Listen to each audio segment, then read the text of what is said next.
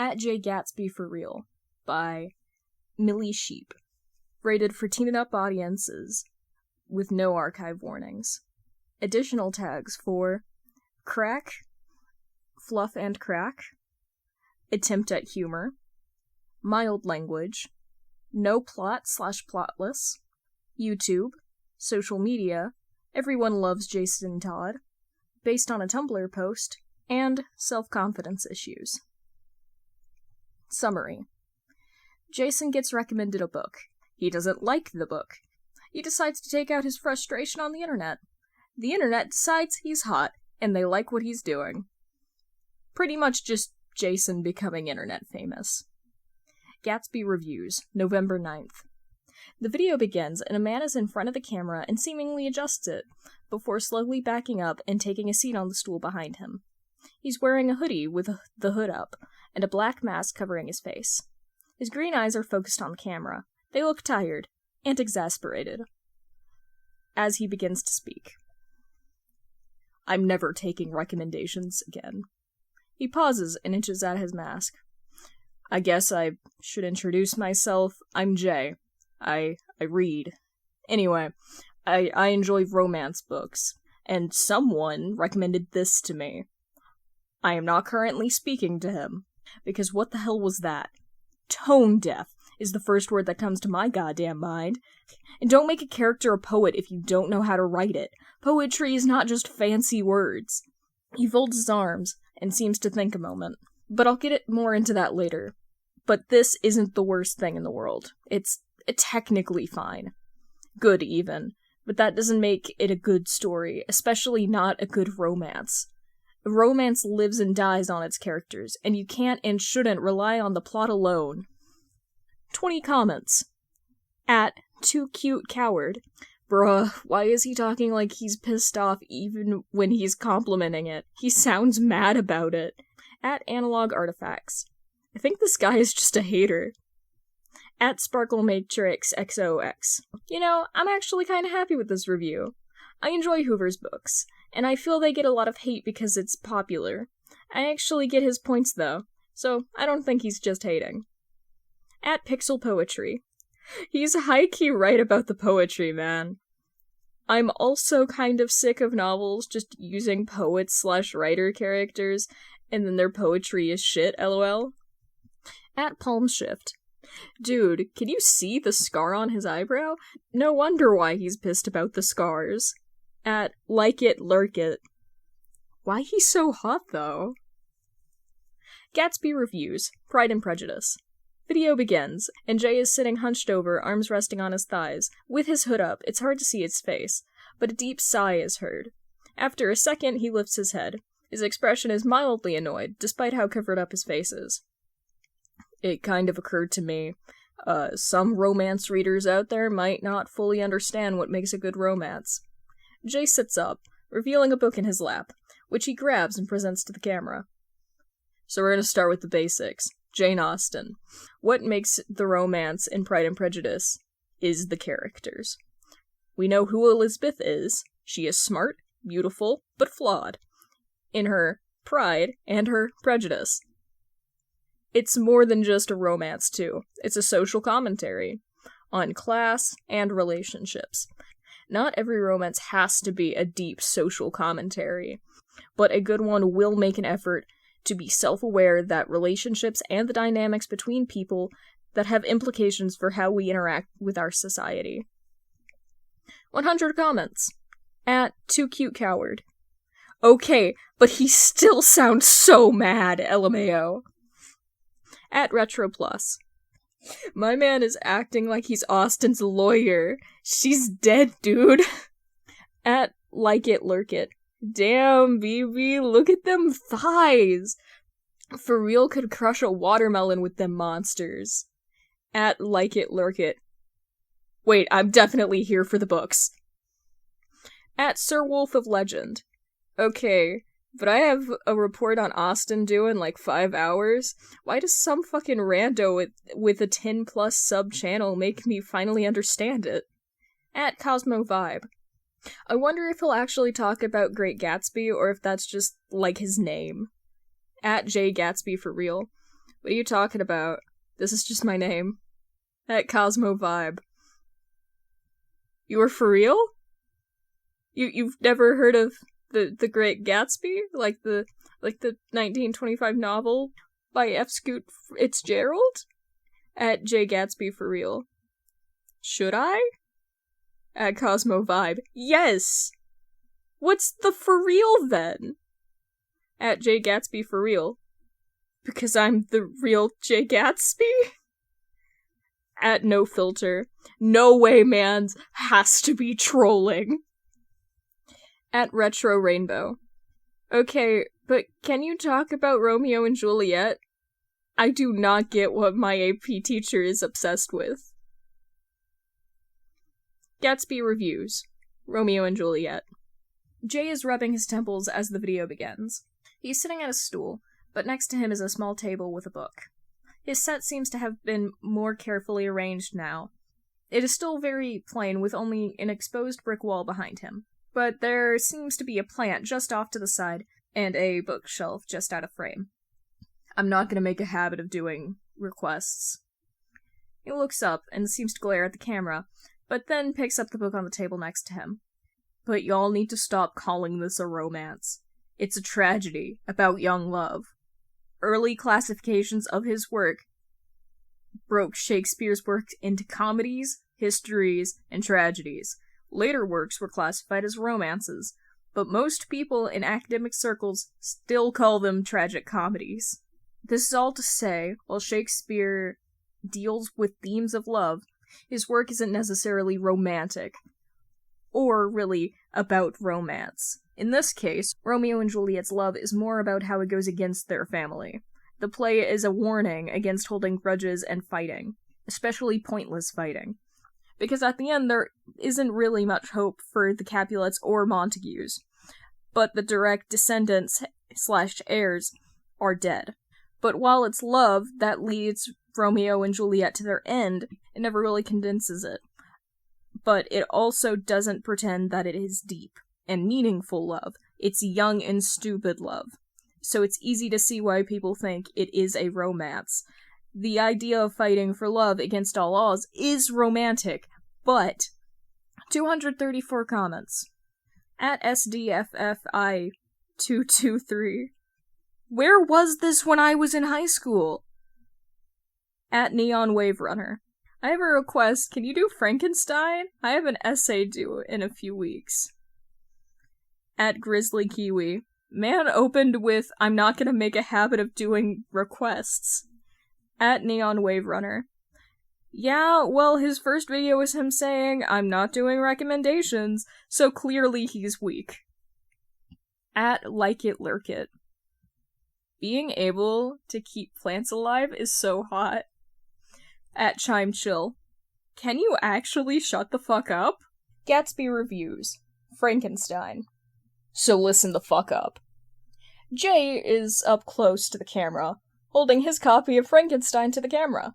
It's a nice leather-bound copy with gold designs on the cover and gilded pages. I'm not doing this because it was requested, okay? But because Frankenstein, the modern Prometheus, is amazing. Slowly he backs away, eventually taking a seat on his stool. He sets the leather-bound copy of Frankenstein down on his side table and picks up a worn-looking paperback copy. It's a copy that seems to be personally annotated, as post-it notes and tabs are sticking out from between its pages.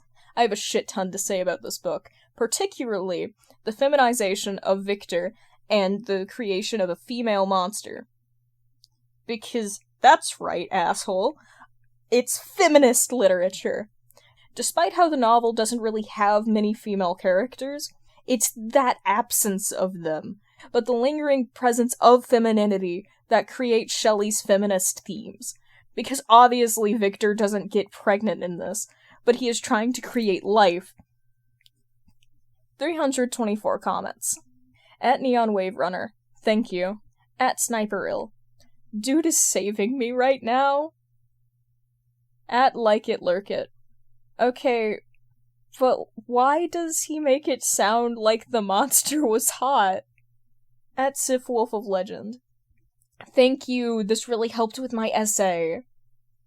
At 808 Sunset. Oh my god, I'm so sorry for everything bad I've ever said about Mary Shelley. I didn't know you were like that, girl. At Wizart. Man is single-handedly saving our high schoolers.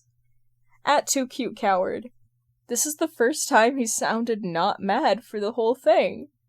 But why was he so sad for the monster, BB? Okay, Jason wasn't blaming anyone for making the review channel a thing. It happened because that book Roy recommended annoyed him so much, and his hands had been hurting that night, so he made a video and posted it.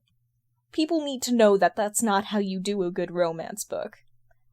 But then people commented saying that maybe he just didn't like romance, and well, they gave him the chance to talk about Austen. Honestly, it was their fault. As for the Gatsby joke, well, it was a joke, and it wasn't like he could actually tell people that his name was Jason Todd, the newly not dead son of Bruce Wayne. Well, actually, he did have a fake ID with Jay Gatsby on it. But he never really had the courage to use it. He just liked having it, and honestly, he probably should read Gatsby again. He had related a lot to Gatsby when he had read it in high school. He wondered how he'd feel now. Regardless, he was already at 100 subscribers, somehow, and he liked making videos talking about books. It was a bit weird because, well, Alfred Babs, and a bit of Dick, but Jason didn't listen to that hypocrite. And even Talia had been telling him to take more breaks, to relax and work on this not related to vigilantism. Reading was his hobby, but he struggled trying to put in the time to read. It always felt like something more important needed to be done, but he didn't really have that issue when he started the channel. It took up a lot of time, yeah? Writing the scripts, filming, and then editing the video into something nice was relaxing. Something in his brain had switched, so reading and making videos wasn't just a hobby now. It was important, and people were listening to him. He was helping people. And he'd even had a few good discussions with people about books. So he kept at it, ignoring the handful of people who kept talking about his thighs for some reason. At Jay Gatsby for Real posted a picture. The image is of a hand, strong but rough-looking, holding a book. The book is a collector's hardback of Wuthering Heights, with silver detailing on the front of the woman and castle. Behind that hand, a small end table with a mug seemingly steaming with tea. At Jay Gatsby for Real. I don't think I'll make a full video, but I do love this book. This sounds pretentious, I think, but I get Heathcliff. I think everyone has moments of being the hero and villain within their own stories and others. I honestly don't think that he and Catherine would have been happy together if they had ended up together, because their flaws weren't in their feelings. It was in how they acted upon them, and that they wouldn't have changed if they had ended up together. 15 comments. At Like It Lurk It. He has Instagram. Fuck yeah! At Surf Wolf of Legend. Dude, you need to chill out. I swear I see you thirsting in every comment section of Jay's. At Like It Lurk It. Don't pretend you're not thinking it too. You ain't slick. You can't keep having essays about Jay's topics. Don't be lying, little bro. At Velvet404. LMAO called out. In a short vertical video, Jay is in his dark hood, and in a pair of sunglasses, waves at the camera before flipping the camera around to show a bookstore. It's small, with only an open sign on the door and a folding sidewalk sign out on the street to market. It was tightly packed between two larger buildings, all of which looked old. Then, the camera flipped back to Jay as he walked through the bookshop door, giving a thumbs up as the little bell rings. Jay Gatsby for Real. I guess I made an account on here. I have no idea how this app works. But I mean, if you're in Gotham, definitely check out this bookstore. It's in the Narrows. But a real treat if you collect. I swear Pat can get you anything. Hashtag book talk. Is that right? Oh, and check out my YouTube, I guess? 398 likes. 20 comments. Software vibe. Where is that at like it, lurk it guy. LMAO. I just checked his YouTube and the book talk girlies are gonna eat this man alive. LMAO. Pelicanon. I already knew this man was in New Jersey by his accent, but mans is a Gothamite. Orange U. I'm gen excited for short vids from Jay. He actually does different stuff between all his socials. It's really nice. Surfwolf. Oh no, he's hot! Lee, like it, lurk it guy. I see you, caught in 4K! Surfwolf. More like it, lust it guy. Lee, like it, lust it guy. Damn right! Look at that scar though. Man is sexy. Megapie. Okay, but like, why is no one talking about how Jay barely fit through that door? How tall is dude? In a vertical video, Jay looks into the camera in his typical hoodie and mask. That comment by Megapie is on the screen. The scene changes, showing Jay going around his house collecting books. It's amazing how many books he has. Then the camera is put a distance away so that Jay's full body is shown. He begins building a tower of books until the books reach his height. He stands in his gray sweatpants and in a black hoodie and the mask next to the tower of books for a solid few seconds before he reaches his hand out and pushes the tower over. Jay Gatsby for real. I'm taller than my brother. That's all that matters. 12k likes. 150 comments. Lee, like it, lust it guy. Where is that one dude? The one who could figure out heights in weird ways. Asynth. I know this man is a little brother because of that comment is little brother behavior. Classic. Honestly, him pushing a pile of books over is so real. Dalek. That push must have felt so good, lol. r/book reviews. At like it, lust it guy. Why Jay Gatsby for real? Gatsby reviews is hot, and why you should watch him. Look, I honestly did start watching this guy because I was interested in his hour-long review on November 9th. I'm a Hoover hater. I'll be real about that. I will watch pretty much any critic on her books while I'm eating Kraft mac and cheese dinner. But then I see that scar and those delicious thighs, and people really be acting like I'm crazy. Or that I just like him because he's in a mask. But we've seen his lower face now, and I'm going to detail why he's hot, so you all can get off my dick and go watch this very talented and handsome man. First off, if scars are a turn-off for you, you are weak and don't deserve a godlike being like Jay Gatsby. Second, he clearly works out. Even though every video of his shows him in a sweatshirt and sweats, you can notice in his TikToks, he shows his bare arms, and those are logs. My good sirs, ma'ams, and thems, please look at exhibits 1 and 2. It is also in these examples that we start to see Jay's full build. Now look at exhibit 3. A photo of Laocoon and Sons. Now compare exhibits 3 with 1 and 2, and now 4. It does look like he's got muscles, but we also have Jay's full body from that one TikTok about how tall he is. Here is exhibit 5. Are you starting to see it? This man is literally built like a Greek statue. And yes, I'm a type. That's my bias. But objectively, Jay has an amazingly beautiful build.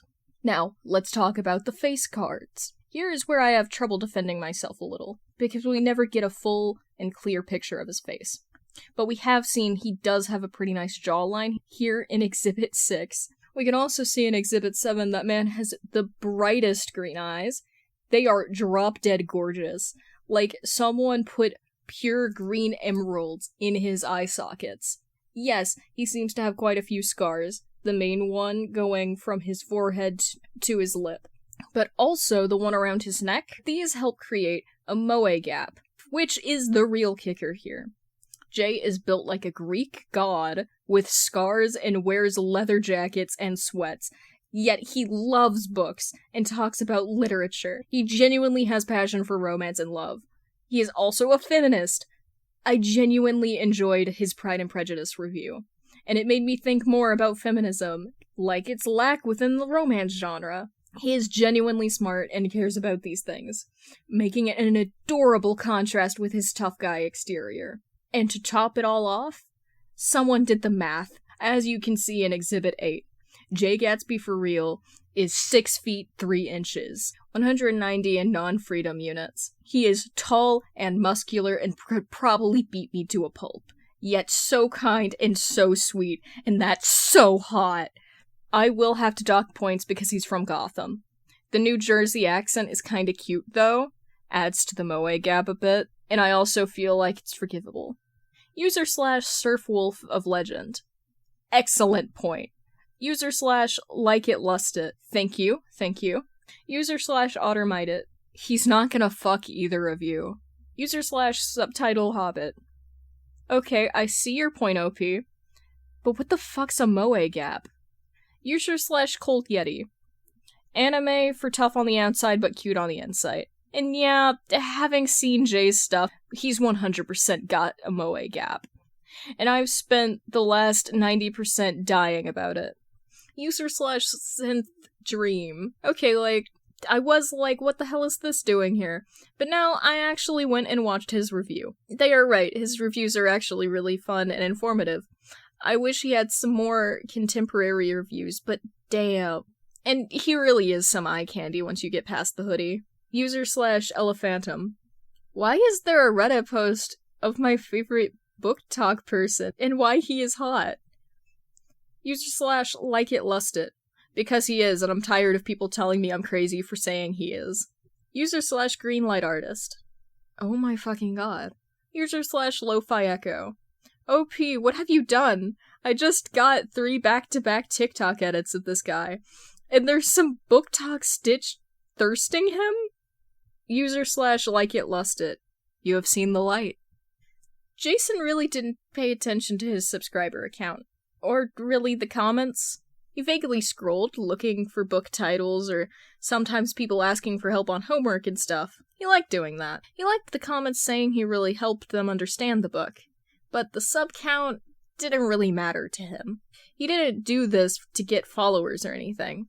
It was all just good fun. But then he got an email from YouTube asking where to send his Creator Award. Creator Award? What the fuck was that? It was only then that he looked at his sub count. 100,000! He blinked and looked at the number again. Yep, that was real.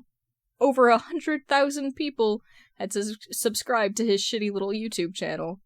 Okay, that was something. He went back to the email and decided to put off responding until he figured out what the hell was happening. What he didn't expect was the rabbit hole that had somehow formed around him. A good chunk of stuff was people actually enjoying his content and finding his input helpful. All that he knew. A larger chunk was people thirsting after him, and that was how it exploded the way it did. Which, Jason really didn't know how to deal with it. One of the last people he flirted at him, he'd ended up telling her he was going to a funeral to try and get her to stop. He'd never really been one for all the non-book flirting and romance stuff, and he knew how he looked, and knew he wasn't going to be winning any beauty pageants anytime soon. So the whole thing was confusing. Then again, he'd grown up about Bruce and Dick being his standard for male beauty. Okay, and that was $1 billion skincare routine. So maybe the standard was different than he thought. He honestly had no clue. He spent the next hour trying to find the start of this whole mess. Well, it was a stupid hype video. Jason had done it on a whim because it seemed funny at the time. Cleaning up his books had been a hassle, though, and Damien had almost got him halfway through restacking his books. But Jason played it off as reorganizing. Well, from there, someone had actually gone and mathed out his height based on his East Press first edition of The Count of Monte Cristo. Which, first of all, was wild. Second, he actually went back and measured himself again because he remembered the first time he'd measured himself, he had just hit 6 foot. But apparently, their math said 6'3". Well, 6'2" and change. So close enough. Third, he was actually surprised that no one noticed his copy of The Great Gatsby in the background of that video. It was strange, all of the attention. Especially the attention on his looks. But it kind of made Jason feel good. Again, it was a house of bruises and dicks. And Jason had felt average at best. If he was honest with himself, he felt ugly most days, in the looks department. His personality definitely didn't help anything.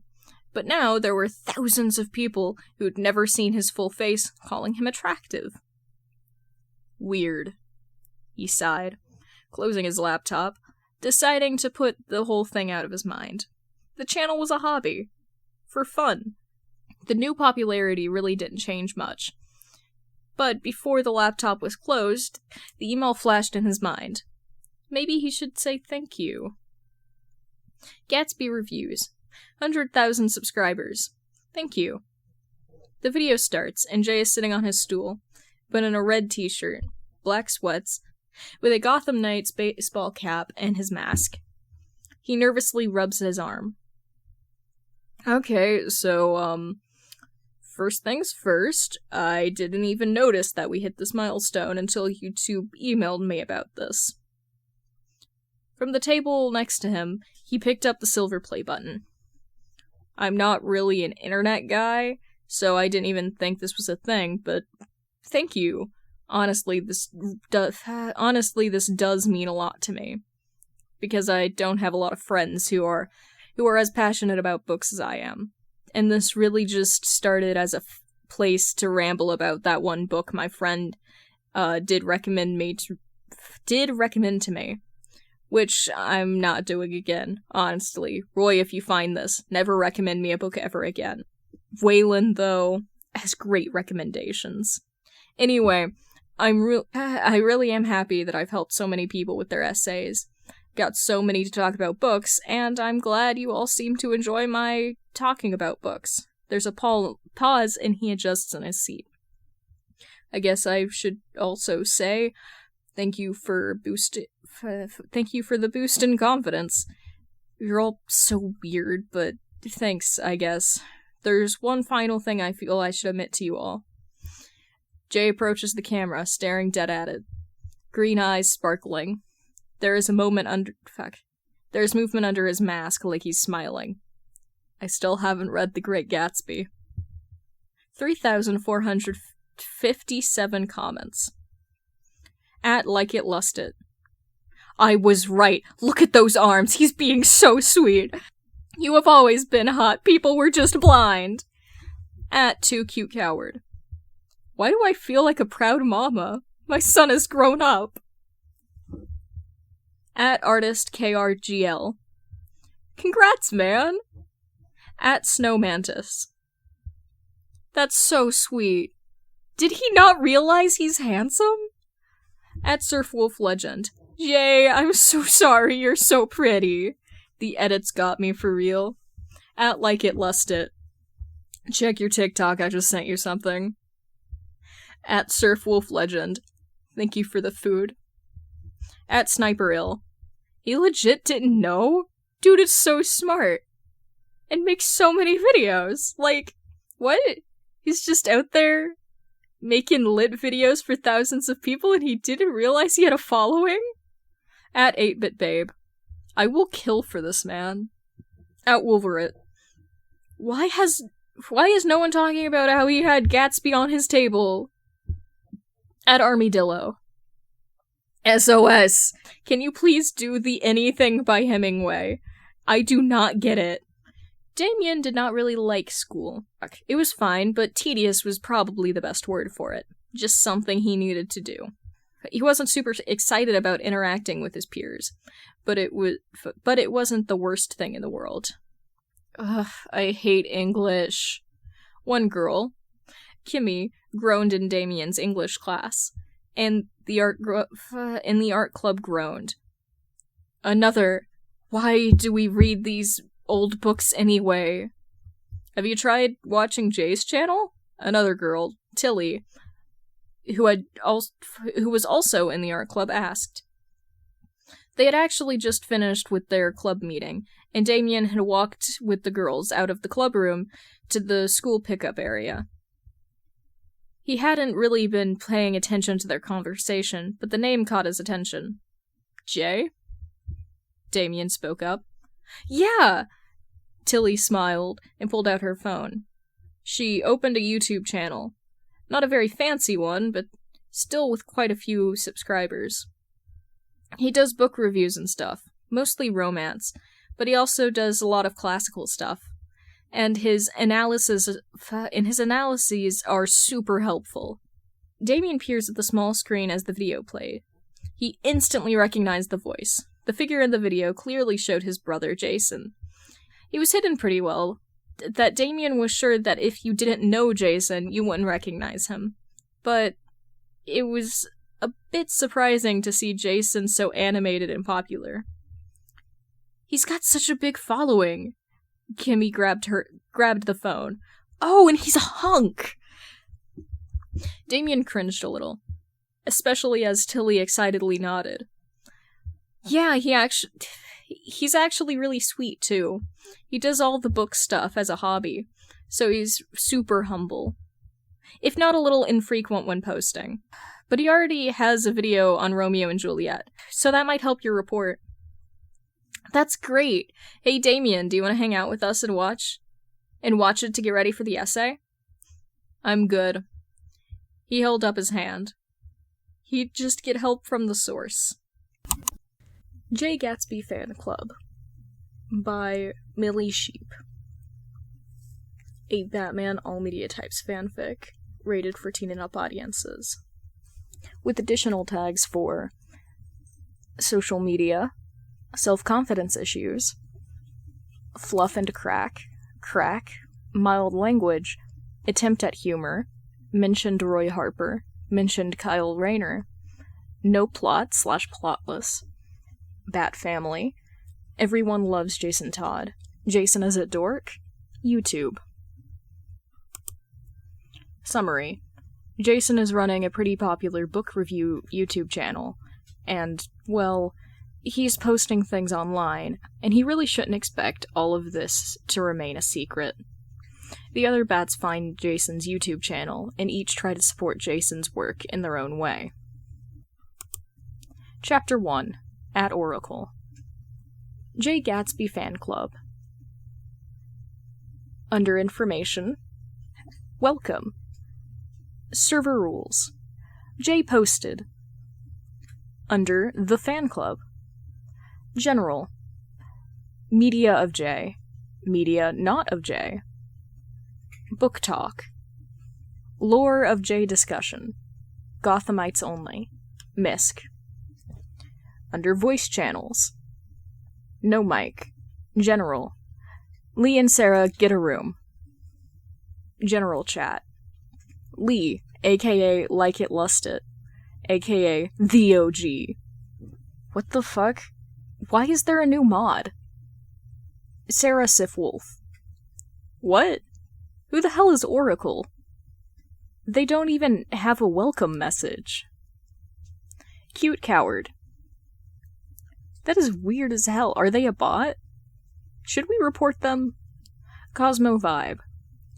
I just did. Don't interact until I hear back, I guess. Is there anything you can do, Lee? Lee, aka Like It Lust It, aka The OG. I'm trying, but I can't remove their permissions or anything. Are we seriously getting hacked? Oracle. Don't worry about it, I'm just a fan like you all. I just made myself a mod because the server is getting pretty big, and you do not have enough mods. Rat Boy. Is this for real? This can't be like the Oracle of Gotham, right? Sarah Sifwolf. The Oracle or Gotham? Like, Oracle of Delphi, but Gotham? Lee, aka Like It Lust It, aka The OG. For real? If y'all are gonna be weird Gothamites, move to the channel. Genuinely fuck that place. Oracle. Smile. Rat Boy. Okay, but why? Don't you do stuff with, like, the birds and bats? Oracle. I like Jay's content. Also, I'm a friend of a friend. Media for Jay channel. Oracle. A photo is posted in the chat. It's at an outdoor cafe. Across a wrought iron garden table sits Jay. He's in a baseball cap and sunglasses. He seems to not notice that the photo is being taken, as he's looking down at a book he's reading. On the table is a coffee cup and a dish with a slice of cake. Jay's lips are pressed tight together as he reads, seemingly confused. Sarah Sifwolf. Is that the Julia Connors book? General chat. Oracle. I recommended he try and expand out of historical romance.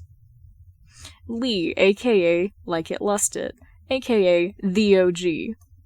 You know, as much as a simp as I am, this seems like a major breach of privacy. If you are his friend, that's really not cool, man. Oracle. Well, gotta admit, having been online as long as I have, that is not the reaction I was expecting. I'm very pleasantly surprised. Lee, aka Like It Lust It, aka The OG.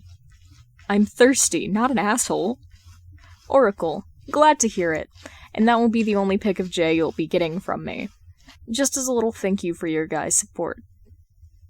He does know about the fan club, and doesn't know I know, and I want to allow him the space to tell me. I also want to make sure you all are staying in line. Jay's a good guy, and while you have helped boost his confidence, I am simply here to make sure you all stay in bounds. Lee, aka Like It Lust It, aka The OG. Yes ma'am, 07. Sarah Sifwolf. Yes ma'am, 07. Ratboy. Yes ma'am, 07. Cosmo Vibe.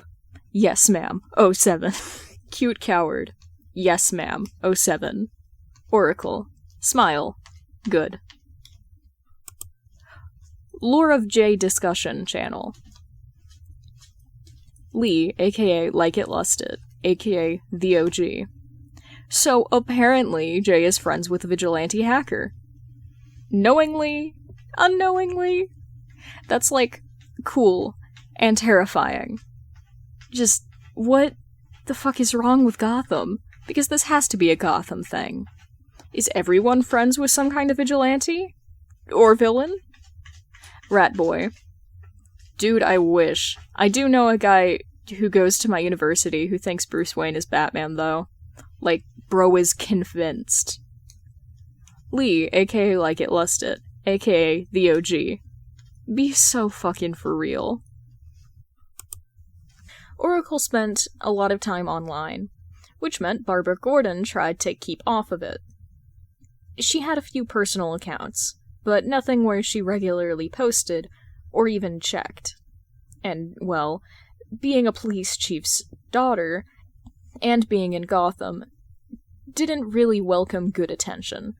So, yeah, while Oracle was an omnipresent ghost haunting the online sphere, Barbara Gordon didn't do much except keep up the library's social media, and on occasion, she would scroll through the app for work purposes. It was a good balance. But it wasn't as Oracle that she discovered at Jay Gatsby for real. No, it was on the library's account that she found Jason Peter Todd and his massive following. That massive following absolutely loved him. Yeah, Jay's content was about romance and classic English literature, but only a small portion of the comments were talking about the books. The majority was talking about how hot Jason was. And yeah, Barbara was aware Bruce Wayne had an eye for being able to pick out kids with good genes, but holy cow, these people loved Jason. Barbara probably hadn't seen this much attention since she'd gone through the old papers about Bruce's return to Gotham. Dick, of course, had gotten a pretty consistent stream of attention through his youth and early adulthood, even appearing in some celebrity teen magazines. But all of that had a bit of filtering to it. None of these people had any such filter, and were not ashamed of their lust. It was sort of amazing. But Barbara really didn't need to know about how biteable Jason's thighs and pecs looked. Maybe it was because it was the internet, so there was simply more exposure. So, more shameless people? It could be the anonymity. Then again, these people weren't really hiding. Well, not hiding from Barbara. Then again, maybe it was just Jason. Yeah, Jason was attractive, but his hobby was reading and books, and Jason was a passionate person. In every single video Barbara watched, she could see Jason's passion leaking through.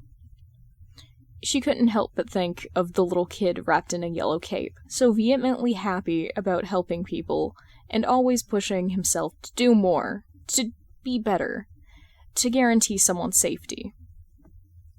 Barbara was at home watching Jason's YouTube channel, sitting at the dining table with a cup of tea. She softly sighed as she closed her laptop. It was easy to see why he hadn't mentioned any of this to anyone. Jason's passion had been used against him more than once, and he seemed convinced that he wasn't the same person he was as a kid. But Barbara had to disagree. Yeah, he had grown up, but the core of who Jason Todd was still there. She could see it in his eyes. She'd given him the room he wanted, but that didn't mean she was going to leave it alone. No, Barbara Gordon might not have any social media, but Oracle did, and Oracle would make sure her pseudo-little brother had his safe, happy corner of the web. In a vertical video, Jay is walking up some stairs. He seems to be carrying something heavy as he climbs. The sound of heavy grocery bags crinkling and knocking together sound as Jay begins to talk. So, I got notified. Someone here stitched? That's the word, right? My Pride and Prejudice review. They kind of went off about how they didn't agree with my interpretation, and didn't really think I should be talking about feminist literature. Jay gives a little shrug, and there's the sound of keys and the click of a door unlocking. The video brightens as he enters a new room, and to a point, I understand where they are coming from. I can't talk about what it's like to be a woman, because, well, I'm not one, but I can and should interact with feminist literature, because it teaches me not just the limitations that are unfairly placed on women, but also on men. Yes, I'm a guy, and I'm white passing, so I've got a certain level of privilege. But it's because of the privilege that I should take more time to interact with literature, focusing on underrepresented people. And I personally just have a preference for romance books, so that's sort of opens me up for more feminist literature, because how romance has been arbitrarily assigned for women, and I will say women writers have done a great job at taking that and using it as a fuck you to misogyny. Jay is moving through his apartment. The angle of the camera shifts as he enters his kitchen and sets the bag down on the counter. He huffs slightly, blowing a bit of his bangs out of his face. Anyway, as for them saying my reading is wrong, I mean, that's not a hard call, because there is only the work and how I interpreted it. There is no absolute truth, besides the actions of the characters in the book. So, while I don't agree with their reading of the book, it doesn't make it invalid, but neither does it make mine. If I see Elizabeth as smart, but also prideful to the point where she hurts herself, it's valid. I don't really appreciate the way that they went about starting this discussion, but Jay shrugs as he puts his phone down and looks at the camera. The shopping bags can be seen on the counter. But I just wanted to put this out there, because I'm not going to respond further. There isn't much of a point to it, because the topic was pointed in a very accusatory way, so I don't think anything I could say would change my mind. And I'm not planning on getting into any real arguments here, so that's it. Done and over. He gives a little salute to the camera and the video ends. Jay Gatsby for real. I'm just here to talk about books, man. And this might be weird coming from me, but don't harass people. Anyway, there's some female and genderqueer people who talk about books that I like. 5,321 likes. 304 comments. Lynn's Flare. Unbothered King. Less than 3. Action Skunk. Feminist. Cuddly Bee. When I say girls and gays, it's girls, gays, and Jay Gatsby. Jay Gatsby for real. Appreciate it. Old bot. Okay, but that sentence is a trip outside of context. Princess. Okay, but I'm 90% sure that person was rage baiting. But the fact that he put in Rex for other people, king behavior. Lee. Like it lusted guy. At Oracle. Someone's talking shit about your boy. Sifwolf. Lee, the fuck? Lee, like it lusted guy. Look, if someone is gonna hijack our fan club, we might as well use it for the betterment of the world. Oracle. Done. Sifwolf. Oh my god. Lee, like it lusted guy. Thank you, less than 3. Jay Gatsby for real. What the hell? Hello. Barbara. Oh, hi, Jason. It's been a while since you called me. How are you? Barbie. Barbara couldn't help but smile. She hadn't really meant for her secret to come out like this, but it had been too funny. And now she was hearing a tone she hadn't heard in a long time. The whining that pitched up as he dragged out her name. A tone she hadn't heard since a little birdie asked her not to tell Bruce about a solo patrol. It made her heart feel light as she responded in the light but flat way she had all those years ago. Jay? Jason let out a deep breath. How much have you seen? Are you talking about your amazing video essays? Or maybe your goofy TikToks where you visit thrift stores and small bookshops? Or the Instagram where you show off your cooking and new books? She could practically hear Jason's blood rushing to his face over the phone line. She really wished she could see it, the way Jason's face would turn red from ear to ear. Or are you talking about the fandom? I have to say, the Look at Me by Twice edit actually had a really nice production quality. Jason let out a deep sigh. Again, Barbara could only think of the kid. That kid Jason still was, despite all of his protests. He had, hello? He was a little taller, a lot more traumatized, but he was still Jason Todd. Don't worry. Barbara sighed, but it was more content, as she played with the ends of her hair. I won't be telling anyone. I'm not going to cover your tracks either. You are putting yourself out there, Jace, and that's a good thing.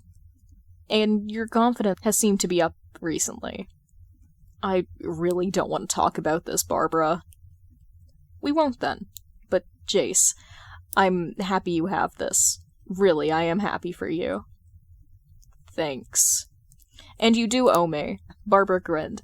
It is taking quite a lot to not let Dick see how great you're doing. And, you know, the last person I need seeing those edits is Dick. No, wait, Tim. Tim would never let me live it down. Live what down? Barbara cocked an eyebrow. That people think you're attractive? What is there to live down about it? There was a strangely Bruce-sounding grunt, and Barbara could only laugh. General chat. Lee, aka Like It Lusted, aka The OG. I think we need to add a new rule about summoning. Haunted Dunker. What do you mean? Sarah Sifwolf. Summoning Oracle. Like, you can tag it pretty much anywhere an Oracle will appear. Only if it's J-related, though. Lee, aka Like It Lusted, aka the OG. Sarah, how do you know it only works for Jay? Sarah Sifwolf. I tested it. Oracle, as much as I think cable management is important, I've actually got a job, things to do, and I'm not at your beck and call. I'm just here to help moderate Jay's fanbase. Sarah Sifwolf, I'm sorry, crying. Oracle, all good, smile. Just don't do it again. Megapie, what the actual fuck is this server now? Server rules channel. At Oracle, only in emergencies, or if someone is bullying Jay. It will be swiftly dealt with. General chat. Cute coward. I was just looking for a fun little fan club to talk about Jay and books. When the hell did this place get so terrifying? Rat Boy. It's because he's a Gothamite. Can't have anything nice from Gotham. Oracle. I mean, I think Batgirl's pretty cool. Rat Boy. Which one? Lee, aka Like It Lust It, aka the OG. There's more than one? Rat Boy. Yeah, like 4, 3? My favorite is the purple one. Also, there's like a billion Robins. I swear, he's actually some kind of eldritch monster that changes shape. Oracle. Good taste. Lee, aka Like It Lust It, aka the OG. Is that another theory from that dude at your university? Rat Boy. Nah, I mean, most people think Robin's been a bunch of different kids, but honestly, I remember it being a boy, then like 2 months or something, it was a blonde girl rocking the star butterfly look, and then it was a boy again. So either they're an eldritch shapeshifter, or the bats have drama. I will not give any credit to Down's Bruce Wayne theory. Lee, aka Like It Lust It, aka the OG. So if Robin is an eldritch horror from the depth beyond human understanding, the fuck is Batman? Rat Boy. Some kind of demon. Born from the unavenged. Lee, aka Like It Lust It, aka the OG. You'd rather some Cthulhu shit than just a normal-ass rich dude? Rat Boy. Absolutely. Hedgehogger. As a fellow Gothamite, I second that. If Batman is just some dude, a massive himbo dude, I will lose all of my faith. Lee, aka Like It Lust It, aka the OG. I need Gotham to stop. Punny Hyena. Feeling blessed to be living in Metropolis. Rat Boy. Yo, shut your ass up. Hedgehogger. Yeah, because having Lex Luthor around is so much better. Our billionaire may be stupid, but at least he's not evil. And he's hot. Rat Boy. Posted a picture. A candid photo of Bruce Wayne dancing in his underwear at the Iceberg Lounge. This man can get it. Lee, aka Like It Lust It, aka the OG. Hot damn. What is in that polluted water and air to be making all of these men hot? Rat Boy. I'm claiming Dick Grayson too. He may live in Blood now, but he's a Gothamite. And he's also smoking hot. Honestly, all of the Wayne family are hot. Like, Cassie doesn't get seen a lot, but holy shit. And they are, like, really hot. Not fake Kardashian hot. Though, I think Jay is the best looking. Probably because he's, like, way more put together than any of the Waynes. Like, most of them have the vibe that they will flake on you. Hedgehogger. Didn't one of them recently come back from the dead, too? Lee, aka Like It Lust It, aka the OG. What the fuck? Today, 2:52. Barbie, I'm gonna need you to stop. Bara. Today, 2:52. Aw, come on, this one's pretty nice. They got hit with the beats of that Manskin song. Jay Birdie, today, 2:53. I take back all I said about Dick and Tim. You are the worst. I don't want to see the thirst edits of myself with captions like, I will defy biology. Barbara. Today, 2:54. What, and ignore all your fans' hard work? Jay Birdie. Today, 2:54. Barbara, please. Barbara. Today, 3 o'clock. You know, Bruce is getting up there in age, and thought you were building a more gentle giant persona. He will need someone to take over as Gotham's most eligible bachelor. Jay Birdie, today, 3:01. You're actually evil. You know that, right? You're saying all this just to get under my skin and embarrass me. Barbara. Today, 3:01. Duh. Jay Birdie. Today, 3:01. Actually evil. Barbara. Today, 3:02. Yeah. If I were really evil, I'd tell your fan club how easy it is to embarrass you. Jay Birdie. Today, 3:02. Stop it. Gatsby reviews. Fake shot. Jay is on his stool with a book in his lap. His expression is a little tight, but there is clearly pink on his cheeks, barely hidden by his mask. Hey, so first thing, I've been hearing a legendary hacker called Oracle has been hanging around on some fan sites.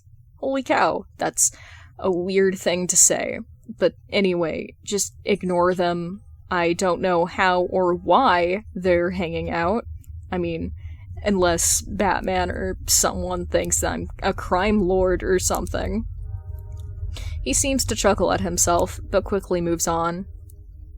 Anyway, a friend recommended this ice hockey romance book to me. I didn't know ice hockey and romance were a big thing, because apparently it is the second book in a series, and there's a third book. This isn't even the only hockey romance series. There are like so many of these. I didn't even know this many people cared about hockey, enough for hockey romance to be its own subgenre. Is it because puck and fuck are close? Because some of these are, erotic? And hey, Babs, what the fuck? I trusted you. Why did you send me down this rabbit hole? 2,349 comments. At Oracle. Don't mind me. Smile. At PIXIGH. This is not where I expected this channel to go, LMAO. But now I really want Jay to try some fanfiction. At Tall Ferret. Are we really just overlooking the fact that Jay's fans have a hacker around? At Like It Lust It. Honestly, it's not all bad. Oracle is cool. At Sif Wolf of Legend. You want a link to the Discord? At Tall Ferret. I feel like I'm being introduced to a cult. At Like It Lust It. It's nothing like that. At Too Cute Coward.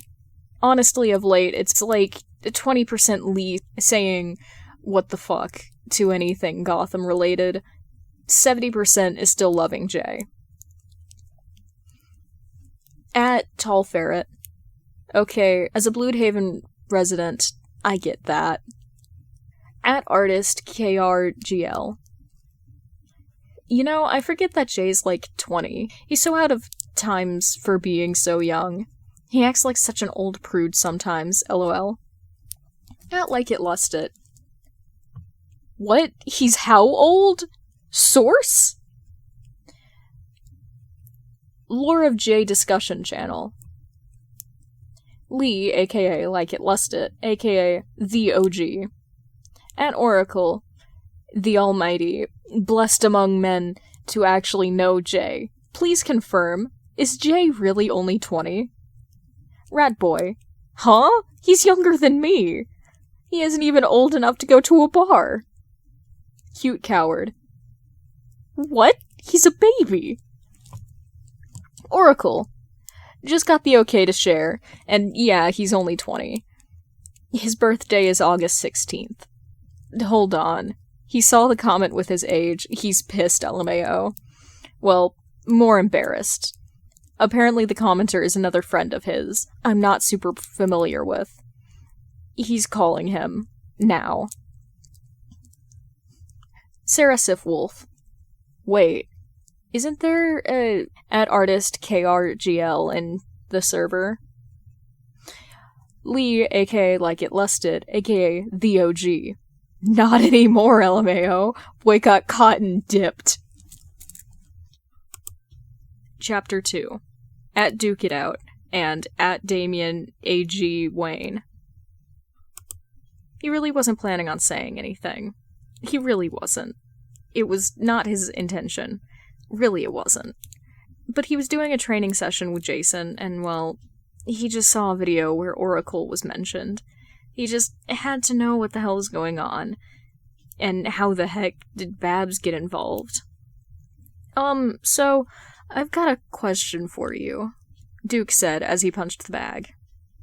Bend your knees more. Jason walked around him, correcting his form. What is it? Why is Barbara harassing your fan club?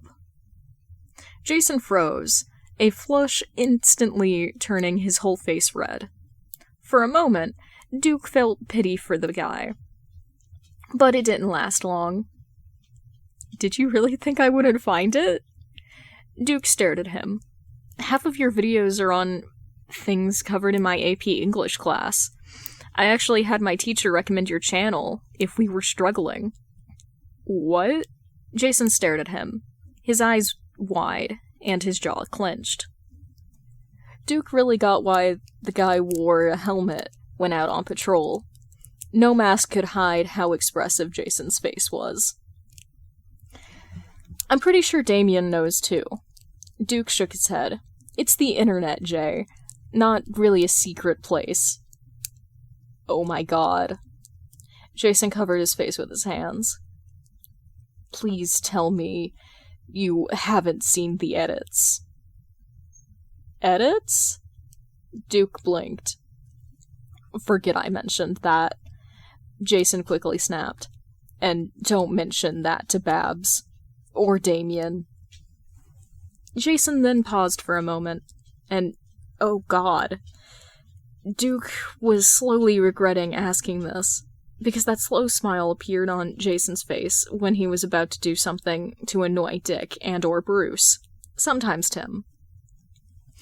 And that could either be amazing or horrific. Dick had once said that Jason was a pro at annoying little brother. Get Damien. You think he knows too, right? Yeah? How would you guys like to make a special episode? Gatsby Reviews Special, Study Session Edition. As the video starts, instead of just Jay, there now sit two other young men in frame. Jay is in between them, arms folded across his puffed-out chest. There is a sense of pride and some mischief around him. On his right is a young-looking boy with tan skin and slicked-back dark hair. He is also in a mask, and he shares the same bright green eyes as Jay. He looks mildly annoyed at the turn of events, yet is still sitting next to Jay. On Jay's left is another young man, a bit older, but still clearly of high school age. His skin is darker, and while he is too wearing a hood and mask like Jay, he seems more mildly nervous about this than the other two. And just as the video begins, he can barely be heard. is going to be annoyed. Hey! Jay cut the young man off with a wave of his hand. So this is really a special episode because I'm not going to review anything this time. So I didn't really tell my family about this channel, mostly because, well, I never expected it to explode like it did. And, well, I recently learned that people have been recommending it for help with some of their schoolwork. So I figured, why not get my younger brother and we'll do a study session today and work on tips on engaging with reading while you read. But I guess I should introduce my siblings now. Jason motions to the older boy first. This is D. Hi. D gives a little wave before Jay motions at the younger boy. And this is Double D. The younger boy's eye twitches. Jay still looks proud of himself, while D looks like he's struggling to hold back his laughter. I will not be going by that to Gatsby. Jay tilts his head thoughtfully. What, do you like Little D better? The younger boy seems annoyed with both suggestions, but seems to take his losses and grunt out an agreement. Then D begins to speak. You did still agree to this. D points to Little D. You really have no one to blame but yourself, and you know how Jay is. Jay is an amazing older brother who is helping both of you study, so you don't have to slyly keep demanding my help. Definitely isn't using us for content. Amazing is certainly a word. Little D rolls his eyes. And if I were you, I'd be more worried about Mother finding out about this. Jay's expression flattens. I might be delusional, but I'm not that delusional. I assume T already knows what I'm doing at all times. One too many, are you sure about that? Texts, and no other context tends to make a guy paranoid. 3,769 comments. Nice. At Duke It Out. Thanks for having me, Jay. Oh, just letting everyone know, I got an A on my last paper. Little D did too. At Sif Wolf of Legend. Congrats! At Asynth. Okay, so Jay might be an older brother, but there's 100% got to be an older sibling. There's no way he's the oldest. I can feel it in my bones. This was made to spite a mysterious older sibling. At Duke It Out, XD. At Like It Lust It. Time to update my Reddit post. Family men are hot. At Vapor God. Okay, but Jay was so energetic in this one. Like, normally, he's got the pissed but steady drill sergeant tone. But this time, he was just a fully annoying older brother, and it was so cute. At Slayer K. Jay's dad, at some point. Whose goddamn white baby is this? At Jay Gatsby for real. I'm adopted. Lore of Jay discussion channel. Lee, the OG. Jay's adopted, apparently, and I have to say that the reveal was fucking funny. Rat Boy. Honestly, I don't know how that guy is gonna recover. I'm sure it was, like, meant as a joke, because it's kinda obvious that they're all ethnically different, but hitting them with the I'm adopted was foul. Sarah Sifwolf. I just think it's cute that he's such a good big brother. Neon Phonics. Yeah, it's kinda obvious they both do this with him pretty regularly. Or, well, it's not the first time he's tutored them. Wish my brother did that, lol. I got an Oracle question, though. Oracle. Lee, the OG. Wasn't even tagged. You're terrifying. Neon Phonics. Does Jay have an older sibling? Oracle. Yes, actually. I met him through his older brother, and that sibling study video was 100% a shot at him, lol. I don't know if he'll actually see it, but he's pretty serious about being the oldest and big brother of the family. Oracle. Jay really admires him, though. Never would say it. Has done pretty much everything in his power to annoy him. But it's really clear if you watch them interact. Lee, the OG. I'm on the floor sobbing. Jay, my beloved, you sweet baby boy. Bless you, Oracle, for that beautiful lore. Welcome, chat. Everyone welcome. Tag. Damien A.G. Wayne just landed. General chat. Rat boy. No way is that an actual Wayne, right? Lee the OG. Well, you were just vouching for the Waynes the other day.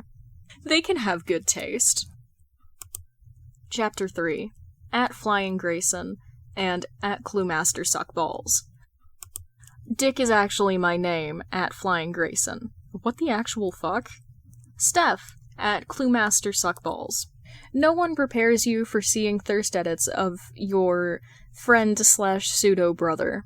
Like, I've seen that man almost swallow and almost choke on a whole chili dog.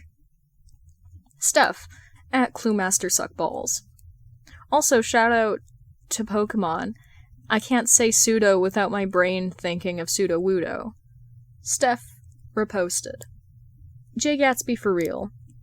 I'm just here to talk about books, man, and this might be weird coming from me, but don't harass people. Anyway, here's some female and genderqueer people who talk about books that I like. Steph reposted. Jay Gatsby for real. If you're in Gotham, you really need to check out Anna's Place. You can find pretty much anything here. Also, Lewis likes setting up, like, a block down, and he's got amazing elote. Steph reposted. Jay Gatsby for real. I highly recommend visiting Gotham City Public Library. I am definitely not being coerced by the librarians. Steph reposted. Jay Gatsby for real. I don't want to talk about my gains. I want to talk about the yellow wallpaper and how Charlotte Perkin Gilman talks about how harmful ignoring women's voices is. Steph reposted. Jay Gatsby for real. I think about a good man is hard to find. A lot. Steph reposted. Jay Gatsby for real. Stop telling me to read Twilight. Steph reposted. Jay Gatsby for real. Fine, I'll read Icebreaker. Steph reposted. Jay Gatsby for real. Please send help. The librarian has taken my family. Steph reposted. Jay Gatsby for real. I'm taller than my brother, and that's all that matters. Steph, at Cluemaster Suckballs. Sometimes life kicks you while you're down. Sometimes it hands you comedy gold and gives you evidence of how you were right about the tough guy not being so tough. Steph, at Cluemaster Suckballs. Try that too tough and rough loner shit with me now. Welcome channel. Welcome, Steph. We hope you brought pizza. General chat. Steph. Hello, party people. Lee, the OG. Yo. Rat boy. Welcome. Yo, fellow Gothamite. Steph. Hell yeah, I am. LMAO. Why is there a Gothamite-only channel? Rat boy. LOL. Lee hates Gotham. Lee the OG. Look, I had a layover there, and it was honestly the worst 24 hours of my life. I will never return. Steph. It is not for everyone. Rat boy. And you can't hate it that much. A shared love of a Gothamite is why you got a girlfriend. Lee the OG. Okay, maybe. Steph. I'm wheezing. Are you telling me people have hooked up over Jay? Sarah Sifwolf. LOL. Yeah, we're gonna be a year soon. It's really embarrassing. But, you know, I love my girlfriend. Thank you, Jay, wherever you are. Steph. Are you aware that you're a matchmaker? Jason blinked. Well, hello to you too, Stephanie. Yeah, hi. Anyway, did you know you're a matchmaker? No, what are you talking about? Well, you are. Steph continued, clearly ignoring his questions. 2 people in your fan club are dating because they love your channel. Fan club? Stephanie, what are you talking about? Okay, I have to go now. Bye. Stephanie! Dick's gut reaction was to call Jason. Or maybe Barbara, because there was no way in hell that she hadn't seen this. The mountain of Jason Todd edits. Well, Jay Gatsby. And really, Jay, could you drop the theater kid act for like 2 seconds? But what stopped him from calling either was when he actually visited Jay's YouTube channel and began watching. It was just all book reviews. Videos of Jason being happy, relaxed, and just talking about what he loved. A part of him suddenly felt guilty because, well, Jason really didn't have a part in any of the edits. He was just talking about books, going about his life, barely acknowledged his popularity, only to say thank you once in a while. And it stung a little, knowing Jason didn't really want to share this part of his life with Dick. But then Dick saw that video. That video with Duke and Damien. That special study session in which Dick could feel Jason lording his new famous internet Big Brother clout over him. But honestly, Dick could only laugh as he watched his younger brothers take jabs at each other, while Jason not only tutored them, but also helped tutor other people. Of course, pride overtook everything else. His siblings were good kids. Annoying little shits, but good. And Jason had definitely made it with the intention of annoying Dick. Which meant Jason knew Dick would see it, at one point or another. And yeah, there was Jason being the drama nerd he was, so being the great big brother he was, Dick could play along. Welcome channel. Dick, swear it's my name, joined the party. General chat. Steph. Oh, this keeps getting better, LMAO. At Dick, swear it's my name. Sup. Dick, swear it's my name. Don't mention this. I'm just here to lurk. Steph. Alright, it's not me I'd be worried about, though, lol. Lee, the OG. What the hell? Steph. Don't worry about it. Dick's a friend. Dick, swear it's my name. She dated my younger brother, they broke up, and then she just never stopped coming over to eat our food. Steph. Excuse me? Our food? You don't even live there anymore. Lee, the OG. I have no idea how to react to this. Dick, swear it's my name. Quick question. Who's the president? Like, this is a fan club, right? I don't see a president. Lee, the OG. At Oracle. Ratboy. At Oracle. Sarah Sifwolf. At Oracle. Cute Coward. At Oracle. Hedgehogger. At Oracle. Dick, swear it's my name. You're joking.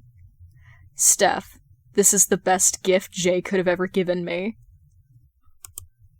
Chapter 4. At ATC Pennyworth. And at Cassandra Wayne.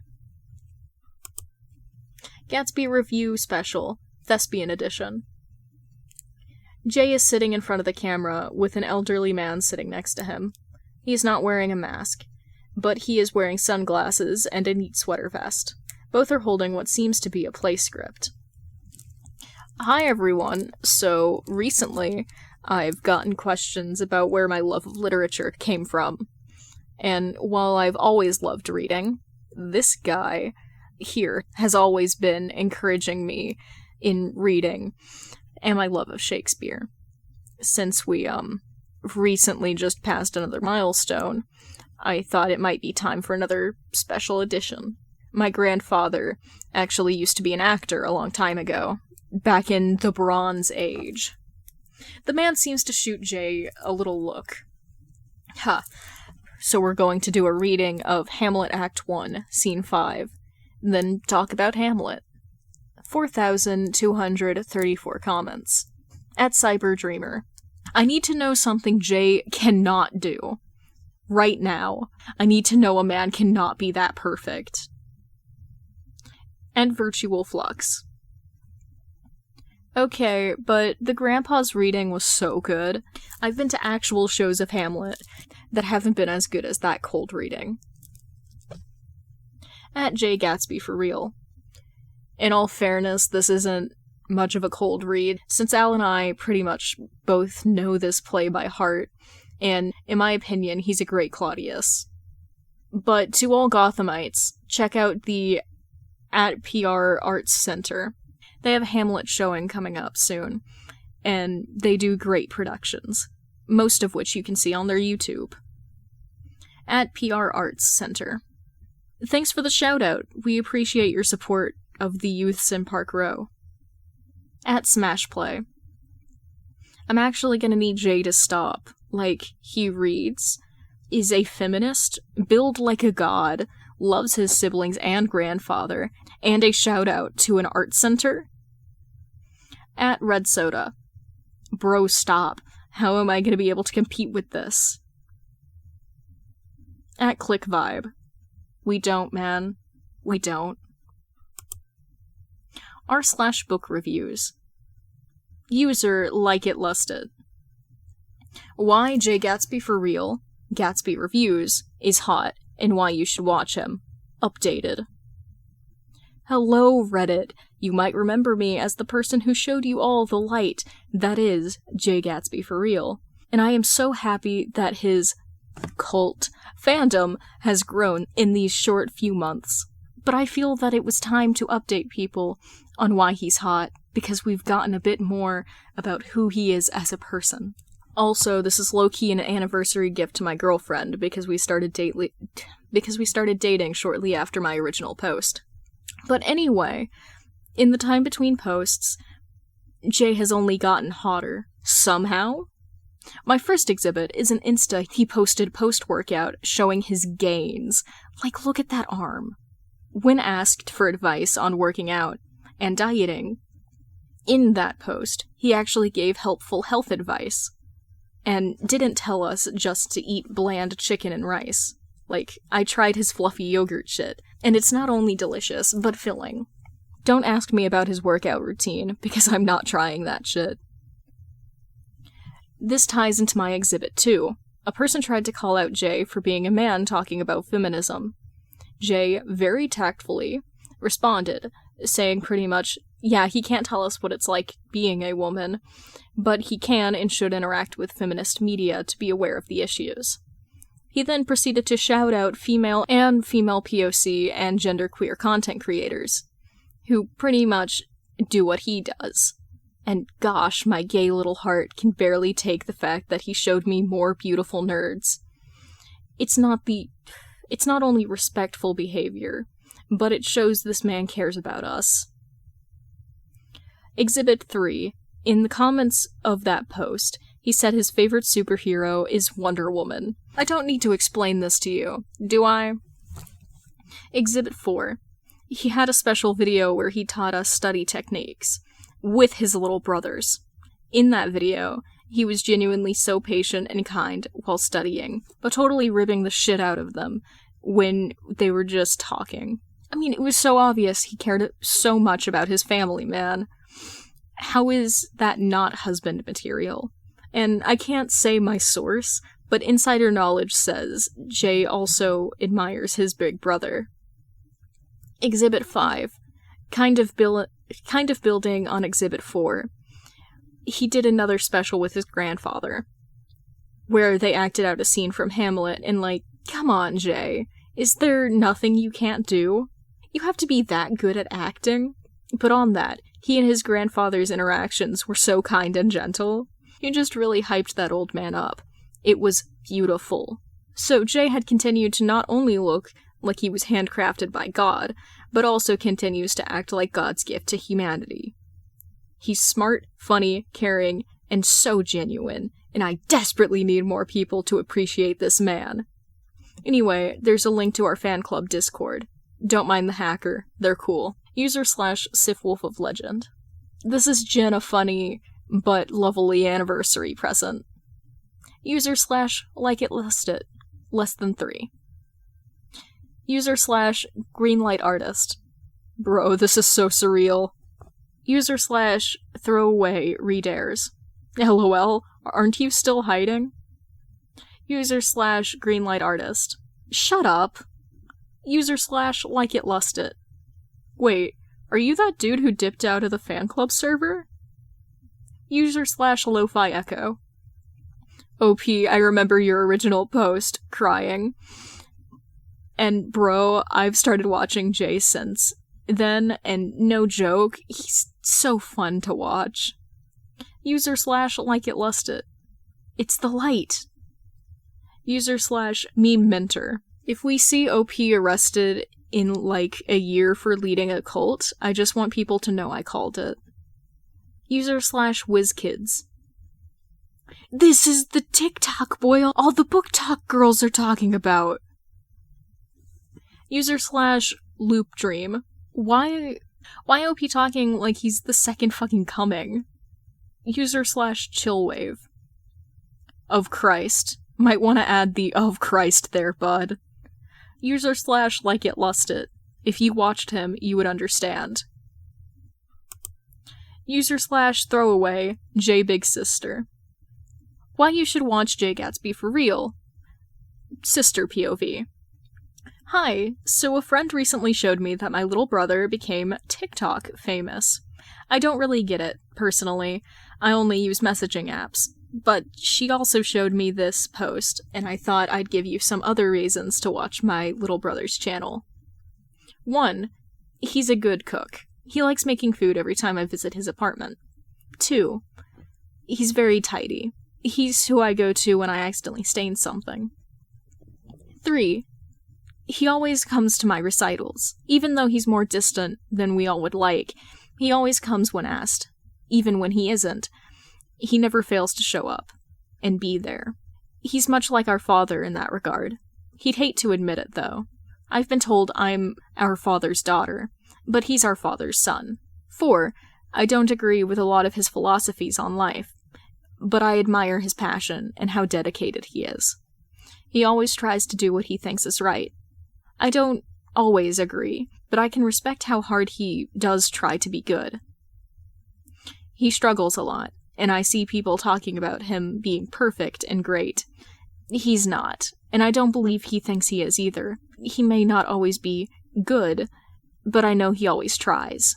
I think I love my brother more because he is that flawed person. 5.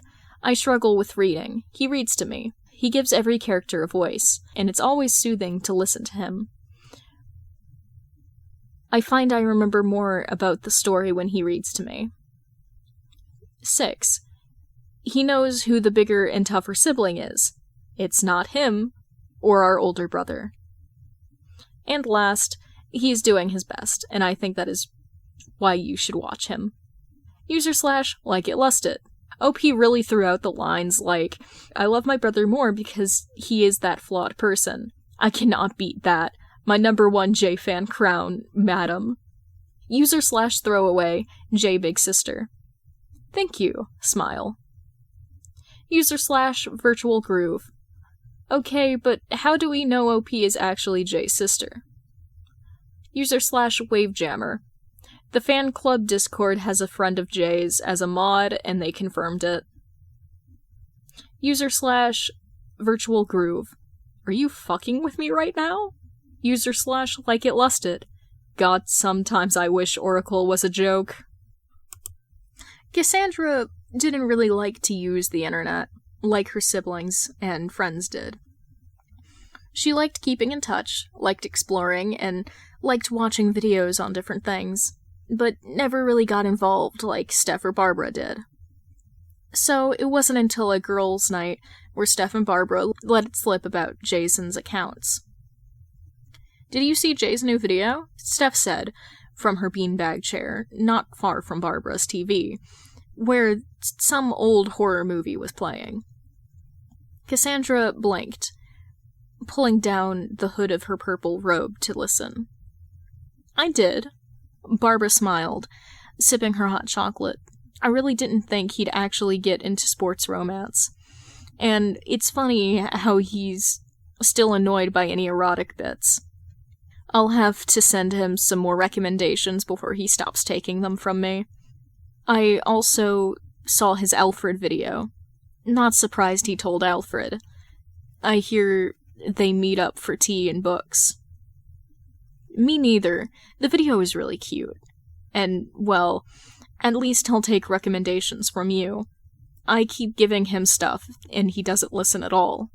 Maybe it's because he's all light romance and historical romance, and you keep sending him dark stuff.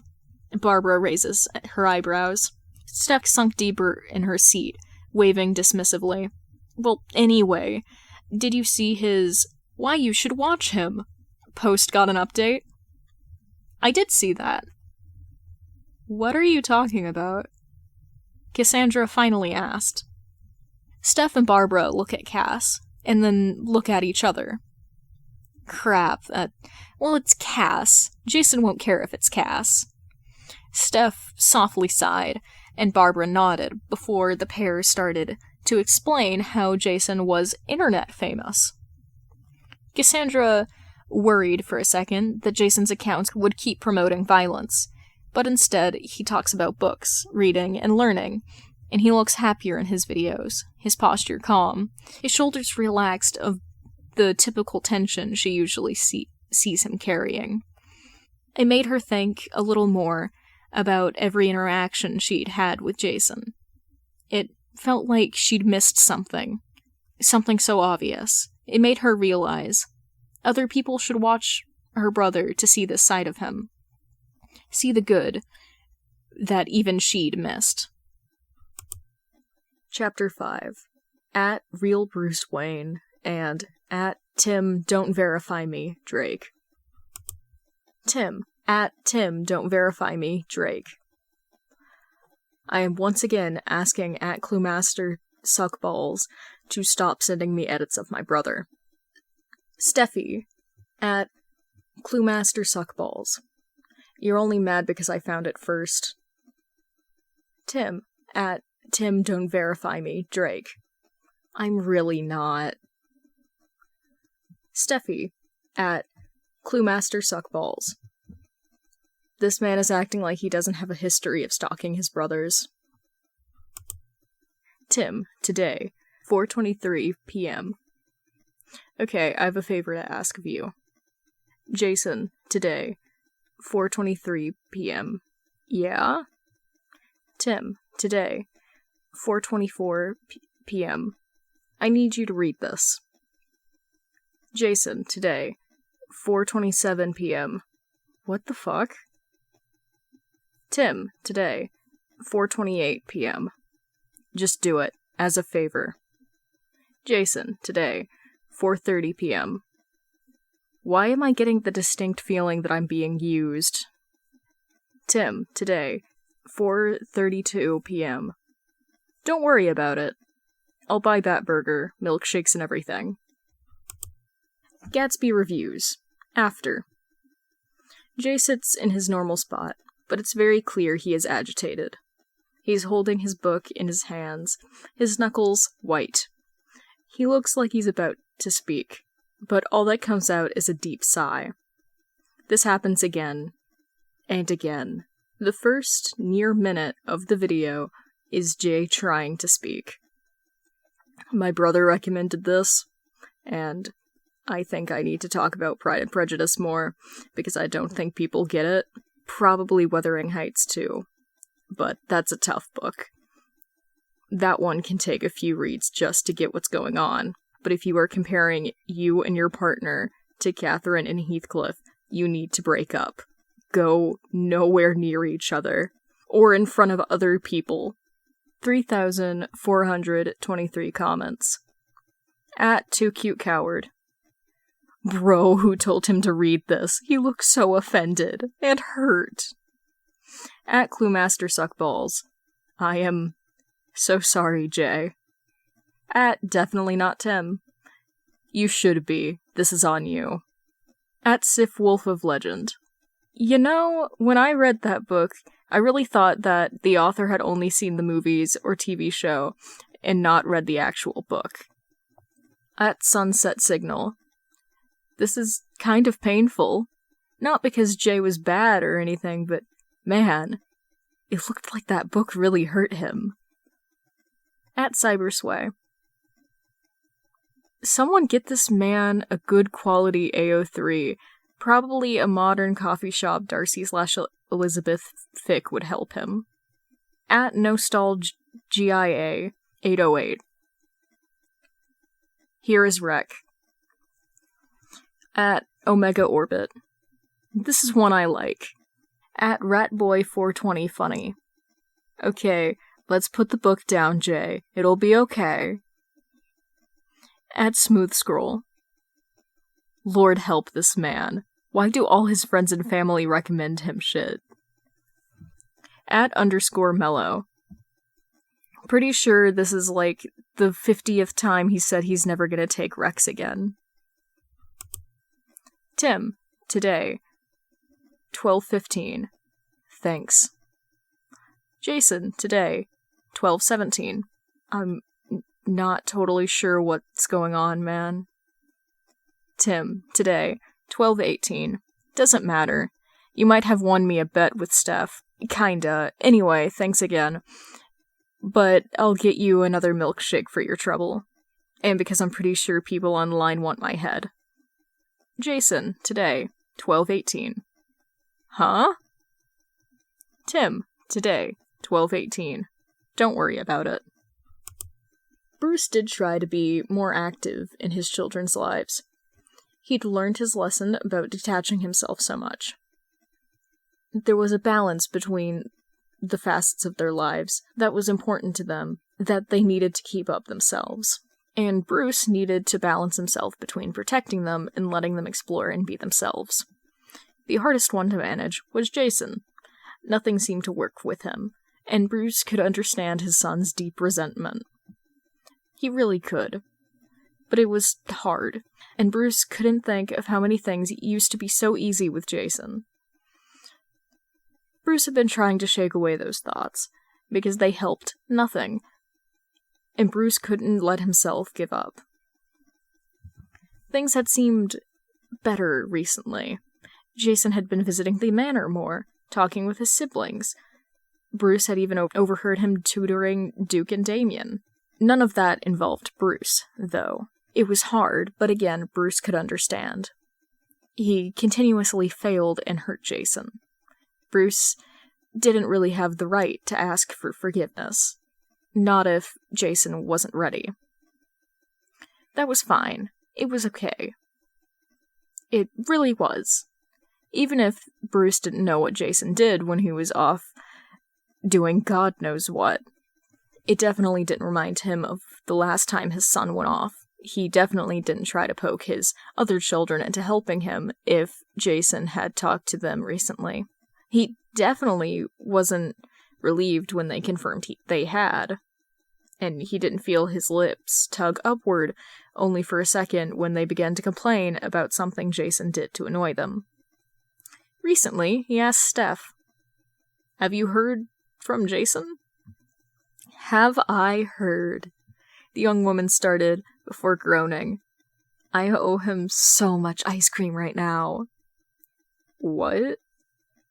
"Well, Tim and I had this bet that Jason wouldn't take book recommendations from Tim." Steph started to explain. "Because, you know, Tim's taste is kind of trash and he doesn't read. Not like how Jason does.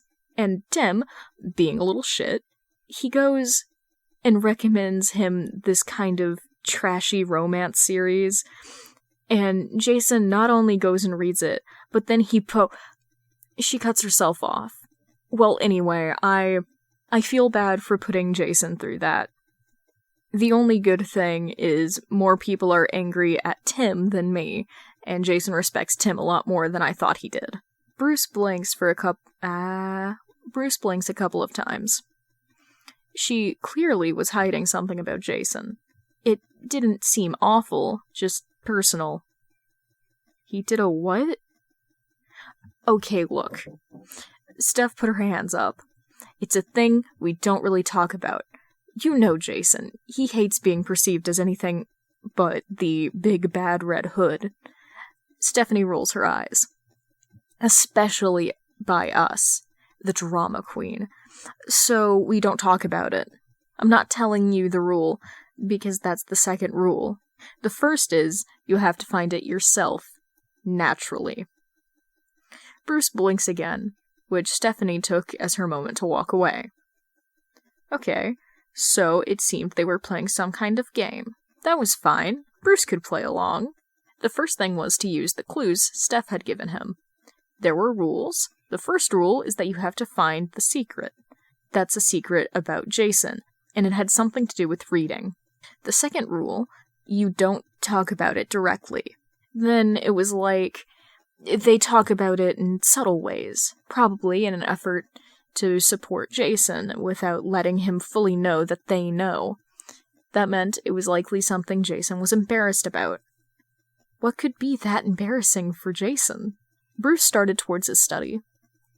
Jason was a proud, confident, and brash person.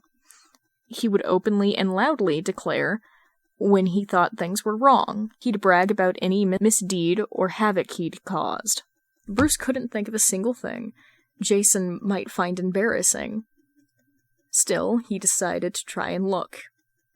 This was a personal matter, so anything related to the cave seemed unlikely. While Bruce's gut reaction was to head out and stalk his way into Jason's apartment. But the last time he did that, Jason had moved as soon as he found out. Bruce didn't want to disrupt his life like that again. Life. Bruce closed his eyes as he closed his study door behind him. Jason was alive, living. And for so long after his return, Bruce had just seen the Red Hood. Part of that was his fault. Compartmentalizing his grief, pushing it away, and never addressing it. He couldn't see that his child had somehow, some way, made his way back to him, and he still looked to Bruce for protection and comfort. And yet, Bruce made sure none of them won. He took a deep breath. Jason was alive. He was okay. This game was proof of that. That he was living outside of the Red Hood. Bruce paused a moment. He'd set down his keys on his computer and ready to search. His index over the R.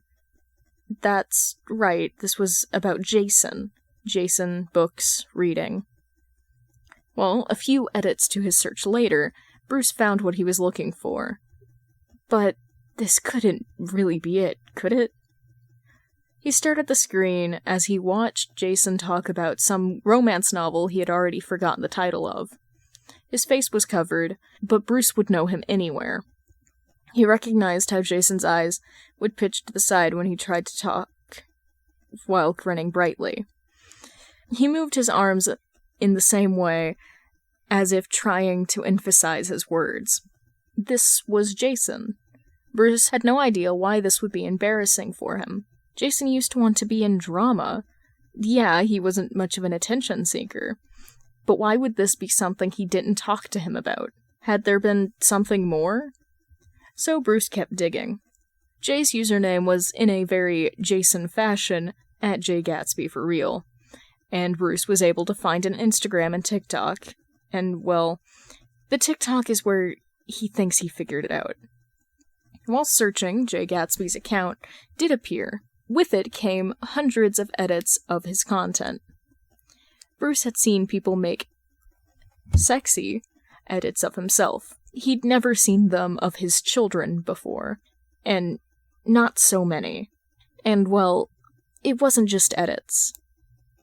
The more Bruce dug, the more he found people calling his son hot, and other rather crass things. It got under Bruce's collar because that was his child they were talking about. He was only 20, but Bruce could definitely see how Jason might not want his family to see this. Well, that was fine. He could play along. Bruce W. at Real Bruce Wayne. I've recently found a young person who talks about books on YouTube. I really think people should check him out. Very insightful. Dick, it's actually my name, at Flying Grayson. Bruce! Steph, at Cluemaster Suck Balls. Oh my god, he's gonna kill me. Tim, at Tim Don't Verify Me Drake. Do I need to call PR to lock you out of your account again? Cass, at Cassandra Kane. XD. Damien, at Damien A.G. Wayne. Father, if my grade drops because of this. Duke, at Duke It Out. LOL. At Oracle, is it too late to delete this? Lure of J discussion. Rat Boy. Not to sound like down, but I'm starting to think that Jay Gatsby might be Jason Wayne. Lee the OG. Is it because of the Wayne tweet? Rat Boy. That and all the other Waynes have slowly been circling around him. I mean, we got Damian Wayne in here. I'm pretty sure Dick is Dick Grayson, the eldest Wayne. It's getting a little sus. Sarah Sifwolf. I don't know, Rat. From what I've read, isn't Jason Wayne a massive asshole and hates public attention? Rat Boy. He's a crime alley kid. And he's been in the hospital for, like, years, so he's allowed to be a little rough around the edges. Plus, it was Lee that said green eyes were super rare. You didn't have to actually show us the math for that, by the way. And Jay has green eyes, and so does Damian Wayne. So he could totally be Little D, because again, Lee did the math. Hedgehogger. Nah, Rat. Jason Todd's eyes are blue. Also, Jason's bio-mom had blue eyes, which don't work for Lee's J and Little D share bio-mom theory. I'm pretty sure Jason is too busy funding the Red Hood to run a YouTube. Lee the OG. The crime lord. Do not use my words against me. Also, if I can't use my biochemistry major for my hobbies, then what good is it? Rat Boy. Okay, just because we know Bruce Wayne fucks Batman doesn't mean his kids are the same. Lee the OG. I'm gonna get you to get the fuck out. I'd ask Oracle to IP ban you all, but I'm afraid I'd get my ass kicked for talking shit about Gotham. Also, for all the shit you talk about that one guy in your study group, you also have some insane theories. Specifically, since I recall you having some sort of demon theory? Do you really think Bruce Wayne is screwing a demon? Rat Boy. Yes. Oracle. Wow. At Greenlight Artist by Millie Sheep. A Batman All Media Types and Green Lantern All Media Types fanfic. Rated for teen and up audiences. Tagged for the relationship, Kyle Rayner / Jason Todd. Additional tags. Social media, texting, gay panic, fluff and crack, attempt at humor, Kyle Rayner centric, miscommunication, or rather no communication, because Jason and Kyle are stupid, self-esteem issues, not beta read, mild language. Summary. Kyle Rayner discovers the YouTuber at Jay Gatsby for real. Things start to spiral as he reconnects with an old friend, and new feelings, or maybe old ones, begin to blossom. Kyle Rayner, at Artist KRGL. 1,056 subscribers. 16 videos. Hi, I'm a traditional artist learning digital. I post my speed paints. Started in greeting cards, now I'm in comic art. Twitter, Instagram, commissions, Ko-Fi. Your power is green! At Greenlight Artist. 132 followers. 85 following. Green Lanterns are the best. Kyle, like quite a few within his profession, enjoyed drawing to video essays. He also, of course, liked music and podcasts, but long videos just hit a different spot. It gave him something to look to every once in a while, to take his eyes off his art and reset his eyes. He often just let YouTube do its thing, and take him down its weird autoplay rabbit hole. He once found a playlist labeled Christmas that had Sonic Adventure music on it, and he didn't quite get how Unknown from ME was festive. That didn't really compare to the shock that ran through him the first time he saw a Jay Gatsby video. Hey, so I don't need you guys bullying me in the comments for how often I say, I'm never taking recommendations again.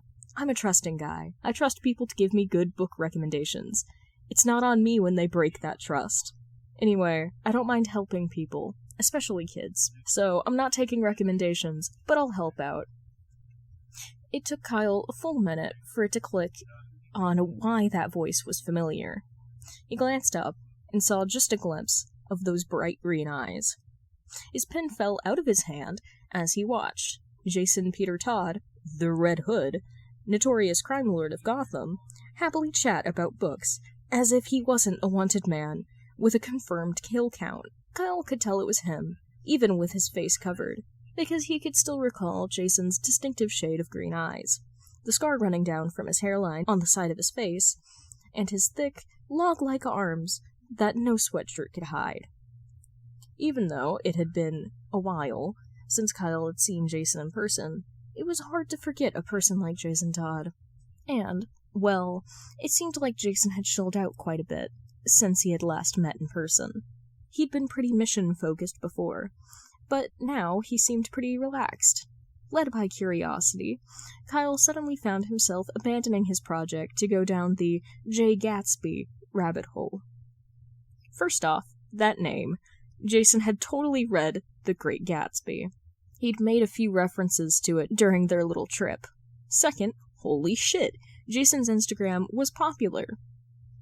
Kyle had more followers, but Jason had more active fans.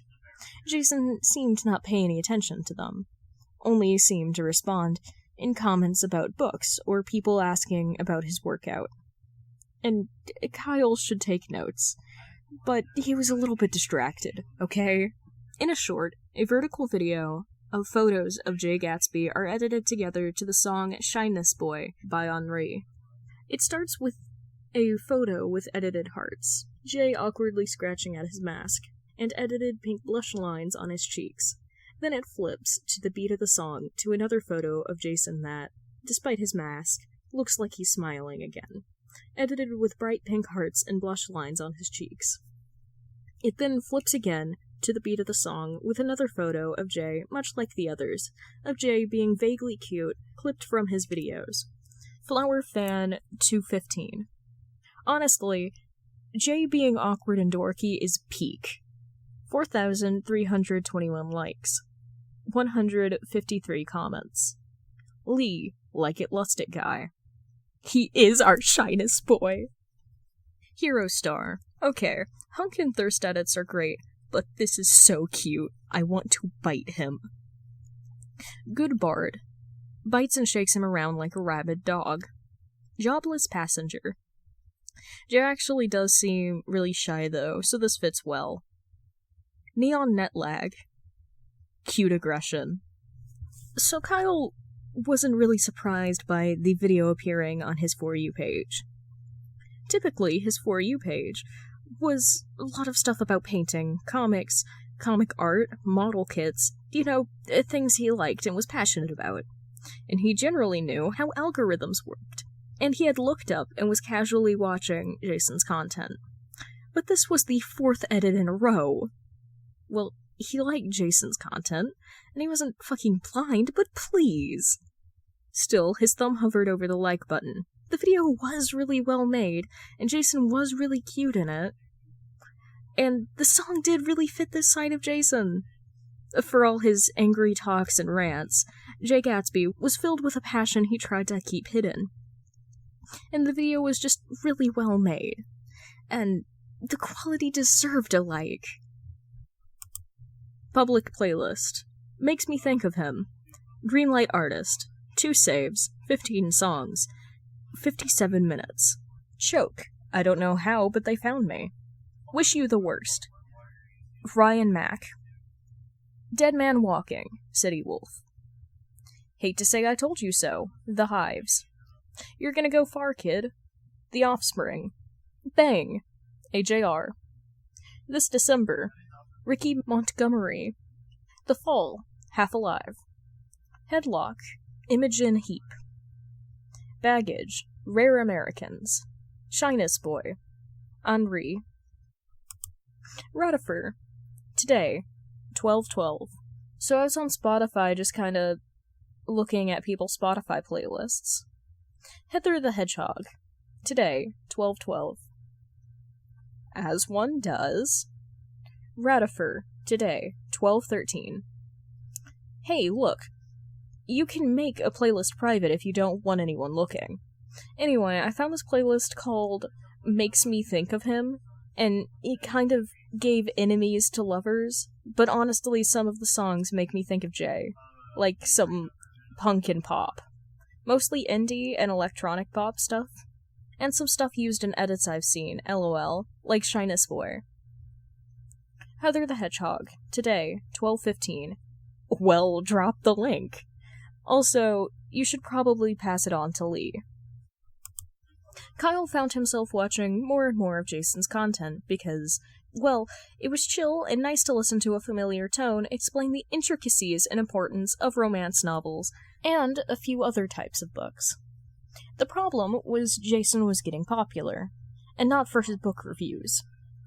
The unfortunate byproduct of this was that his TikTok account was now just all edits of Jason, and Kyle tried to escape it, but he couldn't. He was drowning in it. But it all had Kyle considering reaching out and talking to Jason again, because, again, he seemed to have chilled out a lot, and they didn't part on the awful terms they had started on. Kyle even had a few good memories of their time together. But now it was just awkward. He already knew if he told Jason he'd been following his accounts, Jason would likely block him, if not delete the whole thing, like the drama king he was. But also, how could Kyle talk normally when he'd seen, 10 edits of this man to cute K-pop songs, and, 20 thirsts of him? It was then Kyle found that post. Why Jay Gatsby for real, Gatsby Reviews, is hot, and why you should watch him. Look, Kyle wasn't fucking blind. Jason Todd was objectively a pretty man. He had a rugged charm. And while his physique seemed like something out of a trashy romance novel, his imperfections made him seem very real. To be honest, the part that got Kyle about the post the most was the end where they talked about Jason's moe gap. First, holy shit, were they right? Kyle couldn't stop laughing when he first read it, but it's because it was true. In his memory, Kyle could even see it in the bad boy way he acted around Kyle. But then, how he had softened around Donna, like a little puppy. How his intentions were always about protecting and ending violence, even when he was being extremely violent himself. User/Greenlight Artist. Oh my fucking god. Honestly, all of this Jason stuff had Kyle thinking. So, he decided to put out some feelers. Kyle, Today, 1:14 p.m. Question for you, Donna. Donna, Today, 1:30 p.m. Sorry, was busy, what's up? Kyle, Today, 1:30 p.m. No problem. I was just wondering if you're still in contact with Jason. Donna, Today, 1:31 p.m. I mean, sort of, but I don't think anyone really keeps in contact with Jason, LMAO. He's like a cat that comes and goes, as he pleases. But I ask Dick for updates to make sure he's still alive, LOL. And he is. Kyle, Today, 1:32 p.m. LOL, sounds about right. I knew he was alive, though. Donna, Today, 1:32 p.m. Yeah? You're in contact? Kyle, Today, 1:32 p.m. Nah, I just found his YouTube, Instagram, and TikTok. Donna, today, 1:35 p.m. His what? Donna, today, 6:40 p.m. Okay, so I've watched a good chunk of Jason's content now. And honestly, I can't help but think back to when Jason was still in the yellow cape. How'd you find this? Kyle, today, 6:45 p.m. YouTube autoplay. Donna, today, 6:45 p.m. Ah, lol. Well, there is no way we can tell him we know. Kyle, today, 6:46 p.m. Yeah, that's what I was thinking, lol. I do kind of want to get back in contact, but, might be awkward now. Donna, today, 6:46 p.m. Maybe. r/relationship advice. User/greenlight artist. I, 23M, am considering reaching out to an old friend, 20M, who's now pretty popular online. So I and this guy worked together a couple of years ago. It was a long and tough project, and we weren't really friends for most of the process. We fought like cats and dogs for a good bit. Looking back, a lot of that was my own fault, because we were working with my ex-girlfriend. We were broken up at that point, and it was my fault. And I was really immature about their closeness. I later learned she was best friends with his older brother and knew him as a kid. So, a lot of egg on my face there. Anyway, we did eventually part on friendly terms, despite the tension. To get to the point, I've recently discovered he's been posting online semi-regularly and has a pretty decent following. I'm actually really happy for him. He was a pretty closed-off guy back when we worked together, and seeing him more open is nice. And I'd like to start talking to him again, especially since we kind of both are in the same sphere, and like the fine arts. The thing is, though, he's pretty paranoid, and I don't think he'd like someone in real life knowing about his posts. And he definitely would be suspicious of me trying to suddenly reach out. I even asked my ex-girlfriend, who also isn't sure if I should reach out. I don't even have his number right now, but more importantly, I'm just worried about how he'll see this. I do really like the stuff he posts, and I want to talk to him about art and stuff. Maybe go out for coffee or something. I figure I should probably get some unbiased points of view. So, I'm here. Should I reach out to this guy? User/ideal medics. What was the project you were working on together? And were you mostly fighting over your ex-girlfriend? User/greenlight artist. Can't really get into the specifics because it's a niche field and very identifiable. But yeah, kind of. I also thought he was an overly aggressive asshole. And to an extent, he was, but spending more time with him, he calmed down a lot. There was a lot of context about why he was so aggressive. Nothing I feel comfortable getting into. I just know I was a jerk because I was being a possessive ass. He was being a jerk because of less misogynistic shit. I was just super jealous because he was ridiculously attractive, and how could she not want to be with him? User/ideal medics. Okay, fair. Honestly, it sounds like you've both grown a lot. So you don't see any reason why you shouldn't?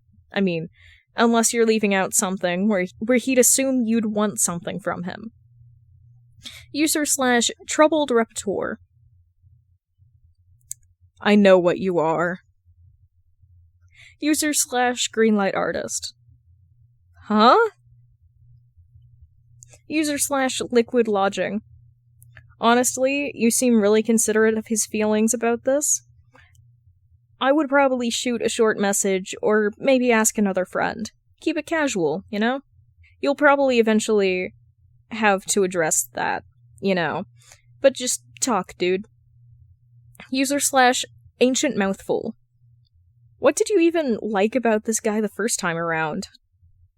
User/greenlight artist. Well, he had a kind of bad boy charm to him, which could be annoying, but ultimately he was really relatable. And he really just wanted to help people, and seeing him again reminded me of that part of him. /the violent defection.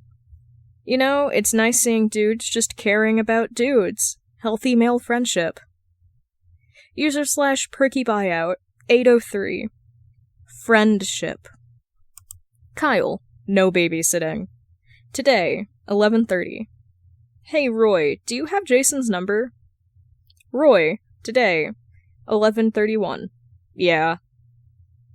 Kyle, no babysitting. Today, 11:31. Can I have it? Or, can you ask him?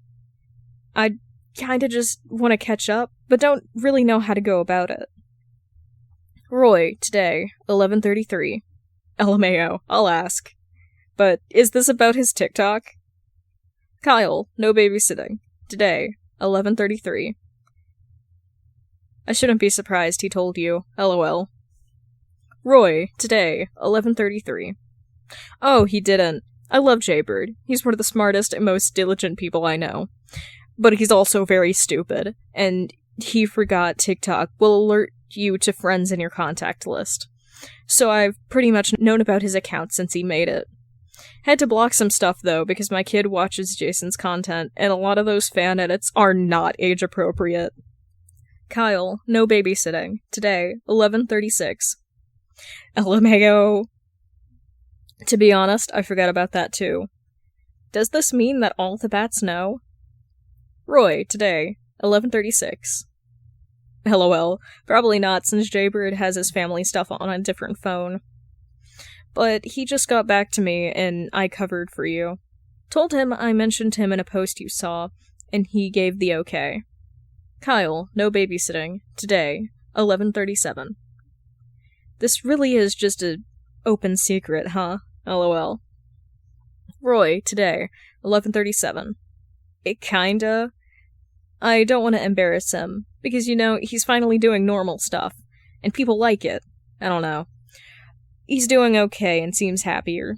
No reason to bring it up. Anyway, here's the number. Jason Todd, today, 12 o'clock. I was really surprised when Roy told me he wanted to catch up. Kyle Rayner, today, 12 o'clock. Honestly, I'm surprised you were chill with it. I wasn't sure you'd be up for it since I've realized I was a real asshole to you. And Donna, but Donna kinda expects that out of me. Jason Todd, today, 12:02. LOL. It's fine. None of it was, serious. We helped save the world or whatever. Shit's stressful. So, we're cool. And Donna's the best. Kyle Rayner, today, 12:02. Amen. Jason Todd, today, 12:02. Amen. Kyle Rayner, today, 12:03. Anyway, I'm planet-side for a few weeks. Wanna hang out? Coffee? Jason Todd, today, 12:04. Yeah, I'm in New York anyway for a case. I can stay an extra day. So catching up with Jason, it wasn't what Kyle expected. Well, in all honesty, Kyle didn't know what he was expecting. Maybe some of the old anger was still there. Maybe he was expecting to see full Jay Gatsby. Neither was what he got. No, he got something in the middle. And maybe it was the closest to the real Jason he'd been. He was still a bit cagey, a little snappish, unsure of Kyle's intentions, and, in traditional Jason fashion, he was expecting the worst. But he was there, and Kyle could see that. See that Jason could very well have told Kyle to just fuck off, and they'd never speak again. But he didn't, and he didn't back down. He came to their meetup, and after a few awkward starter attempts, the tension melted away. Kyle himself suddenly remembered the trust he had put into Jason. You don't hop around the multiverse together and not develop some kind of trust. Kyle felt the trust again, and Jason seemed to feel it too, as their conversation flowed naturally, with a few insults and jabs here and there. Kyle eventually broached the topic of books, I just remember you like to read. Jason coughed, a bit of pink starting on his cheeks. But he seemed to accept Kyle's question and started on a few things he'd been reading. In return, Jason ended up asking Kyle about his current art projects. Kyle happily talked about some illustrations he'd been working on, and how he'd been trying to get more into digital tools. You know, now that I think about it, you always preferred pen and paper. That's what you'd make with your constructs if you wanted to draw. Yeah, it's what I've always used, and it's what I learned on. Why the digital switch, then? Well, it's a bit more convenient. Like, I can actually take a tablet with me and save my drawings when I'm out. And a lot of places want digital copies now, and it's a hassle scanning stuff in for submissions.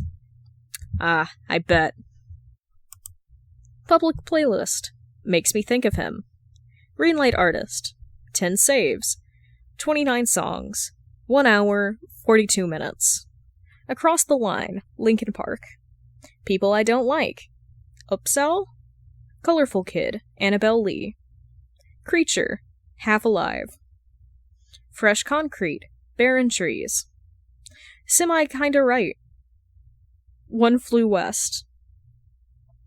Something About Him. Brockhampton. Ratifer. Today. 6:32 p.m. You are not gonna believe this. Heather the Hedgehog. Today. 6:32 p.m. What? Ratifer. Today. 6:32 p.m. Remember that playlist I sent you? That Jay Gatsby kinda one?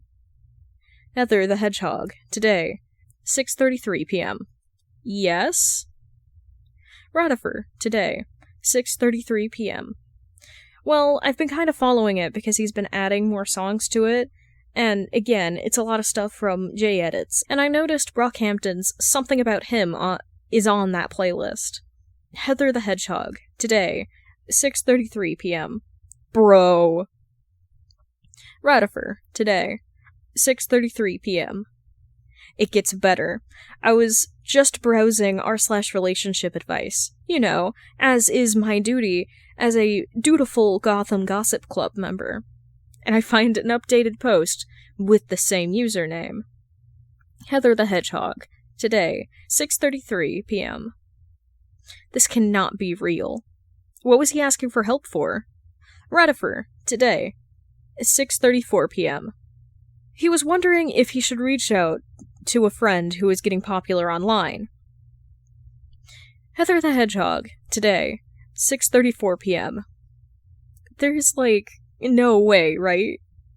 No way he's actually talking about Jay, right? Ratifer. Today, 6:34 p.m. I think he is, though. This man is definitely down bad for him. Even though the update was pretty much, I'm not gay, guys, I'm not. I might have to make a comment, though. Heather the Hedgehog. Today, 6:35 p.m. Rat. r/relationship advice. User/Greenlight Artist. Update. I, 23M, am considering reaching out to an old friend, 20M, who is pretty popular online. So, I kinda forgot about this. But I guess I got enough comments and DMs asking me what I ended up doing. But first things first, I do not have a crush. I do not know how you all came to that conclusion. But seriously, guys can just be friends, you know. Anyway, I ended up asking another friend of his for his number. He gave it, and even covered for me a bit when he asked why I was asking, and I got his number. We ended up chatting a bit through text, and even caught up for coffee. He was actually in town for his social media thing, which is really good timing on my part, honestly. But I'm really glad I reached out. I kinda forgot how much I really trust this guy, and how good of a friend he can actually be. Not a big update or anything.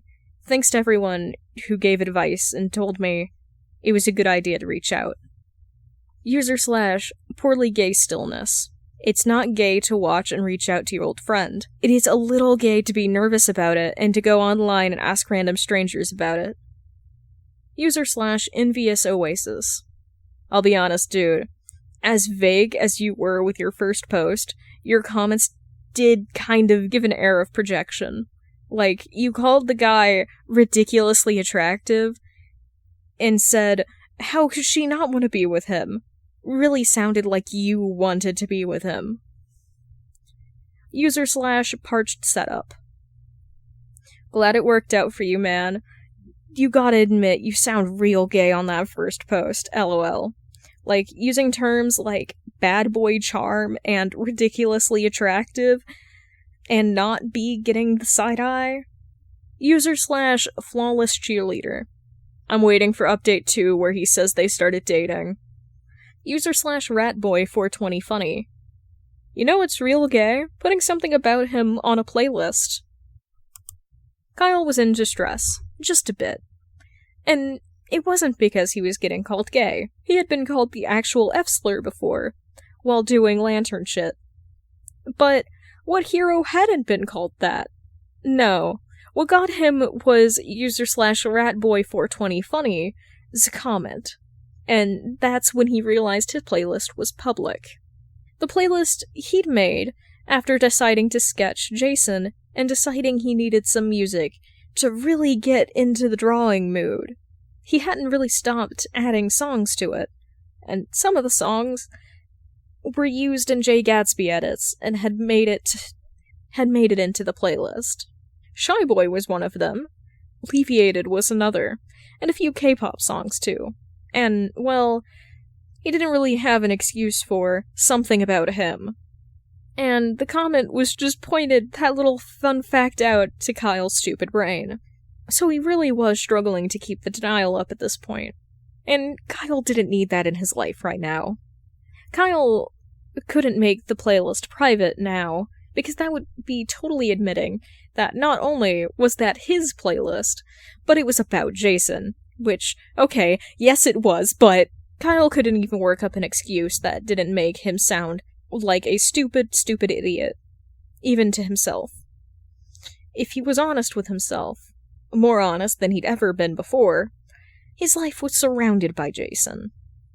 If he wasn't actively hanging out with Jason, he was watching Jason's content, scrolling through his posts. He'd even had to hide several of his sketches from the other lanterns because he was sketching Jason. His life had somehow started to revolve around Jason. And fuck. Jace, less than 3. Today, 11:20. Are we still good for tomorrow? Kyle, today, 11:20. Of course. Jace, less than 3. Today, 11:21. You sure? You kinda seemed out of it lately. I might be an asshole, but not a big enough asshole that if you need space and time, I won't let you cancel. Kyle, today, 11:21. That's really sweet of you, Jason, but I'm good. I'm actually really looking forward to seeing you tomorrow. Just jet lag. Space lag? Jay, less than 3. Today, 11:23. If you're sure. Again, it's nothing if you want to skip. The gallery is up all month. Kyle, today, 11:23. And miss out on opening day paid with Wayne money? I think not. Oh yeah, and meeting with my friend I haven't seen in like 2 months. That's a positive too. Jace, less than 3. Today, 11:23. LOL, I'm just glad I made the positives list. Kyle, today, 11:24. You're always on my positive list. So apparently, Jason had hit 100k subscribers on his channel, and Kyle felt pretty proud of him, especially since they had still been hanging out on occasion and texting more and more. Jason seemed to be growing more confident, and his thank you video showed that. On Kyle's end, he hadn't really done anything about his crush. He, didn't really feel in a place to do anything about it. There were still lingering feelings of doubt. Not that he was gay. Well, sort of. You can't sleep with an alien and then define yourself by human sexuality anymore. But there was still just hesitation. He genuinely liked Jason. He was sure of that now. You didn't constantly think of a guy and then not have some real feelings for him. The more they hung out, the more Kyle was sure of it. And Kyle was making more and more of an effort to hang out in public, because it seemed to soothe more of his consumption of Jason's online content. On the other hand, Jason smiled more, laughed at his dumb jokes, and just talked more. It was so great. Kyle loved all of that. But at the same time, something was holding him back, causing him to hesitate. Maybe it was because Jason's social media that Kyle didn't feel like he could admit he knew about. Regardless, things were good for now, and Kyle didn't want to subject himself, or Jason, to anything with his hesitation. So Kyle just smiled and typed out, @ArtistKRGL. Congrats, man! Kyle, today. Hey, I'm working on some digital stuff, and want to post it. I used an old sketch I did of you and Donna as reference. Do you care if I post it? Jace, less than 3. Today. Old sketches?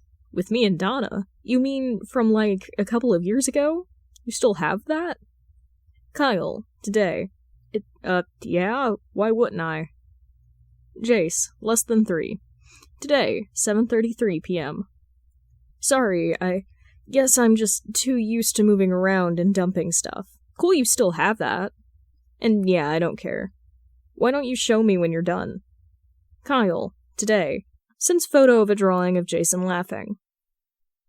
Jace, less than 3. Today. 7:33 p.m. That looks really good.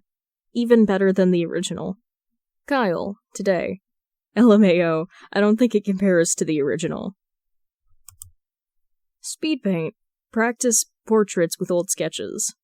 In a video, there is a blank digital drawing canvas. Before the drawing, behind it, next to the canvas, is a photo of a sketchbook with several portraits on the page. They are sketches of a man and a woman, but mostly of a man, making different, subtle expressions. As the artist begins to draw, it quickly becomes clear he is drawing the man again and again, particularly drawing a sketch of the man laughing. His head is tilted down and his eyes are almost closed, as he covers his mouth with his hand. But it's still clear he's laughing. The artist speeds up the drawing, still showing the area for the subject as the lines and color are drawn, and then erased over and over, trying to get it just right. The finished product is a colored portrait of a man with black hair with a white streak of bangs, laughing under a warm beam of light. Comments, 14. Pinned by artist KRGL. @ArtistKRGL. So these are some friends of mine, done forever ago, on a road trip the 3 of us took. Both have given the okay for me to post. And yeah, his hair is just like that. It's a condition. It's not my business to explain. @EchoEmpress. You know, for someone still learning digital, you've grown a lot. @VoidVibe. Are these people you know? Like, why dye your hair like that? @VHS Visualist. If these are real people, that's super unfair. Like you just casually hang out with supermodels? @RatBoy420Funny. To be honest, I almost thought this was Jay Gatsby fan art. Kyle might have screwed himself over a little bit. Just a smidgen. He had been texting Jason, hanging out, and doing friend stuff. But he also kept watching Jason's content and occasionally commenting. And on the latest video, the one that weirdly mentions Oracle, Jason's pseudo-sister, strangely enough, Kyle had commented, @ArtistKRGL. You know, I forget that Jay's like 20. He's so out of times for being so young. He acts like such an old prude sometimes, lol. Yeah, he commented that forgetting Jay Gatsby's age was not public information. A lot of people assumed he was late 20s or even 30s, according to some people in the fan club Discord, which Kyle only joined because he saw some neat fan art of Jason and decided it would be nice. He panicked and left when he noticed one of the mods responding to his comment. Even if Barbara was involved, no, Kyle wasn't about to be the one dropping state secrets, but that didn't mean Jason was any less peeved. Kyle started to hear his phone ringing with Jason's name and a photo of him with Kyle that might have taken the form of a Jay Gatsby edit across his screen. He really, really did not want to answer. But, hello? You've known? Much to Kyle's surprise, Jason's voice wasn't really angry. He wasn't really yelling. His voice was high-pitched, a bit more embarrassed sounding. "You've been following me," Jason continues, as his voice slightly cracked. "Yeah?" Kyle's own voice sounded soft and unsure. "How long?" "A while now." Kyle could feel himself starting to cringe. "A little before I asked Roy for your number." "Does Roy know?" "Who else?" "Kyle." "I told Donna." "You told Donna?" "Of course I told Donna. I wanted to reach out, but I was embarrassed because you were getting popular and I didn't want to seem like a shallow dick. Plus, I thought you'd be mad at me."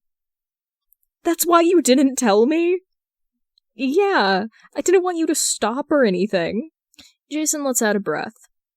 "My place. 30 minutes. And with that, the line was dead. Kyle Rayner, at artist KRGL.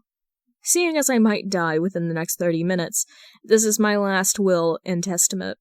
John gets all my art, because if that Hey Arnold episode is right, I will get famous after death. I know he will share it with my mom, Connor, Jess, and Simon. And Hal, I guess. Guy can eat my shorts. And Donna, this is partly your fault. Also, you might be getting a call too. And Roy. Sorry. Replies. Donna Troy, at Not the City Troy. Kyle Rayner, you snitch. Wall E. West, at Too Fast to Punctuate. What about my inheritance? John Stewart, at Stewart O'Raw. I'll see to it. 07. Hal Jordan, at Joradan Hugh, and Hal, I guess. That's how you treat your dear mentor. It's Guy, at Gardener Best GL. I hope whatever is happening is painful. Connor H, at Connor Hawk 01. Oh, did you finally confess? Roy, at Harper Archery. Well, someone had to spill the beans eventually. And you are the weakest link, Rayner. Kyle took the next 15 minutes to panic about what he would say to Jason to try and calm him down, 10 to actually fly down to Jason's apartment, and 5, after that, to fly around Jason's building and actually work the courage to talk to the guy. Finally, the time was up, though, and Kyle had to face the music. Well, what he thought was the music. He stood outside Jason's door and expected to be faced with a raging Jason Todd, especially given how the call had ended. But no. Instead of the door flying open, it was slowly creaked open. Kyle slid in. It was open just enough. Jason quickly shut it and turned to make sure his back faced Kyle. Now, someone might take that as Jason being angry, but Kyle knew how Jason was when he was upset. Jason did not avoid people when he was angry. He was loud, and he let you know if he was upset. So this was different. And between this and the sound of Jason's voice over the phone, guilt and worry were gnawing at Kyle's insides. Look, Jason, I'm sorry. I keep saying that I knew you. Kyle cautiously started as he followed Jason through the familiar apartment to Jason's couch.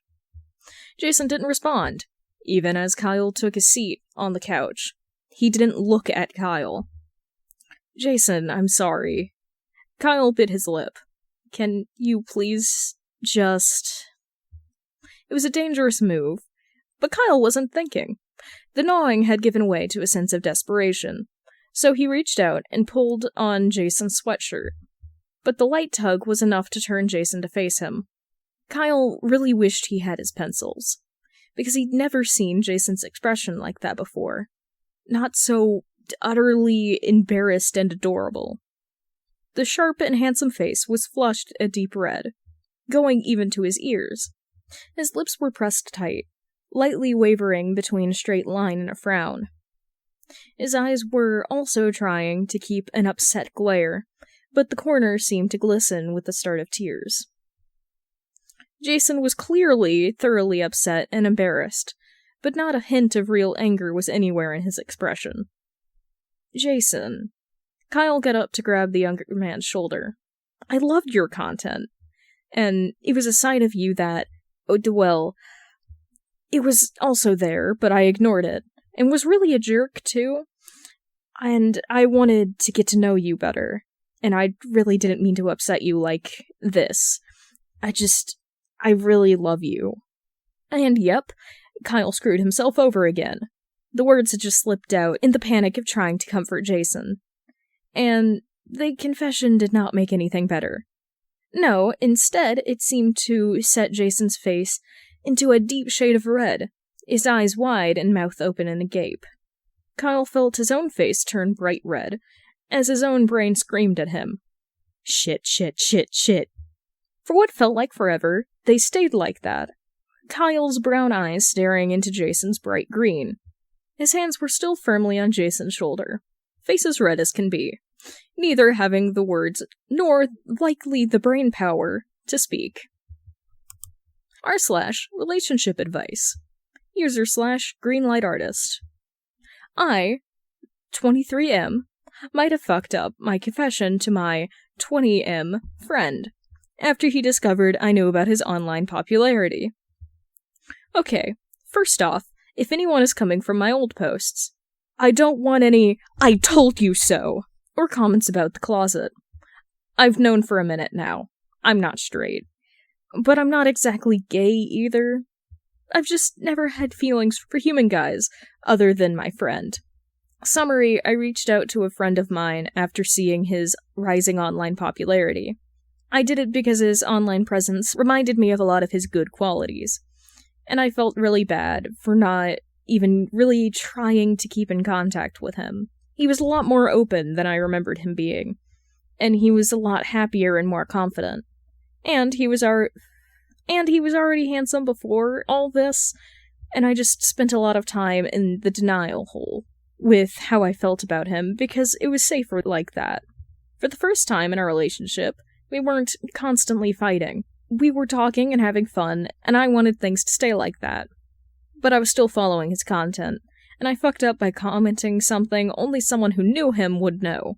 He looked at my account and figured out it was me and called me. We didn't really argue. He actually didn't say much. But he was embarrassed and upset, and I was trying to comfort him, and I started talking about how I loved his content, and while it came out that I said how much I loved him, I just kind of left after that. We didn't talk, and I can't bring myself to check my messages. I just feel like I fucked up, because deep down, he's a good person, and I'm not sure I could deal with putting him through more shit, especially not after we finally got into a good place. User/a clean slate. Honestly, it just sounds like you need to talk to him. User/enchanting adultery.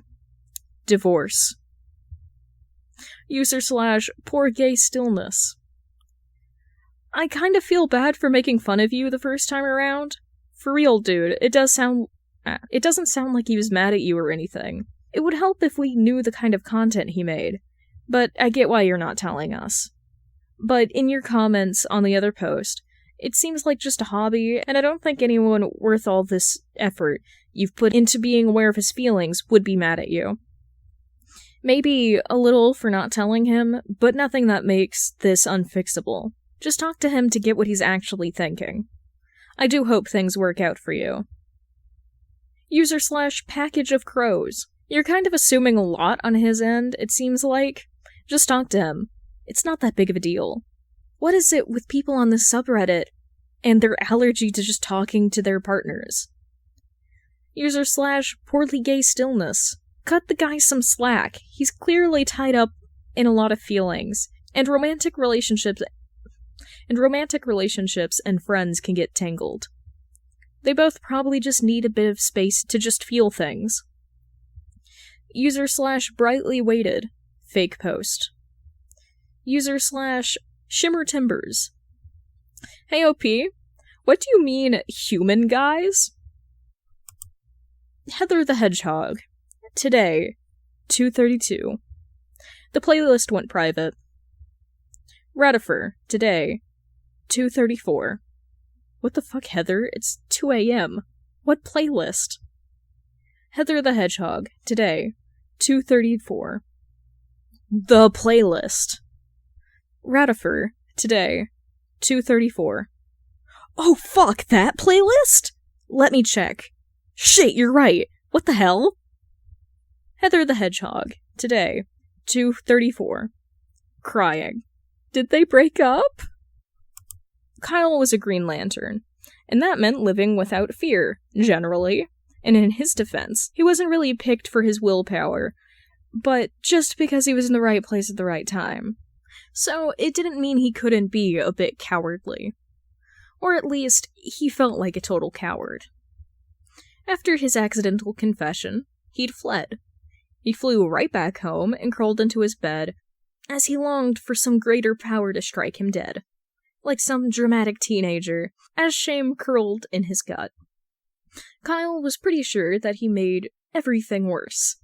He felt like he made Jason's personal thing about himself and his feelings, and it all felt so selfish. Like he didn't plan to contact Jason again.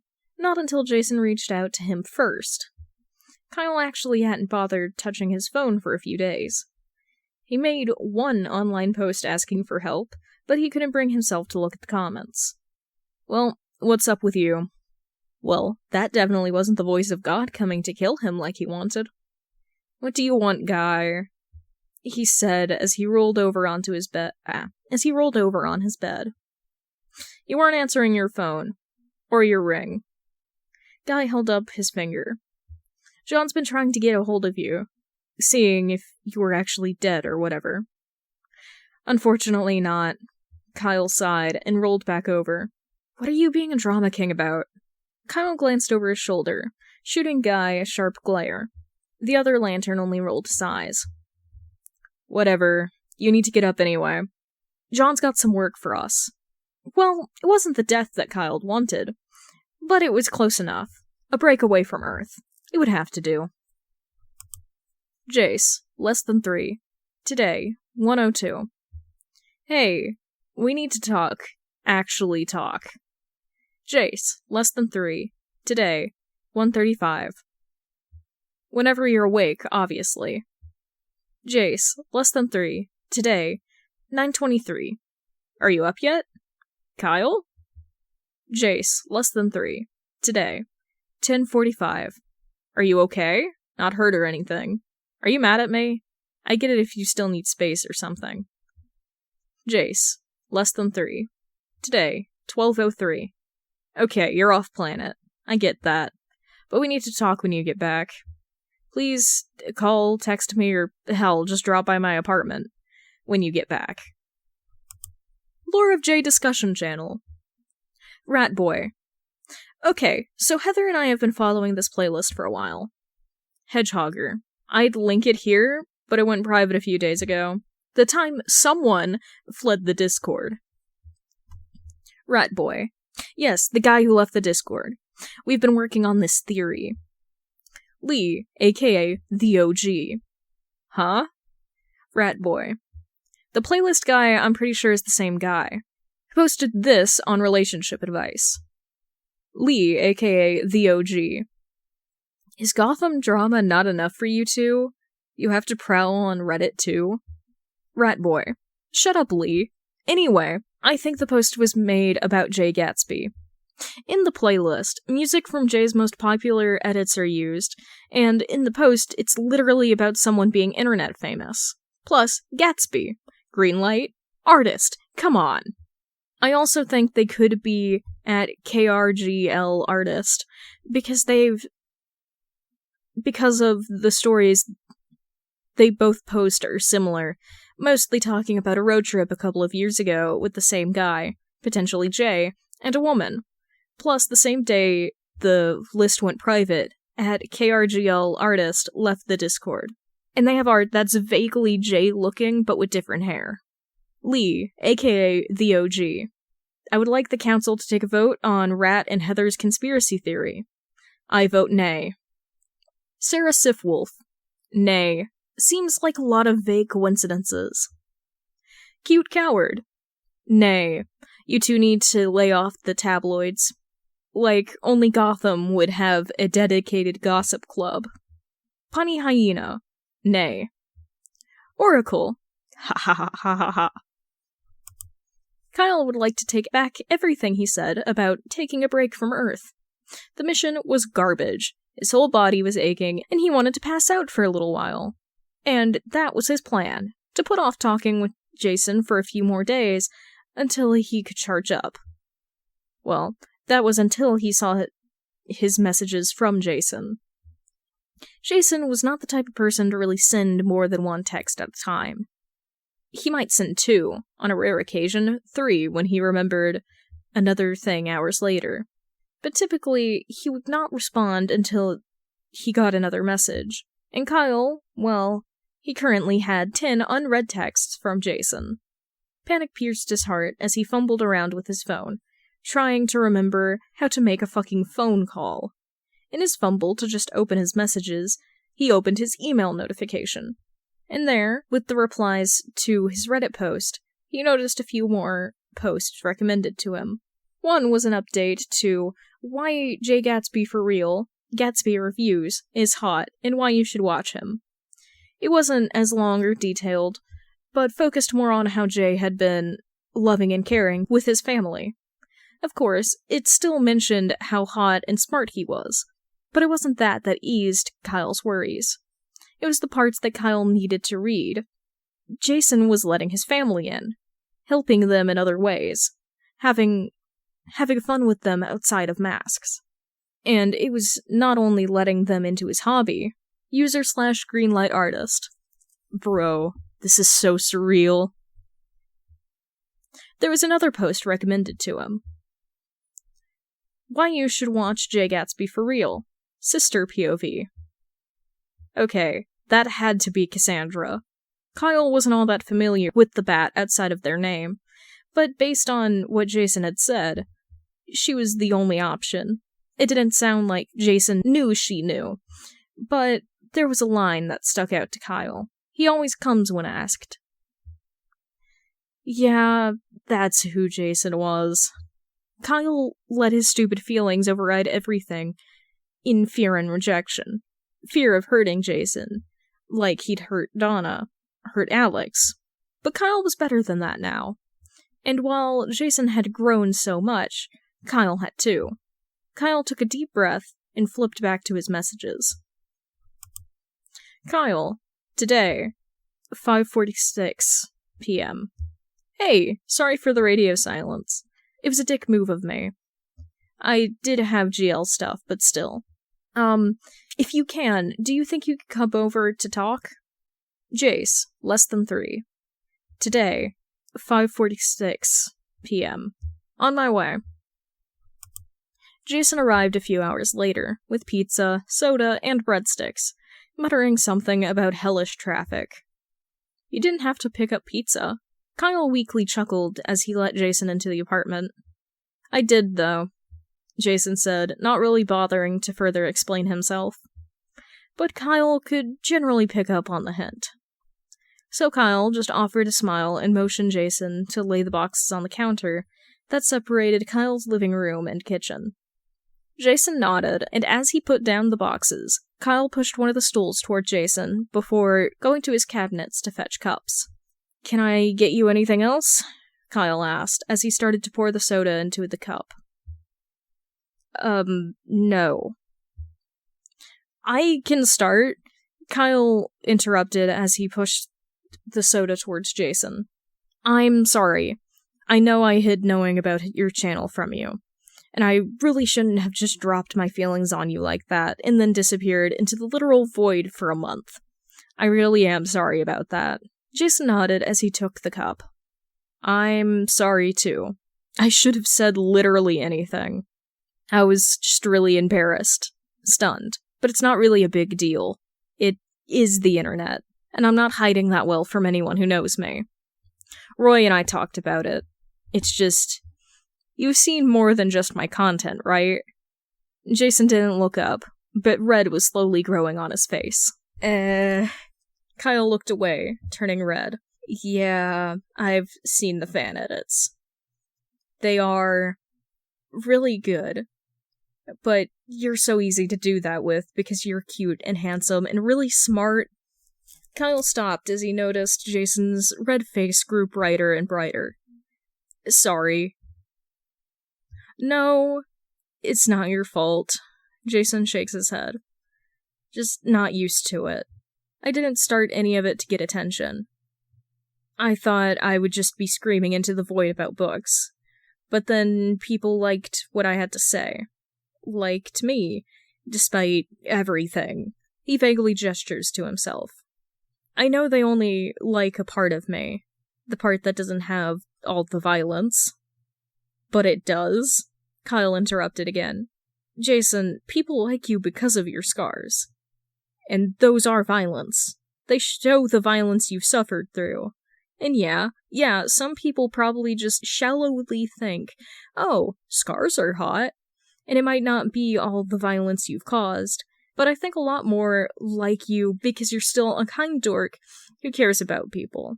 That side of you that you like to pretend isn't there. But I remember it even back from when we were really fighting. Jason just grumbles, ducking his head. But I like Jay Gatsby. I like Jason Todd. I even like the Red Hood. That finally got Jason to let out a short laugh as he looked up to Kyle with a skeptical smile. Well, I trust him, Kyle corrects, sheepishly. Jason was quiet. He was still holding his cup of bubbling soda, still not looking at Kyle. I like Kyle Rayner. Green Lanterns are pretty cool, too. I mean, I think the woman with the green eye patch thing is the coolest, though. Kyle bursts out laughing, any hint of tension fading. I'll let Jess know. Finally, Jason's beautiful green eyes look up to meet Kyle's. Kyle smiles back, and he feels his heart rumbling, like a jet engine, threatening to take off. But despite that, there was a strange sense of peace, that things were going to be okay. Because Jason was trying to be more open, and Kyle, well, he was trying to listen more. Kyle slid his hand across the counter, and, almost naturally, Jason put his hand on top of Kyle's, letting their fingers intertwine. Gotham Gazette. At Gotham Gazette. Undead second Wayne's son seen out at an art gallery with special guest. Full article. Replies. Run. At Endurable Runoff. Excuse the what second Wayne's son? Chillwave Chirp. At Chillwave Chirp. No, fuck, no, please. We're running out of single of age Waynes. Christy. At _vinyl. Kinda poggers, though. At least 2 of them are gay. Echo. At Ethereal Echo. Really? Probably more because the WE goes ham every June. Ratboy. At Ratboy420funny. At Hedgehogger. I don't care what Lee says, I called that shit! r/Jay Gatsby for real. By Millie Sheep. A Batman all-media types fanfiction, rated for general audiences. With additional tags for mentioned Jason Todd, crack and angst, identity reveal, social media, fluff and crack, mild language, and attempt at humor. Summary. Post from growing subreddit r/Jay Gatsby for real, as YouTuber at Jay Gatsby for real grows in popularity, and accidents happen. User /CureLou, the Jay Gatsby iceberg. Level 1. Hasn't read The Great Gatsby. I don't take recommendations. Lies. A real Gothamite. Has, at least, 2 younger siblings. got popular because of a Reddit post by that Asian height guy. Oh no, he's hot! Level 2. Oracle. Has, at least, 2 older siblings. Middle child core. Park Row Gothamite. The workout routine from hell. Cooking with Jay. Single-handedly saving US high school students. Like It Lusted. Formerly, Like It Lurk It. Level 3. Roy's recommendations. Waylon. The Wayne tweet. Babe, wake up. It's a J-lore dump. Jay, are you okay? Ice hockey romance. The Gotham Knights. Unproblematic Burger King crown. Dudes who think they can fight Jay. Level 4. The Great Gatsby book. Child of Divorce Core. Scars help show off your tits. Die-hard Wonder Woman fan. Feminism! He's not gonna fuck you. Level 5. Beef with Batman. Arrested as a kid. Artist KRGL's disappearance. Mama T. Conspiracy theory. I think not. The flip phone. Too many Waynes. Depths. The Joker beef. User / Like It Lusted. Being a part of the iceberg tier is amazing, but also why? User / Sif Wolf of Legend. LMAO, sorry B. At least you're not artist KRGL. User / Forced Mahogany. Okay, I thought I was really into Jay's content, but I don't know about the Batman or Joker beef. But I guess it makes sense. Don't all Gotham people hate them? User / Perky Applause. Honestly, Batman opinions differ where you go. High-end neighborhoods don't care about him, middle-class people tend to love him, but the lower class has mixed opinions. Which is probably because a lot of the lower-class people have gotten beaten up by Batman at one point or another. The Joker stuff, yeah, pretty much everyone hates him. But there were some offhanded comments that had a few people thinking Jay was in a Joker attack, which is not super rare, but it seemed serious. Here's the link. User / Adept Monkey. I don't know how the motherfucker is still alive. User / Good-natured Fastball. Crying. Gotham Knights. I swear, Jay, we'll make it through this year. User / Soon Quack Recourse. LMAO, in yours and Jay's dreams. User / Erratic Phosphorus. Is Oracle still around? User / Oracle. User / Get to the bottom of. Question, is there a certain reason you guys got into Jay? I only recently learned about his YouTube channel and his book reviews. I actually was following his Instagram for cooking and workout stuff, and then found this subreddit. I realize he's more popular for his book reviews, which is wild to me. User / Puffy Melodrama, 6554. God forbid men be multifaceted these days, LMAO. Anyways, like most, it was the Asian Heights guy for me. I saw his post and then saw Jay's original video. And I don't really watch a lot of his book reviews, but his specials for studying and him hanging out with his family are great. User / Like It Lusted.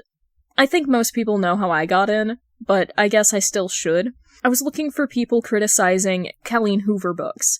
I despise her writing. And my me time is watching drama videos about people I hate while eating dinner.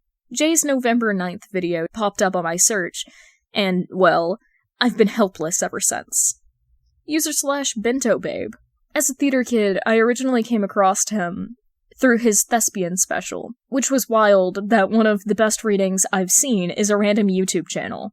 I've low-key been dying for some more theater stuff from Jay, but he did put me on the Park Rose YouTube, which has low-key given me my fix.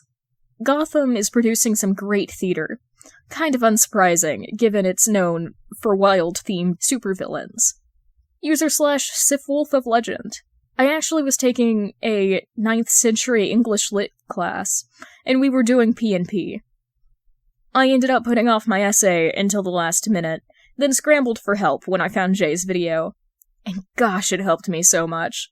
Not only did I end up with a B on that paper, but I eventually got a girlfriend, so it really worked out. User / Like It Lusted. The lesson here, kids, is to put off your essays. User / Ratboy420 Funny. I got into him the way a lot of people did, in that he covered a book a class I had was going over. I didn't really watch more from him until he started his TikTok, though, where he revealed he's not only a Gothamite, but a Park Row Gothamite. I live not far from that area, and living in Gotham is hard, let alone growing up in Park Row. Anyway, he got me by my Gotham pride, and it's actually kind of hopeful to see a Park Row kid being more. /Hedgehogger. Honestly, I came in the same way. I can't help but be proud of any Gothamite who breaks free of Gotham's typical bullshit. Plus, he's helped me make a lot of good friends, Rat here included. /TooCuteCoward. Just YouTube Rex, really. I love YouTube reviews. I mean, they end up adding so much stuff to my to-read pile. But regardless, Jay's been a lot of fun to watch. I've gotten my husband into him, mostly because I told him Jay's a Gotham Knights fan. And my husband just said, his team isn't gonna win anything, so we've gotta support him somehow. /Scintillating Listener. Shaking my head. I hate how right your husband is. /Bowl of Pigeons. We'll get there this year, I swear it, we will. /Ratboy420 Funny. My theory. Jay Gatsby is Jason Wayne. Proof. Batman is actually a demon and can raise people from the dead. Because I seem to be unappreciated within the fan club Discord, I will now present my ideas to the larger Reddit fanbase. First, Jay Gatsby being Jason Wayne. They roughly appeared around the same time, with Jay Gatsby a few months after the legal resurrection of Jason Peter Todd Wayne. And it's not just this. A lot of other major Wayne events seem to coincide with events on Jay's channel / the fan club. Example, several users who might be the other Waynes joining the Discord and fan circles, including Big Daddy Wayne himself tweeting in support of Jay Gatsby. Plus, several of Jay's gaps and posts have been around the times of Wayne charity events, where Jason Wayne has been present. The times are just too close to be ignored. Like, how am I ignored? Second, Jay and Jason not only both have similar shades of green eyes, but Little D and Damian Wayne both have that unique shade. The document I've attached, written by our good friend and biochem major, user/LikeItLustit, details not only the rarity of green eyes, but also this particular shade of green. Talia Head, Damian Wayne's mother, also has green eyes of this shade.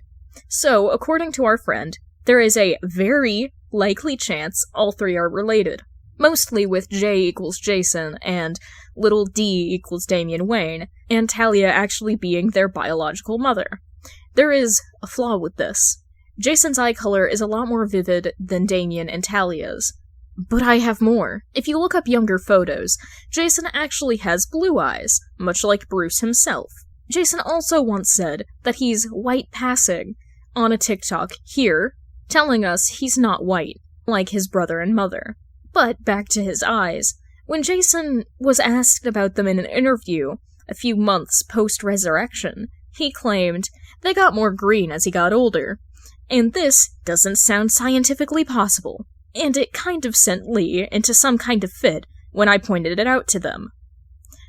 But I have a perfectly reasonable explanation. Most Gothamites know Batman is not just a man, he is some kind of embodiment of the night, and the unavenged. Most also know that the Waynes fund Batman. And you might be thinking, Rat Boy, these statements contradict each other. If Batman is a creature of the night, why would he need funds? Look, I've been to 3 different witches, and none of them have had a spell that paid my rent. And I'm pretty sure demons and eldritch horrors have to eat too. Plus, those bad things are still real metal. It's coming from somewhere, and that somewhere is tied to Wayne money.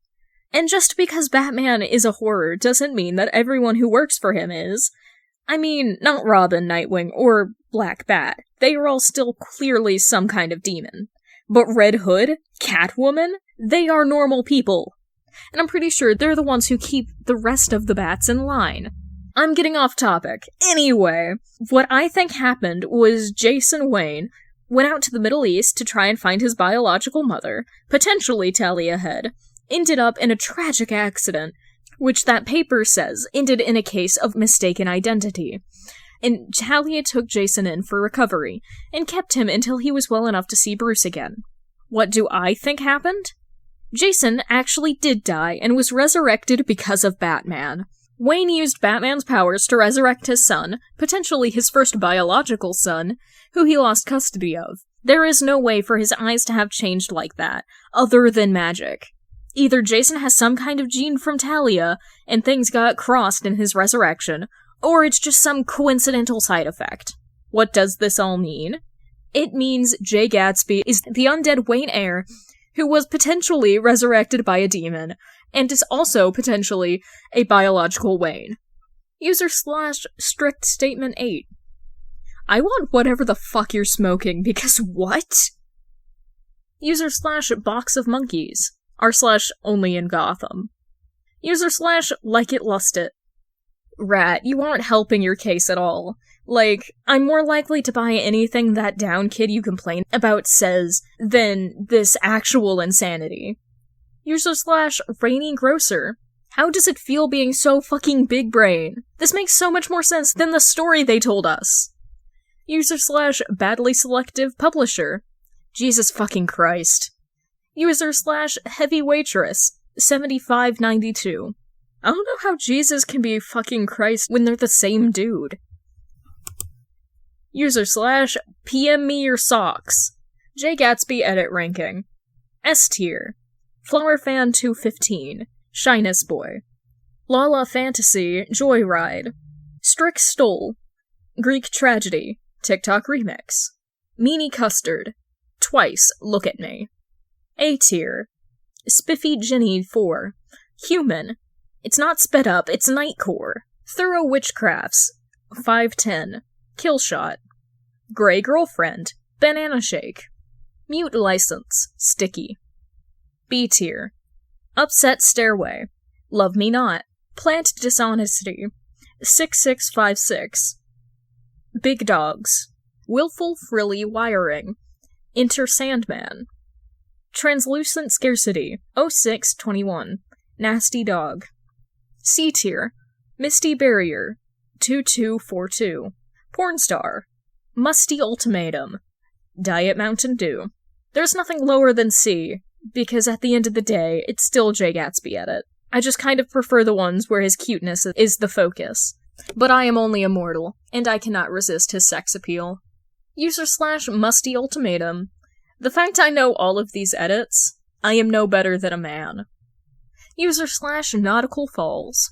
The only reason I'm on board with that one post, that Jason Wayne and Jay Gatsby are the same person, is because it means Jay is LGBTQ+, and I need that man. Also, Nasty Dog should be higher. User/PM me your socks. You know, fair. User/noisily tired. Jay always gave me butch lesbian vibes. User/dimpled anxiety 0. Gotham charity events. To be honest, I love that Jay's trying out streaming, but I'm not sure about the charity event for Gotham, considering they have WE charity, and that city still seems to be shit. Is it really worth it? User/ratboy420funny. Oh, I'm sorry. Is it worth it to give to Chicago's poor communities? Or New York's? Things are shitty there too. And have been shitty. What about Metropolis? Is it worth it to rebuild their buildings every few months because an alien attacked Superman? What a fucking elitist POS mindset. Gotham has some problems, and some big problems, but that doesn't make it fucking irredeemable. And that doesn't mean that if you can help people in Gotham, you shouldn't. User/fake movie 19. Go fuck yourself. User/black aviation. I will now be donating even more to Jay's stream, because what the fuck? User/dimpled anxiety 0. I'm just trying to help people be more financially aware. User/like it lust it. No, you're being an ass. User/punny hyena. You know, as a Metropolis resident, that's fucked up. User/oracle. Q&A with Jay. So, as promised, since you all blew Jay's charity stream goal out of the water, he asked me to compile some popular questions you guys have for him. So, between here and Discord, I will compile the most popular questions and present them to Jay. Also, yes, I am an officially approved moderator now. /LikeItLustit. Congrats, but r/only in Gotham can a weird hacker become a phantom leader. But anyway, how does Jay actually know you? /ratboy420funny. Hey, only Gothamites can say that! /ratboy420funny. Anyway, I want to know what he benches. Like, seriously. /exalted sufferer. I need to know if he's actually read The Great Gatsby or not, in my suffering. /idle hands. What does he do for a living? Or has this been his full time? /too cute coward. I have a feeling I know, but what's his favorite book? /LikeItLustit. Q&A with Jay reaction. What do you mean your squat is around 500 to 600 pounds?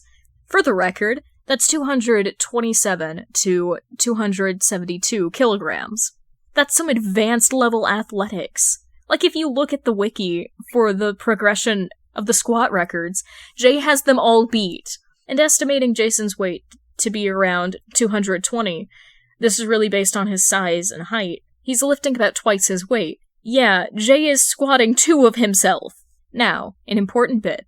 This also means not only can he apply enough pressure to crush a watermelon between his thighs, you need over 364 pounds of force, but, potentially, he can crush a human skull. 520 pounds of force. I'm not certain on this, because we don't know what types of squat Jay is doing, and what muscles specifically are getting worked. But given his thighs look bigger than my head, I'm gonna take a safe bet and say yes. /ratboy420funny. /sifwolf of legend. I, no joke, started fanning myself like an old woman. What the fuck? /PM me your socks. I think I heard this whole subreddit start barking. /wicked Terry. Do you think for the next charity run we could get him to do that? The watermelon crush? /oracle. Not without getting onto a list. /LikeItLustit. What do you mean by that? /oracle. So, update directly from Jay's Instagram. So, since the charity stream went live, quite a few people have reached out to me about collaboration and sponsorship. And I'm not gonna take any sponsorship. And honestly, most of what I made off video, I bought, like, a better camera and a new collector's edition of Pride and Prejudice. And then I donated the rest to a homeless shelter I know that does good work.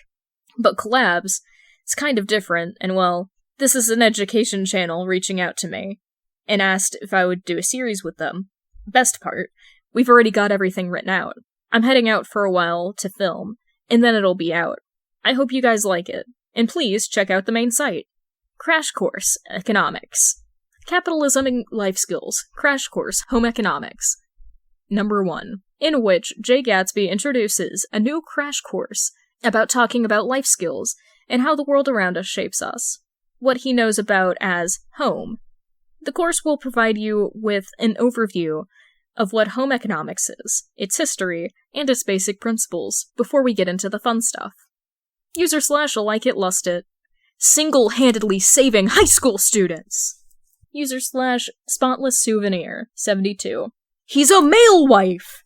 /ratboy420funny. The man saving our high schoolers joins force with the YouTube channel dedicated to saving our high schoolers. This is like some Justice League of public education shit. /too cute coward. Where was this when I moved out of my parents' house? /spherical alligator, 88. This actually kind of feels like the natural evolution of Jay's content. Like, yeah, I love his lit reviews, but his Instagram and TikToks, with the workouts and cooking, and I guess they already had Lit with John, lol. Though, I can imagine them having a good time talking about books together. /fitting horseman. You think Jay's read either of the Green's books? /oracle. I just asked Jay. His response. Yeah, I am more of a classics guy, but I enjoyed An Abundance of Catherines, and really enjoyed An Absolutely Remarkable Thing. /Lucky Celebrity. LOL, Jay's in the Gotham News. Gotham Gazette, at Gotham Gazette. Internet famous book reviewer from Gotham causes sale of 3-year-old book to rocket, putting it on New York Times bestseller list. View article. /Hedgehogger. To be honest, I ordered it from my local bookshop as soon as Jay recommended it. I still have a few days before it arrives. /TooCuteCoward. I just got the book too. Jay so rarely talks about modern books, let alone sings praises like he did. How could I not get it? /LikeableAss. You know, if I had a nickel for every time someone online shot up book sales with a single tweet, I'd have 2 nickels, which isn't a lot, but it's weird that it happened twice. /TriteProvince345. You know, I'm kind of praying Jay gets so big it will rework people's perception of Gotham. We aren't all fucking crazy clowns or Batman, or think Batman as some kind of demon who resurrected a Wayne. /SifWolf of Legend. Shots fired! /Ratboy420funny. You know, they said Apollo was crazy for thinking the Earth revolved around the sun. /LikeItLusted. Rat. /Romantic Lament. This person on Twitter is live tweeting as Jay is filming something. Sorry, this post has been removed by the moderators of the subreddit. /Physical Heads. Anyone have Jay updates? /Vengeful Fusion 53-4. Recent Jay stopped posting. Even the Wayne accounts are silent. /The Invasive College. Oracle? Any Jay news? /Ratboy420funny. Why we need to leave Jay the fuck alone. With Jay's recent doxing by a stupid high schooler who didn't know not to post someone's receipt on Twitter, Lee, /LikeItLusted, who helped me write this, and I have been feeling kind of guilty. Lee because she wrote the Jay is hot post, which a lot of people credit as being what got Jay so popular. I think, personally, his content was just that good. And me because, well, my post about Jay being Jason Wayne. I might be right, but I don't feel good about it. When I proposed that idea, I exaggerated a bit.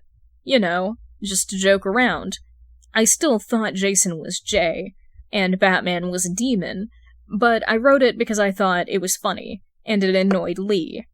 Part of why I thought it was funny was because Jason Wayne, even when he was a kid, had this media representation of being an unruly brat.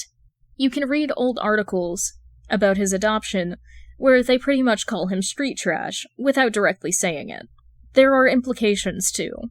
That he was adopted for nefarious reasons, since Dick Grayson was an adult now.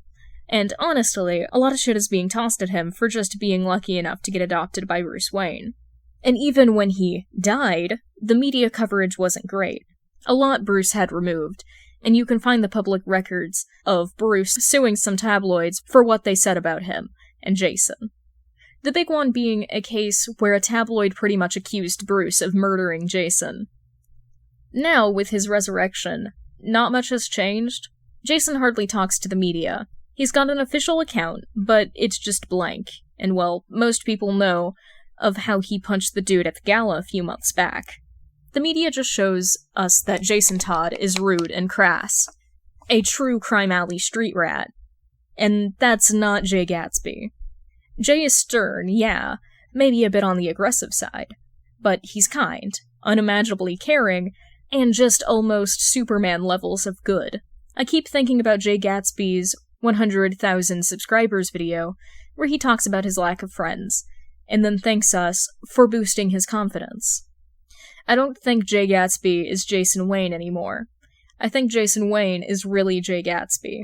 It's not rocket science to figure out that Jason hid his face because he didn't want to associate his book reviews with all the bullshit media around him. Especially since it wasn't long after he was legally resurrected that Jay Gatsby started. I mean, if he had, we wouldn't be talking about the books or how hot he is, We'd be talking about how the undead Wayne made a YouTube channel. We wouldn't be talking about how Jay did a series teaching us how to cook and clean with Crash Course. We'd be talking about how Wayne likely bought a spot for him. Or some whack job would be talking about how the Waynes were trying to implant us with subliminal messaging. The point is, we wouldn't have noticed that amazing person Jay Gatsby is, who Jason Wayne is, and a lot of people use anonymity of the internet to be jerks and assholes. But Jason used it to be kinder, to be a teacher, to be excited about his passions. I'm done speculating about this poor guy's life, because, yeah, it might have been fun, but at the end of the day, Jason Wayne is just a guy who's clearly been through a fucking lot, and I think we need to chill on asking for updates. We still need to support him and show him that we're happy to wait for him to come back and talk about books again, which he might not, and that's the kind of reality we have to deal with. Because we forgot Jason Wayne was a person, even before all of this. User/Oracle. Smile. User/Like It Lust It. Update 2, maybe 3. Why Jason Todd /Wayne/Gatsby, whatever the fuck his name is hot. Let's start with the obvious. There isn't a difference between Jason Todd and Jay Gatsby. Same dude, some more gap. It just goes into deeper layers. Like he's a hard chocolate shell, but then has a layer of nougat before you get to that sweet, fluffy marshmallow center. Look, I'm not from Gotham. I don't have your guys' weird attachment to your weird eccentric billionaires. But I have to say, god damn does Wayne know how to spot good genes! And it's not just the black hair and blue eyes combo. Yeah, I know Jason's are green, but it still sends me spiraling that they used to be blue. So I'm going to ignore that, despite how the green is fucking beautiful, IMO. Like I theorized before, Jay had an insane face card, and I've never been happier to be proven right. I am still convinced he is handmade by God as a gift, like, sorry I made politicians have this pretty boy. And I respond, thank you God, all is forgiven. Honestly, I don't really need to tell you how beautiful Jay is, because I'm just linking a few public photos of him, and just look at him! Fuck, I wish he wasn't such a cryptid, so I could post more. He just totally rocks that moody look, and yeah, his scars make him look a bit scary, but we all have the content he makes, so we know Jay is super caring.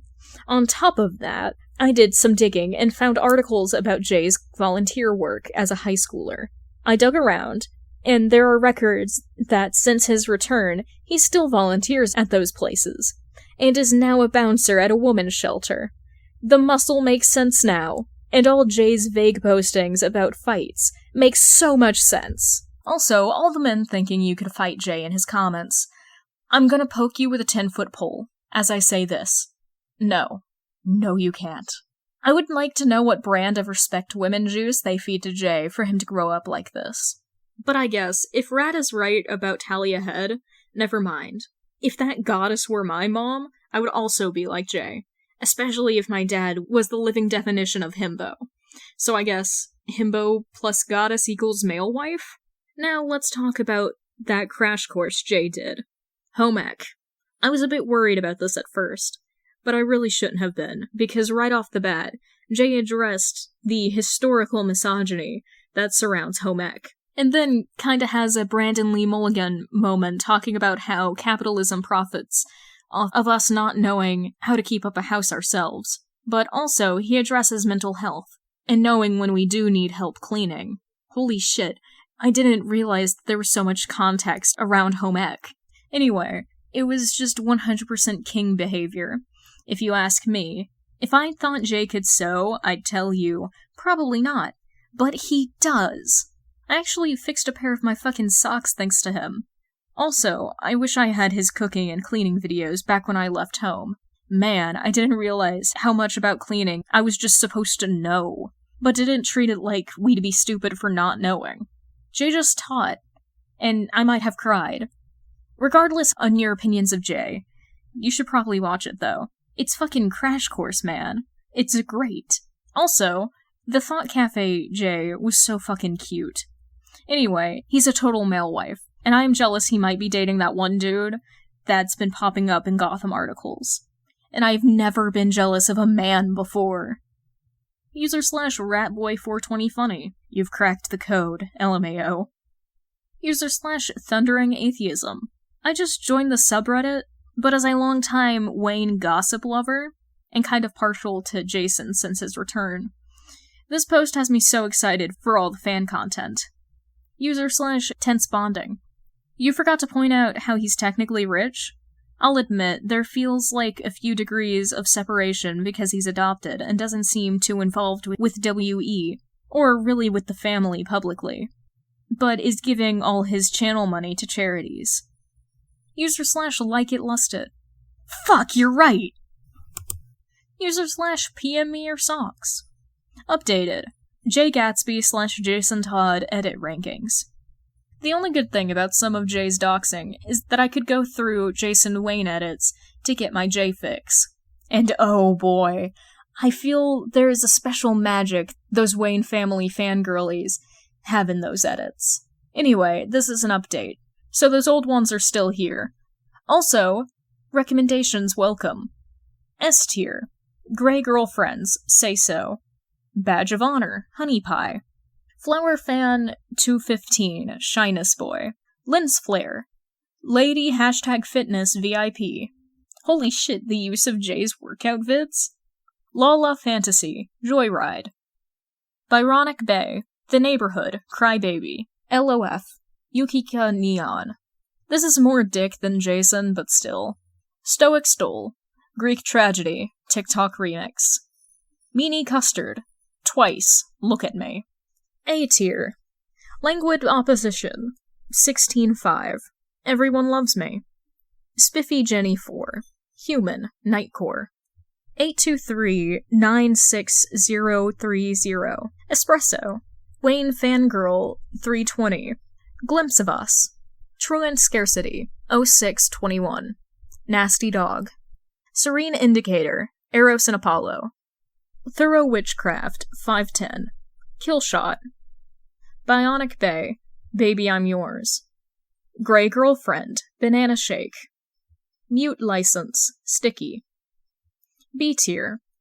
Upset Stairway. Love Me Not. Daybreak 202. Howlin' for You. Plant Dishonesty 6656. Big Dogs.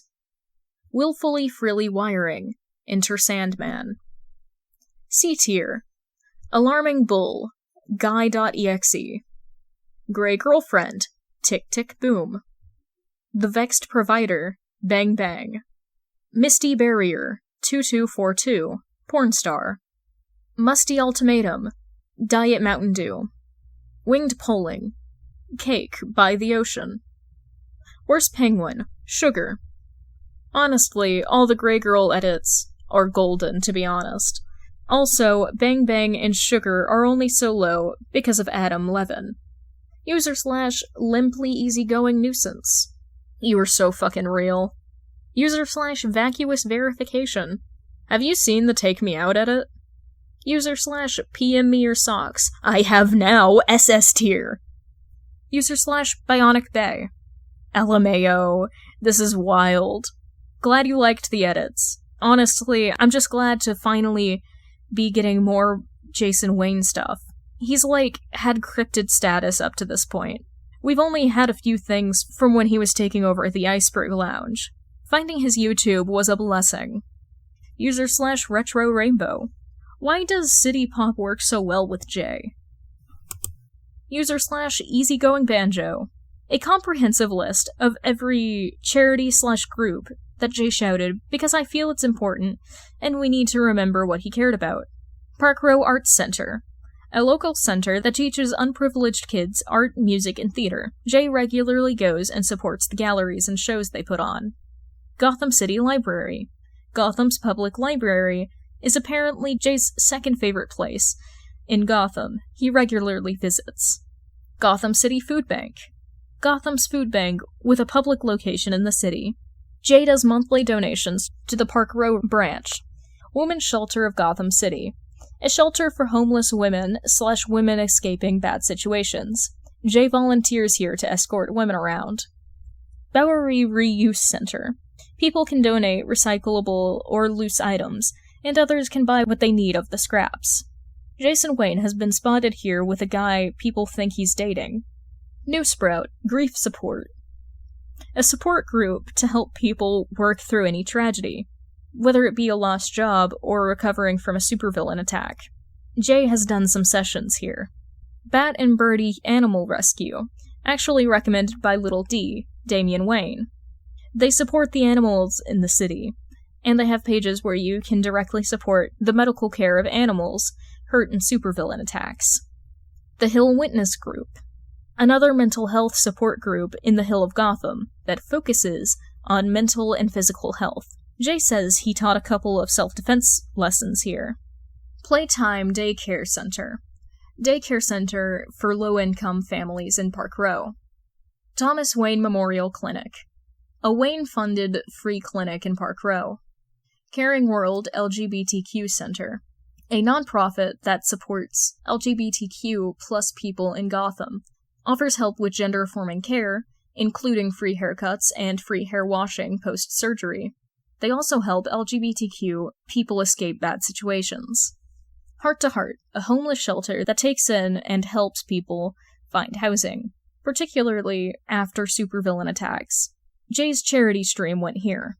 I'll update this list as Jay adds more, as I figure it would probably be nice to have a list of places he's not only helping/shouting out, but also in case anyone wants to support these causes. It always amazes me how much of an advocate for children and women Jay is, so let me know if I've missed anything. User/Impish Fries 8. Waynes do love their charity. User/Regal Exertion. Kinda wish Bruce would put more money into these charities instead of, like, Batman. User/Sinful Seriousness. To be honest, Wayne Enterprises is like the best rated company to work for. Like, Wayne cut his salary to the min, and he still makes so much. User/Portly Poker. Well, Wayne shit is like the only place I can get shit and not worry if it was unethically sourced. And I'm glad Bruce passed that shit down to his kids. User/Spiffy Terrier. If I wasn't broke as shit. I love Jay.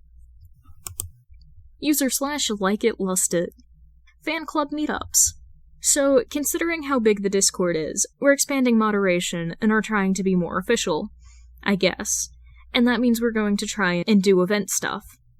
The first is a meetup/book club deal. We'll be having meetups in different cities, so if you're interested, please come to the Discord. Each chapter will have different information, and a mod will attach to each chapter. We are trying to do this all officially and nice-like. But the condensed plan is that each month we're going to read a book Jay had reviewed or recommended, each month, and come together to talk about it. Maybe rewatch some of Jay's content while we're at it. We'll be more so sticking to the themes with each group, so each group can do something different. But the Discord will still have something to bond over. Really hope to see you all out there. User/PM me your socks. Hell yeah! User/Too Cute Coward. We'll be making sure our meetup happens, even if it's just me and my husband, lol. User/Punny Hyena. What do you mean Metropolis isn't having one? I'm gonna have to drive to Gotham. User/Ratboy420funny. Haha, get wrecked, Gothamite pride. User/Hedgehogger. Can't wait to show you Gotham's sights, Haley. Okay, so the first meeting of our Jay Gatsby book club. Do we all have to meet at my place of work? Rat hissed at Heather, who was still smiling at the other members gathered. Or are we just here so you can flirt with my Trina, who you think looks like Sabrina Carpenter? Heather quickly shot Rat a glare. Shut up, Rat. If I drove all the way here from Metropolis, Haley said, clearly not annoyed. Because Heather wanted to flirt with a barista, I'm gonna be pissed. I'm not here to flirt with a barista. Oh, yes. Rat pulled a bit on their bangs. We couldn't meet in a library, like Lee and Sarah, or Millie and Scott. Scott is actually going. Heather stopped and looked at Rat. Yeah. Rat chuckled. I mean, I'm pretty sure he likes Jay as much as Millie does. So the Kansas chapter is run by a married couple. Kind of wild. Heather shook her head. But okay, we're off track. But Lee provided me with an agenda. Who voted Lee as president? Haley raised her hand. Oracle. Rat waved their hand. Ah. Haley lowered her hand, as a few other members around the table muttered and nodded. Well, I guess let's get started. We're reading Jane Austen, right? Yeah, we decided that, as a fan club, we should have some unity. Heather put a piece of paper on the table. But each chapter gets to vote and pick a specific book out of the theme. And this month, it's Jane Austen books. Rat zoned out for a moment as they looked around the familiar Gotham coffee shop. It was busy enough that Rat could see his manager and Trina working like bees behind the counter. And only a few tables were empty, despite how the main window was covered by wood after it was broken by the bats last week. Funny enough, that was about the time Lee proposed the idea of meeting in person. It had eventually evolved into a sort of official book club around the things Jay recommended. Millie and Heather had jumped at the idea. A few lurkers actually came out too, and offered to organize other chapters of the club in their local towns. And, well, the fan club felt stronger. Despite Jay's, or rather Jason's, disappearance, it wasn't totally his. The videos were still up, but there hadn't been a press statement. Oracle had gone fairly dark, with only a single message. Leave the kid alone. Definitely a message from Jay not to attack the kid who doxed him, which, thoughtful, was the word Rat's mother would have used. And it had been enough. Things were still different, though. Jay had never been gone this long, and neither had Oracle. Heather and the others were still talking about what book they would pick, when Rat's eyes fell on a lady in a wheelchair with bright red hair. With her, a guy hunched over, leaning on the table covering himself. They were quietly, but animatedly talking. The guy seemed to be pretty distressed, and almost looked like he was trying to make a shell around himself. Rat only noticed because in the corner of his eye, he noticed the red-haired woman motioning towards Rat's group. The man unfurled a little and looked across at the group. Rat, vote. Oh, shit, Mansfield Park. That wasn't even on the list. It's Austin, isn't it? User/Oracle. Thanks for the wait. Message from Jay's Instagram. 1 million sub special is up. I have a lot to say, and I don't really like repeating myself, so thanks. I'm really lucky to have so many supportive people following me, and I want to keep doing this. So yeah, if you guys are here for it, let's keep going. I think we're all doing okay. User/Ratboy420funny. The return of the king! User/PM me your socks. J. User/2cutecoward. Jay, I'm sobbing. We're always here for you. User/Sifwolf of Legend. Jay, oh my god, we were so worried, man. I'm really sorry you had to go through that, but I'm glad you're back. User/Hedgehogger. And the whole of Gotham rejoices. User/LikeItLustIt. It's nice to have you back, buddy. Have you heard about Jay Gatsby? By Millie Sheep, a Batman All Media Types fanfic rated for general audiences, with additional tags for attempt at humor, fluff and humor, angst and humor, social media, social anxiety, identity reveal, identity issues, protective Barbara Gordon, mentioned Kyle Rayner, minor Kyle Rayner / Jason Todd, tags may change, Jason Todd-centric, Jason Todd needs a hug, Jason Todd has feelings. Summary. As Jason's internet persona grows in popularity, so does Jason's worries. Worries about keeping his identity secret. Worries about his family finding out. Worries about who he is with and without Jay Gatsby. Then someone figures it out. Chapter 1. Who is Jay Gatsby for real? Things have been weird lately. Not really in a bad way, just weird. Maybe that's just because Jason wasn't really used to things being not only nice, but consistently nice. His family and others were actively seeking him out to hang out. Dick would actually ask him about the books he was reading. And Tim would talk about video recording equipment. Steph was still trying to get him into dark romance, and Jason was pretty sure Babs was encouraging her. Duke and Damien were both seeking him out to help with their studies. Cass was inviting, i.e., dragging him, out more. Hell, he even started hanging out with Kyle Rayner again. And the weirdest bit? Bruce was leaving him the fuck alone. Not only avoiding him because he was upset, or Jason was being a problem again, but actually giving Jason space. He'd occasionally send a text message, and Jason actually would reply. Their conversations didn't go much deeper than, "Did you see that Knights game?" But it was nice. Babs would occasionally ask about his YouTube channel, occasionally suggesting her own books, but nothing more was said about it, and Jason was thankful about that. But outside of Barbara, only Duke and Damien knew about his hobby. All was well, but there was one little thing. "You should try streaming," Barbara said at one of her and Jason's little lunch outings. Jason was pretty sure Cass had put the idea in Barbara's head. "Streaming? What the fuck is that?" Jason blinked. Barbara stared at Jason for a long moment before saying, "You know, I forgot you are missing, years and years of pop culture." "You phrase that like it's a bad thing." "I'm sorry, I'm not hip with the kids." As soon as the words left his mouth, Barbara gave him the flattest stare.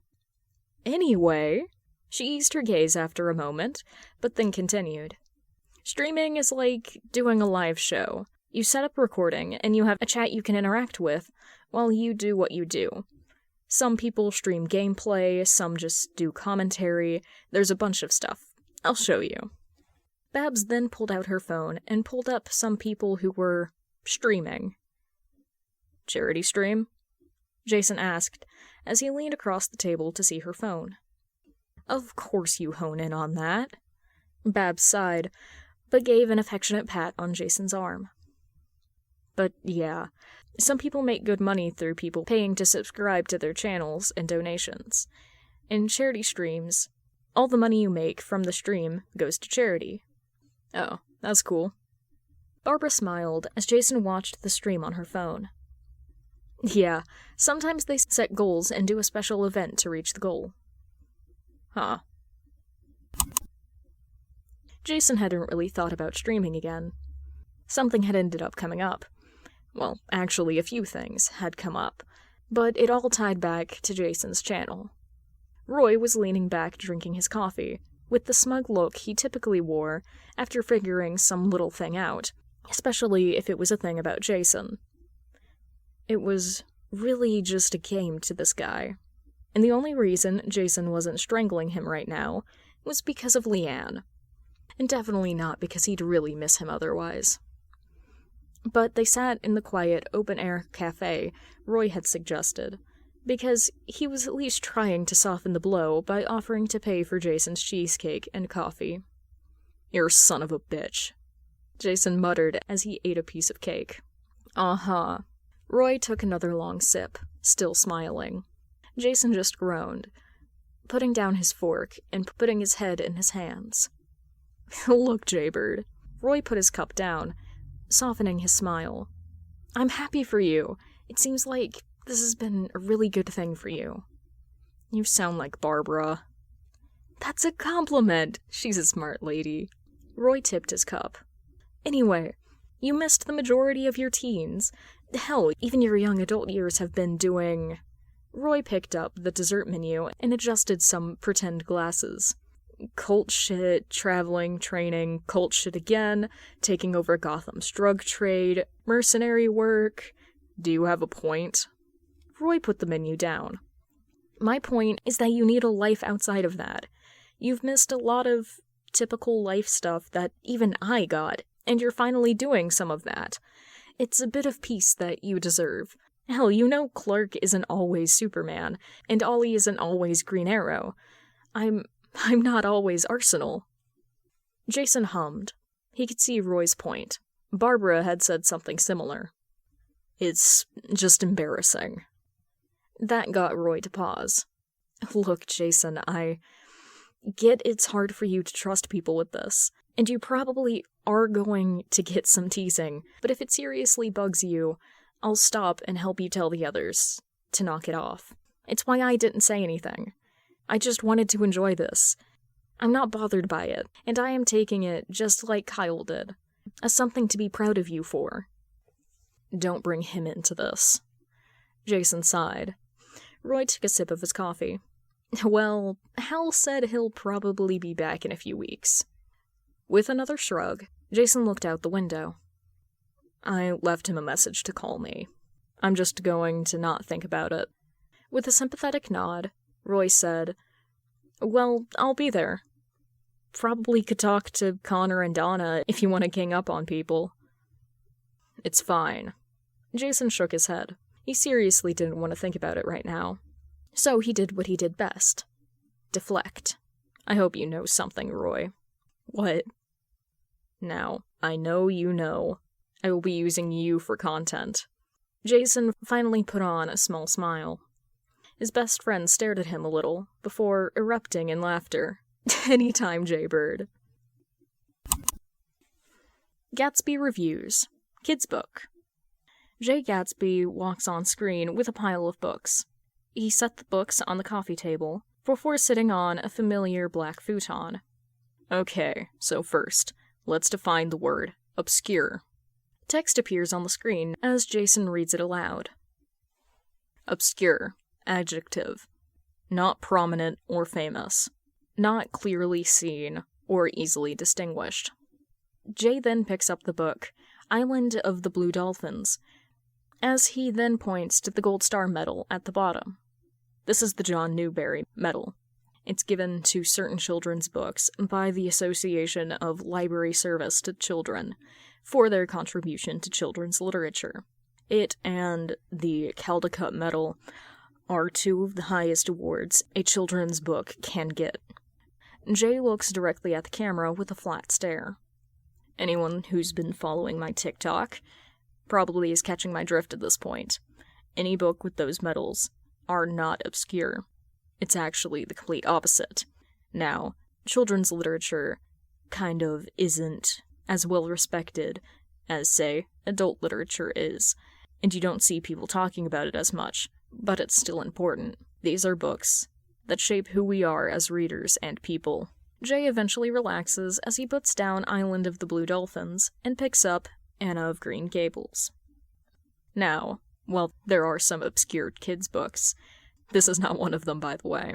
This book came out in 1908. I do want to talk about books I loved as a kid, because that's more important than how obscure they may or may not be. Obscurity doesn't matter. What the book meant to you as a kid does. And I had kind of a rough childhood. The library kind of became my sanctuary. Some of you might have figured that out given how I've been partnering with Gotham City Public Library. Jay looks away from the camera and took the book in his hands. He's quiet for a moment, but there's a soft look in his eyes. It is only a moment, though, as he then takes a deep breath and he shows the book again. And Anna of Green Gables is one of my favorite books. And here's why. 4,322 comments. At Sif Wolf of Legend, I am kind of really glad that Jay did this. Like, not only is he kind of pointing out how not obscure a lot of books in those TikToks are, but, like, he didn't devalue how important they were to people. I really loved Boxcar Children, but I don't think it's an unheard of series. At Tired Blade Master, and no one here was surprised that one of Jay's favorite children's books is about an independent young girl finding her place in the world. At Pixel Poetry. Honestly, I get it with him being adopted himself. He probably saw a bit of himself in Anna. I know looking back at my love of PJO books was because I was an undiagnosed ADHD, and I saw not only issues I dealt with, but in a positive light. At Smash Play. Actually, something that comes up if you study education and kids lit is the importance of representation. I'm an education major, and I took a children's lit class, and they had me read this essay called windows, mirrors, and sliding doors. It's a great starting read. At See Like Vibe. Only in a Jay Gatsby comment section will you see an actual positive discussion. At Like It Lurk It. Have you met the mod? We are on a tight leash here, LMAO. At Oracle. I was always more of a Nancy Drew person. At Jay Gatsby For Real. You know, she is kind of the peak of the teen detective, but Trixie Belden is underrated. At Playback Punk. What about the Hardy Boys? At Jay Gatsby For Real. You mean Nancy's sidekicks? At Best Boy Conroy. The Magic Thief mention, I'm screaming. At Glitter Floof. You know, the amount of mystery books Jay had read is kinda surprising, given, his whole brand is romance. At Cyber Days. Yeah, the Sherlock Holmes books were both a surprise and not at the same time. It's a classic, I guess. At Dreamwave Echo. It's giving burnt-out gifted kid. At Dreamwave Echo. Because what do you mean you read The Hobbit, Sherlock Holmes, and then Romana the Pest in the same year? So, Jason's friends knew about his channel. Roy, Donna, and even fucking Eddie and Rose knew. It was really embarrassing, and they had all actually been really supportive. And when Jason had told Barbara, "Of course they are," Barbara said as she stirred up her tea. "It's a great thing, Jason. You were doing good, and you seem more relaxed. You know we all support you with this." Jason nodded. I guess it feels weird. It was more than just a little weird, but Jason wasn't going to say that, because it wasn't just that they knew, it was that Jason was kind of okay with them knowing. It felt like it should have been a bigger deal, but it wasn't. And weirder still, Jason felt he could turn to Barbara, ask her for help, or just talk it out, in a way he hadn't been able to do since he was Robin. "Jay, if anyone makes fun of you for this, I'd destroy them." Barbara looked at Jason with such a serious expression that Jason couldn't help but laugh. "Yeah, thank you, Barbara. I still think you should start talking to a therapist. The fact you were so in a knot about this..." She gave him a little look as she tilted her drink towards Jason. "Yeah." Jason scoffed. "That will go over so well. I'm here because I don't like people knowing I make videos online." It would be more like, "Hi, I have a problem being perceived in a positive light. You know, as a bat, our whole thing is not being perceived." Again, Barbara just leveled Jason with a flat stare. "At least I'm not as bad as Brucey." Jason shrugged. "Oh, so this is your Brucey Wayne?" Okay. The offense Jason felt from that was nearly overpowering, which, combined with Barbara's little smirk, had Jason feeling himself physically recoil. Hell no. Then who is Jay Gatsby? The answer got caught in Jason's throat as he forced it out. "He's me. No one special." Barbara hummed slightly as she drank her coffee, and they let the conversation die. The moment of quiet might have been nice if Jason's thoughts hadn't been buzzing. It didn't last long, though, and Barbara could sense Jason beginning to spiral. So she did what she did best. "So, has Kyle messaged you back yet?" "Shut the hell up." Chapter 2. Who is Jay? The stream idea, despite the chaos of Jason's life, stuck.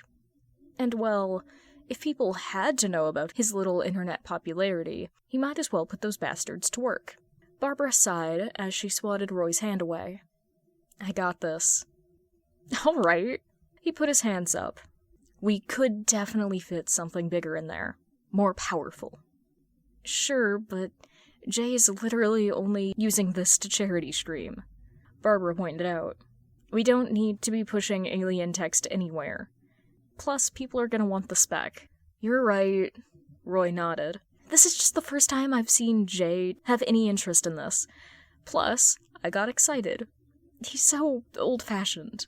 You know he still uses paper files?" "Jason!" Barbara snapped her head.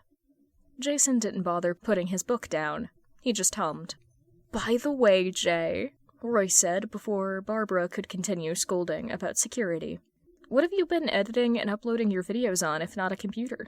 Jason just nodded towards the old laptop, but then, as if finally processing Roy's words, he looked up. "I don't really edit much. I just kind of rant and then post it, making sure the audio is clear, transcribe it, and then post it." Both Roy and Barbara looked at him. "Do you like to edit your TikTok or Instagram posts?" "Not really." Again, Jason shrugged. "This is so unfair. This guy has more followers than my official account, and he's just not giving a shit.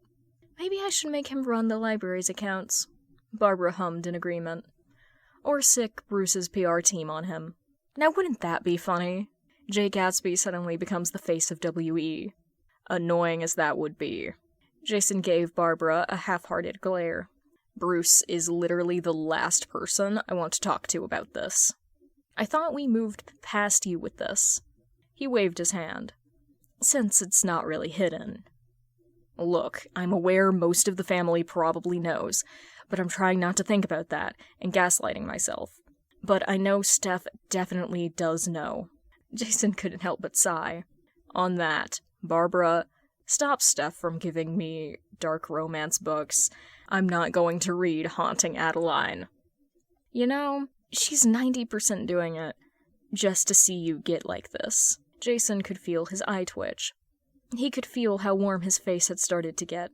He'd really felt like he'd been losing his grip on keeping his expression tight lately. So he took a deep breath. "If she doesn't stop, I'm going to stop answering her texts." He was praying the gravity of his voice would work. "And you both said, you would kick people's asses who were teasing me." "Oh yeah, I'll let her know it's gone a little too far." "You should tell Corey," Roy pointed out.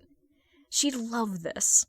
Actually, seeing you with her model persona, it would totally blow up. I mean, I'll talk to her, but I'm trying to keep this low-key." Again, Barbara and Roy shared a look. "Look at this guy." Roy gestured his thumb back at Jason. "On the fast track to 1 million subscribers, and I'm trying to be low-key." "You got something to say, Harper?" Jason snapped his book closed. "How are talks with the charity?" "Good." Jason took the detractor and opened his book again. "I'll probably get Tim to move some WE stuff around, so they can get a second large donation, since their fund is only about halfway met right now." Barbara went back to work, putting together Jason's new computer. "I think you're underestimating your popularity right now. Actually, maybe you should set up goal rewards." "Huh?" "If you get $1 million, you admit you're actually the son of Bruce Wayne and Talia al Ghul, who was resurrected by the demon Batman." "What the fuck?" Barbara was laughing. "You saw that post?" "I did," Roy laughed. "It was great because it was so close." "It was!" "What are you guys even talking about?" Gatsby Reviews. The Poppy War. Plus special announcement. Jay is wrapping up his review, and his posture slowly eases as he shifts his weight before taking a deep breath. "So, yeah, well, I wouldn't call this a romance book. It was a great read with a lot to say, so thank you for the recommendation. Now, I did promise you guys a special announcement, so here we are." He seems a little nervous, but again takes a deep breath. "I've decided to test out streaming. Not full-time, but as a charity event. Most of you probably know by now, I don't make a ton from this, because I don't do sponsorships or anything, and anything I do make, I tend to donate. I'm not the type who likes having a ton of money. It makes me super anxious." He lets out another sigh, but looks at the camera, and his eyes make it look like he's genuinely smiling, with his arms folded across his chest. "Anyway, I like helping people, and a friend pointed me in the direction of doing a charity stream, so I ended up contacting Heart to Heart. This year has been rough on Gothamites, and a lot of people have been displaced. Heart to Heart is a non-profit, and hasn't made its operation goals for the year, and I thought we could give them a hand. So I'll be live streaming on my new Twitch channel next week.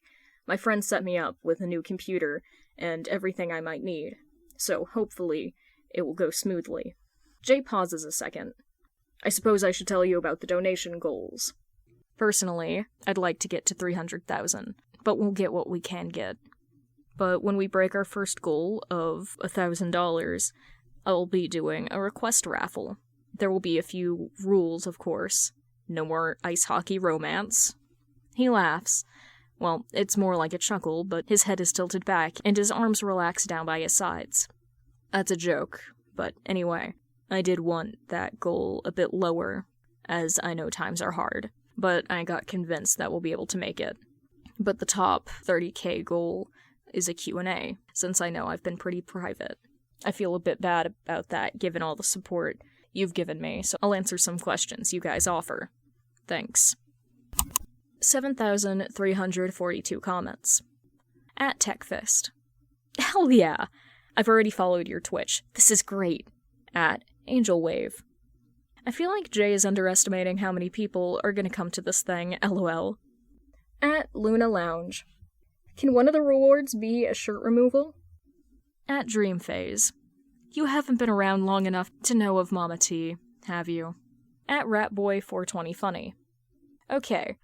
J stream great. J Q&A, I am thankful for the advanced warning so I can save money to donate. I need my questions answered.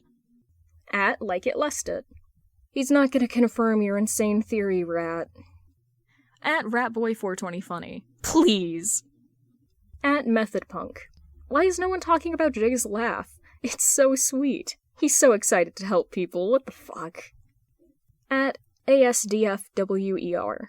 A fanfiction reading? Fuck yeah, let's go! So, I guess I should start by introducing my co-host here. Jason smiled behind his mask. This is my friend Roy, who pretty much knows how to run the tech. I'm being punished for the sin of supporting my friends, Roy said behind the camera, as he waved his hand in front of it. If you're being punished for something, it's your book recommendations. Jason gave him a flat look. If you want to support me, ask Waylon to give you Rex. You can just ask Waylon to start with. I'll pretend it's from you, because I'm such a good friend. Jason put a hand on his chest. He looked at the laptop screen, where he'd set up the chat box. Roy didn't really want to be on camera, so they had it set up in Jason's typical post, with a new computer on the table in front of Jason's coffee table and couch. Roy was sitting at the computer and behind the camera. Barbara was acutely online, having already taken over mod duties. Jason did at least have a basic understanding that he would need at least one moderator, and there was literally no one more qualified than Babs. Stream chat. Welcome to the chat room. At Like It Lusted.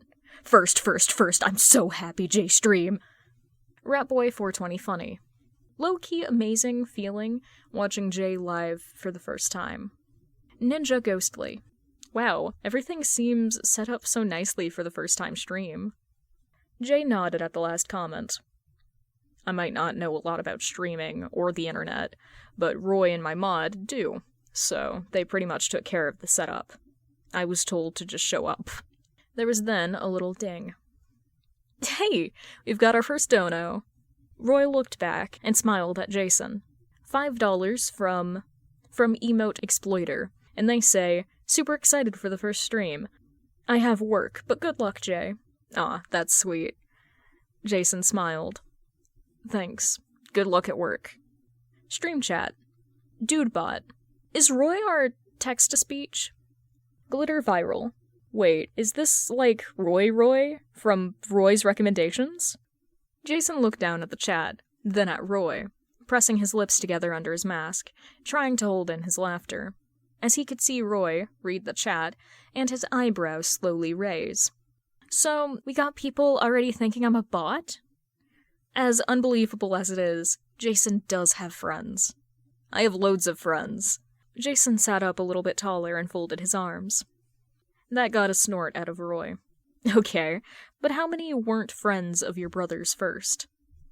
Jason's mouth opened, then snapped closed. Are we counting if I knew they knew him or not. No, any association is out. Like, they can know about him. I mean, like, everyone knows him. Roy waved his hand. But if they were friends or trained, out. Well, there's Eddie. Jason started counting on his fingers. I introduced him to Artemis and Biz. There's Isabella. Does an ex-girlfriend count? Roy tilted his head. We talk, Jason said defensively. The whole thing was my fault anyway. I really was not going into that dating thing with a clear head. But I'd think Essence counts too. And Kyle. Roy gave him a flat stare. That's 4 people and 2 exes. It's not my fault he's popular. And born like 6 years before me. Stream chat. Too cute coward. LMAO. Why was Kyle included with exes? Replying to Too Cute Coward. Sparkle Matrix XOX. He's soon to be, LOL. Palm shift. At Like It Lust It. And no one was surprised this motherfucker was here first.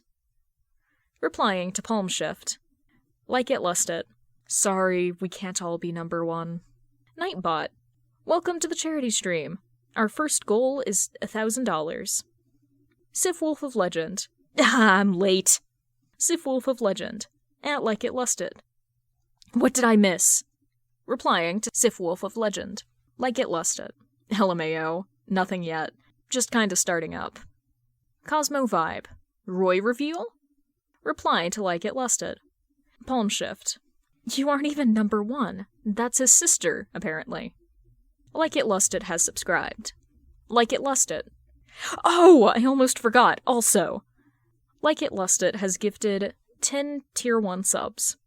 Like It Lust It. This is the only time I've ever gifted, but as the fan club vice president, I feel it's my duty. Oracle. Glad to see we just started and everything's going smoothly. XD. Roy was trying to hold back his laughter. So, Like It Lust It subscribed and gifted 10 subs, saying, this is the only time I've ever gifted, but as the fan club vice president, I feel it's my duty. You're the Reddit person, right? The one who broke down Jay's dashing good looks. I'll come over there and smack you. Jason quickly covered his face. Stream chat.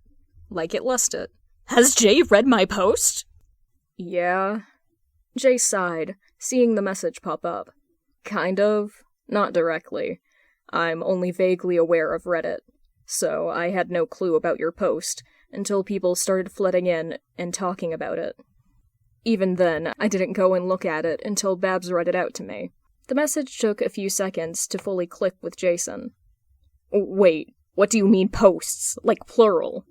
Stream chat. Like It Lust It. I'm gonna fucking faint. Emote, not like this. Sif Wolf of Legend. Congrats, Lee. LMAO. Red Soda. Oh my god. Ratboy 420 Funny.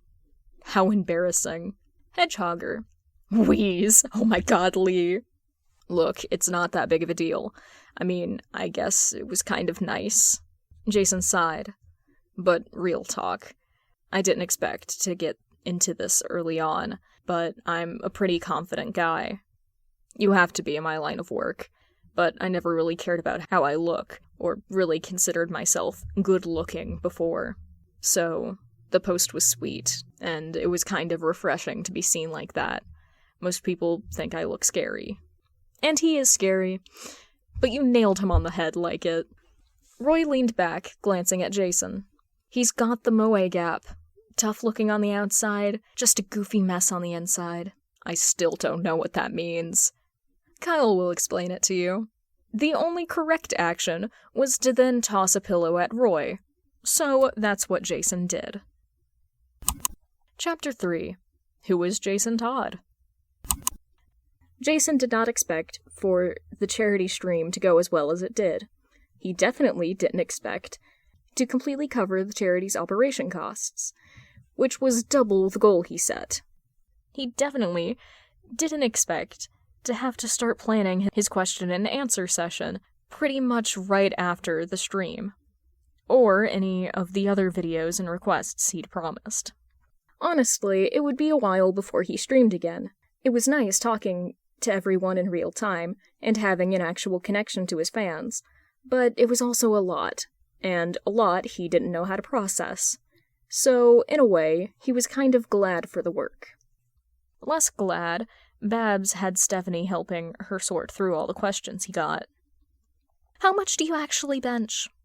Stephanie asked as she flipped through the hundreds of questions Babs printed out. They were hanging out at Jason's apartment, with Stephanie on the floor in a beanbag chair she'd brought with the piles of questions Barbara gave her. Apparently she wanted to help, but didn't know it would involve so much reading. Jason shrugged as he flipped through his book, sitting on his couch as music played in the background. Barbara wasn't letting him look at the questions, so some of it could be a surprise. Not that Steph really cared. Jason's sympathy for her tedious task was fairly limited, especially since she admitted that all her book recommendations were partially to annoy him and partially just to see his reaction. But honestly, Jason had read a few of her suggestions. Not that he was ever going to tell her that. Especially not when he barely finished the last raunchy book she had recommended him. Not because it was bad, but because he felt like a Victorian lady ready to faint. That was too embarrassing to admit. Well, that one's staying. Steph circled it with her highlighter. "Figure it out, Mr. Popular." "Sure, I'll get on that." "Anyone tell you how much fun you must be at parties?" "All the time." Jason flipped a page, still not bothering to look at her. "It's why I get invited to so many." "You know, I do know of a party on campus." "Nope." Buzzkill. Stephanie leaned back in her beanbag chair, tossing the papers to the side.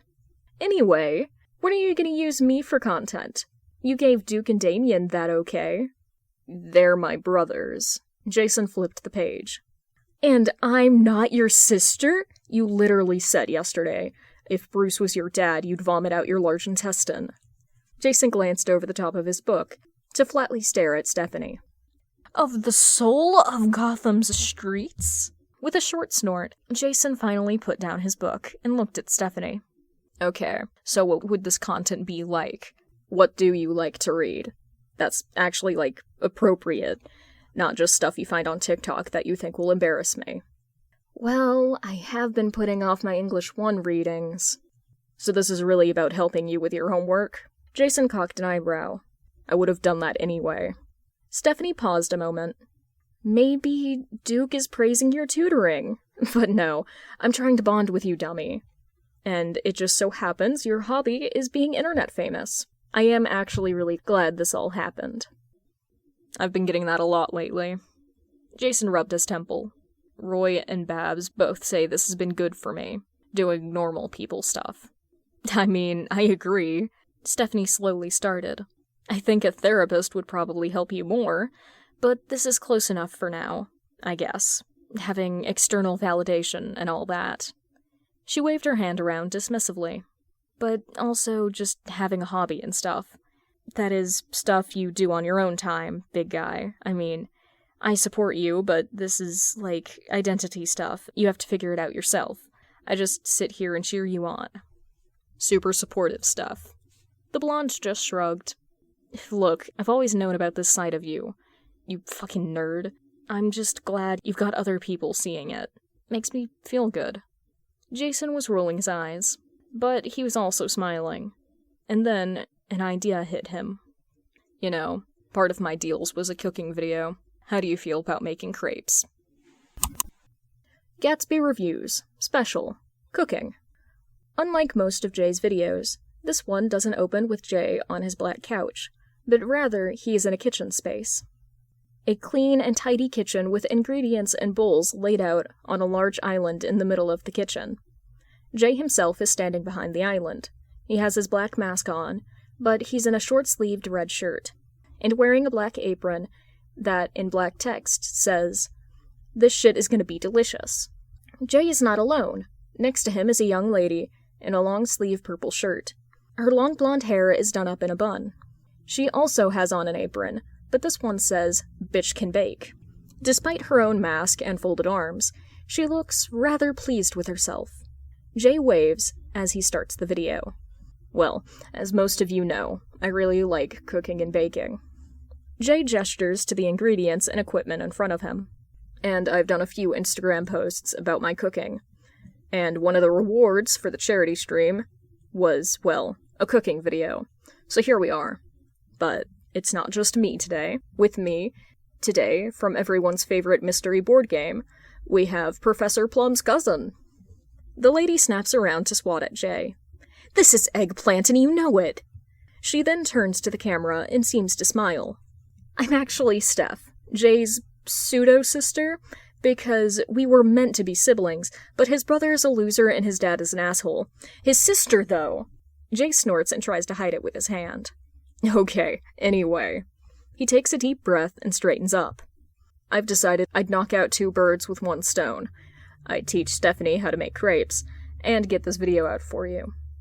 Also, remember questions are still being collected and counted for the Q&A. So, that will be out in a month or so." Jay's face softens, but doesn't look sad. "I really can't thank you guys enough for all you've donated to that charity stream. You were able to fill Heart to Heart's full operation costs for the year, and then some. You guys have helped hundreds of Gothamites who had been displaced from their homes." Steph's smile seems to be growing as she nudges Jason. "You know, I've been saying this guy's a softie for years now. I'm glad he's showing it." Yeah.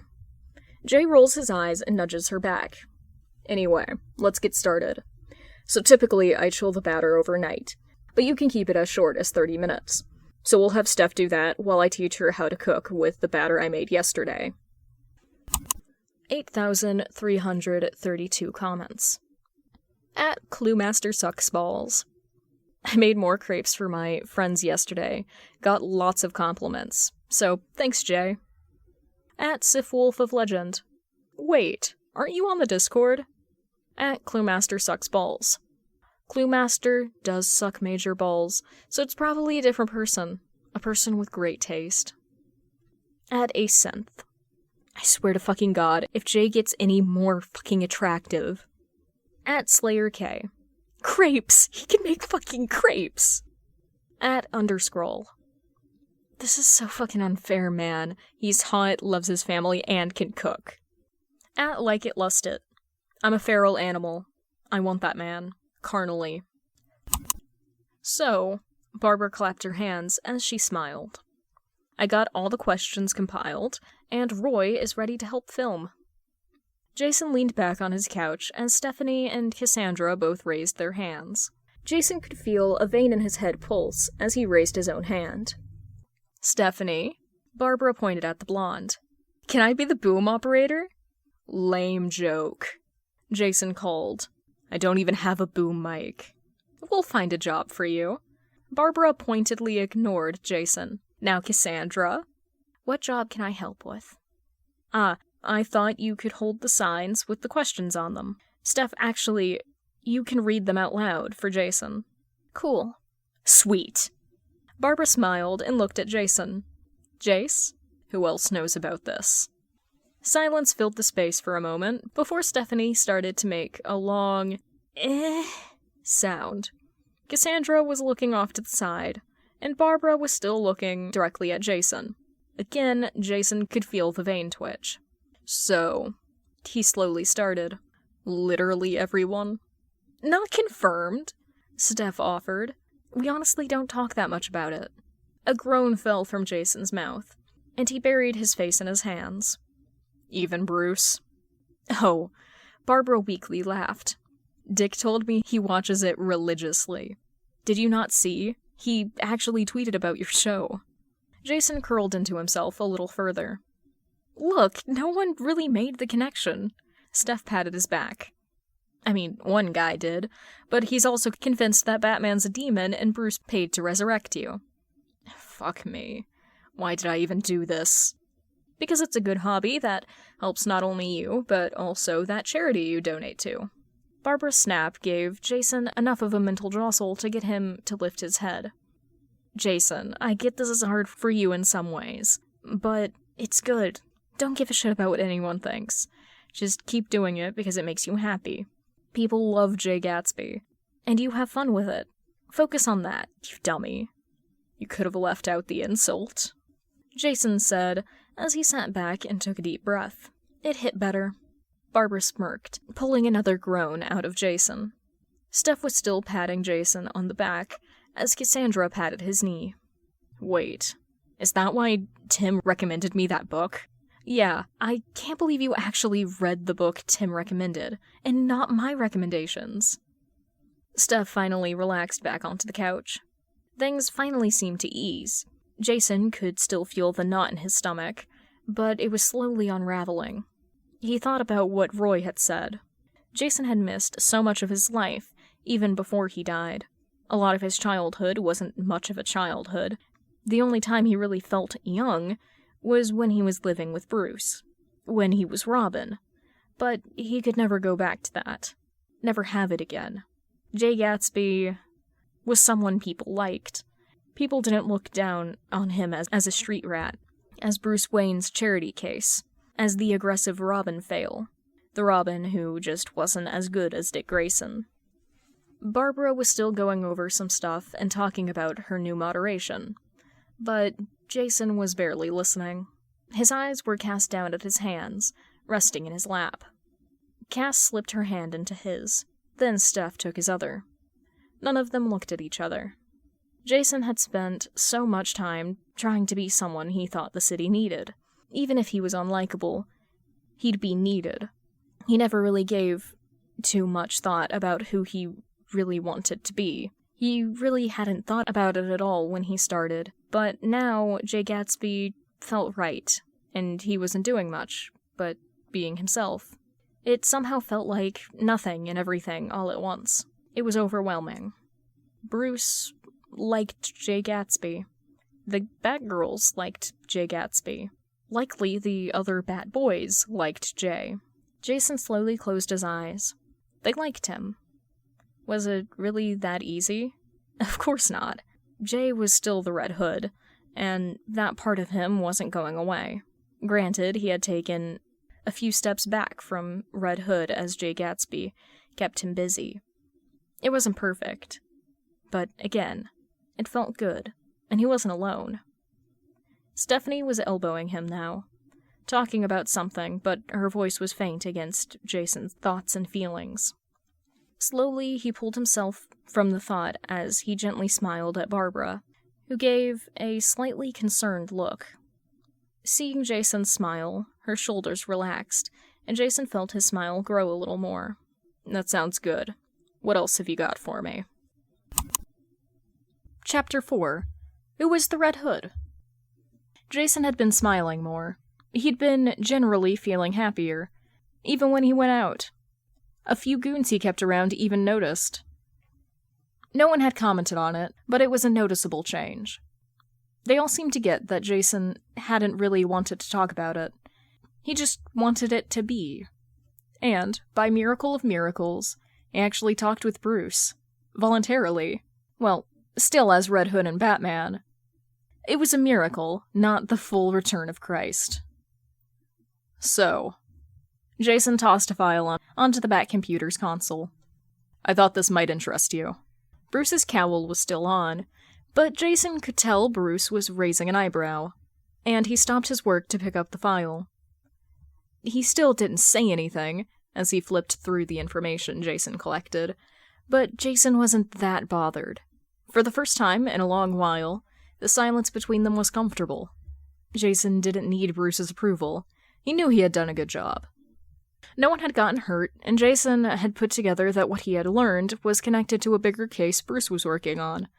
A bigger case Jason didn't feel the need to deal with, because he was busy coordinating with the homeless shelters and other people displaced from the last big scarecrow attack. Thank you, Jason. Bruce finally spoke up as he pulled back his cowl and smiled up at Jason. For a second, Jason was 13 again, new to the manor and getting used to the stability, where a little praise felt like everything. But it was only a second. A little prickle of excitement, quickly overwashed by calm. No problem, B. Jason shrugged, and then started to walk off with a wave. Let me know if there's something else. Jason couldn't see Bruce's expression, but he could feel a bit of Bruce's surprise in the short, quiet moment. Of course. They didn't say anything else. And, well, there was a flicker of worry in Jason's mind about Bruce knowing. It didn't really matter, did it? Because he wasn't pushing it, and things were okay. Things were going well. Maybe they could be better. One day. Not today, though. Jason still had problems with Bruce. Tension and things they still needed to talk about. Not today. Maybe not tomorrow. But someday. Gatsby Reviews Special Q&A. The video starts a little different from most of Jay's videos. Jay is still sitting on a worn couch. A coffee table with a mess of books, notes, and a stack of coasters is scattered over it. Jay himself is in his typical outfit, sweats and a black hoodie with a mask, with a Gotham Knights ball cap. There seems to be a bit of a nervous air around him, but not upsettingly so. So, I've been making my way through the videos I promised you guys for meeting the charity goals. And we're finally at the big one, the Q&A. I'm a bit nervous because I'm not very good at sharing stuff about myself, so maybe this will be good for me. Jay then motions to behind the camera. Steph is here again, along with my sister, and she'll be holding the cards, and Steph reading me the questions. Steph's hand waves in front of the camera, then a second that had to be Jay's sister, as Jay put on some reading glasses, as on-screen a question appears. Alright, Jay, first question. Have you seriously never read The Great Gatsby? Okay, I'll be honest. Obviously I have. Jason looked directly at the camera while waving his hand. I've put it in the background of several videos, and the fact that I'm still getting this question just shows me who the true fans are. Also, I don't really feel that bad for taking the name, because Zelda Fitzgerald deserved better. Jay just sighed and moved on to the next question, but seemed more amused than annoyed. Steph's laughter can be heard in the background. How much do you bench? So, I don't really bench. Jay shrugs. I mostly do martial arts. Kind of MMA. And there are some mixed opinions about weight training and fighting. I personally don't do a ton to avoid stress on my joints, because I like keeping flexible. It doesn't look like it, but I can do a backflip. So I don't know how much I can bench, but my squat is about 500 to 600 pounds. I never push it, so that's around what I work with. So my guess would be a lot. Jay waves his hand dismissively as he moves on to the next question. Why do you keep taking recommendations from your friends and family? Hey, I give great recommendations! Jay looks deadpan at the camera, clearly ignoring Steph's protests. There also seems to be a bit of laughter in the background. Because I'm a glutton for punishment. Jay then continues on with the questions, adjusting his glasses. How are D and Little D? Little D, I can't believe he let you call him that. Again, Jay ignores the outburst, as his face seems to lighten up at the question. Good. D's at a solid A now. He had a project due last week, and he really rocked it, man. He's really got the head for physics and stuff, and I'm pretty sure we're on track for our first year not blowing anything up in the science fair. Little D still has troubles, but English is like his third language, and I'm trying to do our tutoring in his first. And it's improving. He's not a big school person, so I'm trying to help him out more, but traditional schooling isn't for everyone. Jay looks back down, moving on. How's your big sister?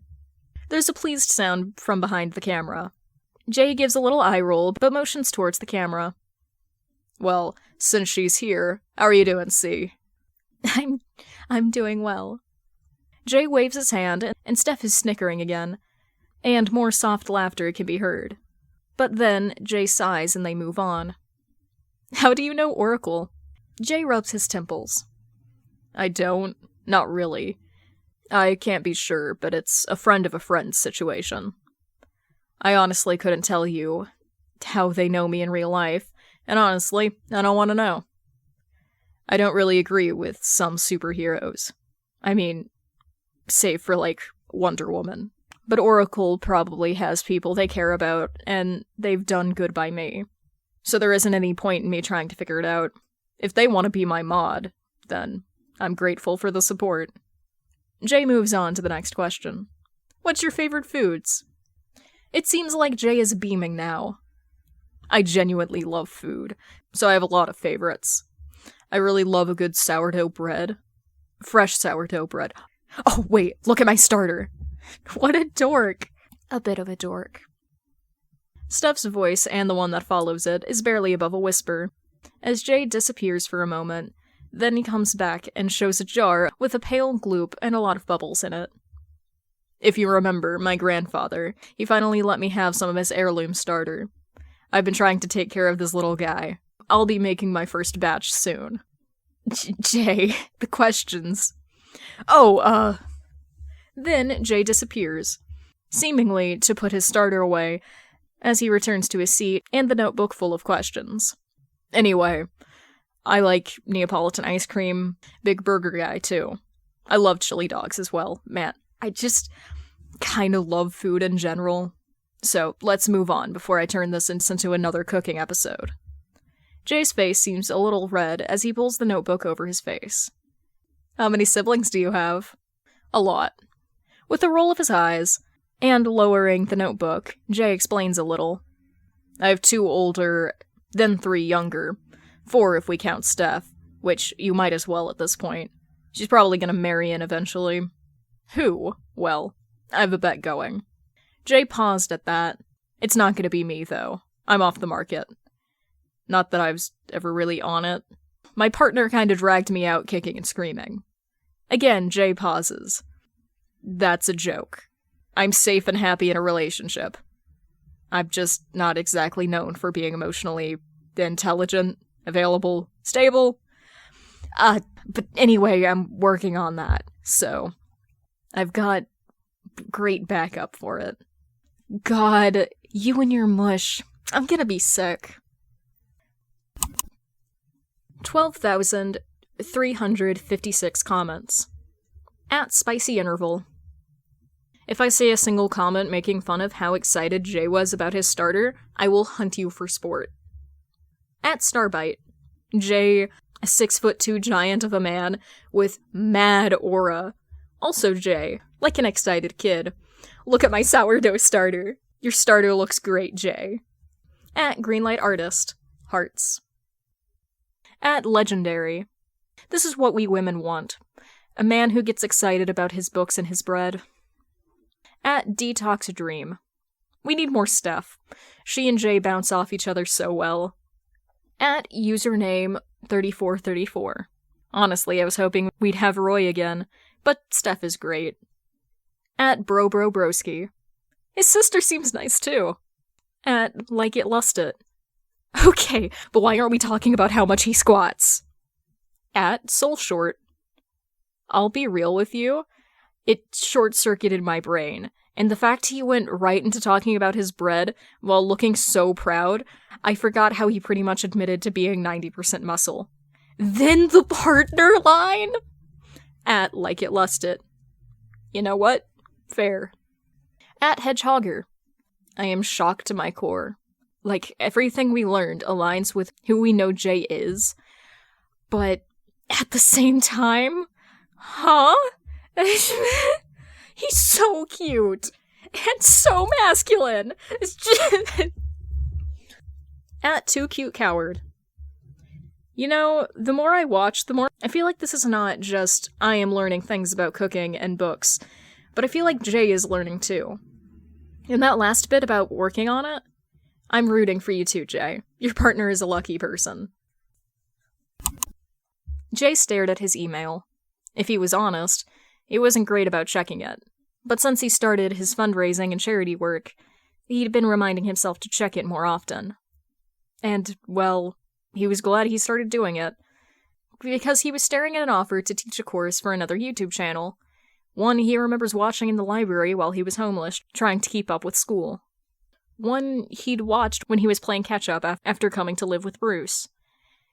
Now they wanted him to teach people about life skills. Jay knew, logically, he was still breathing, but his throat was tight, and he felt like his breathing was caught. He'd never considered being an educator before. He liked what he was doing. He was comfortable. But this was more... He technically didn't even have a high school diploma. Maybe? He should fix that.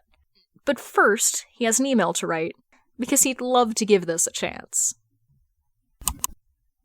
You got your GED?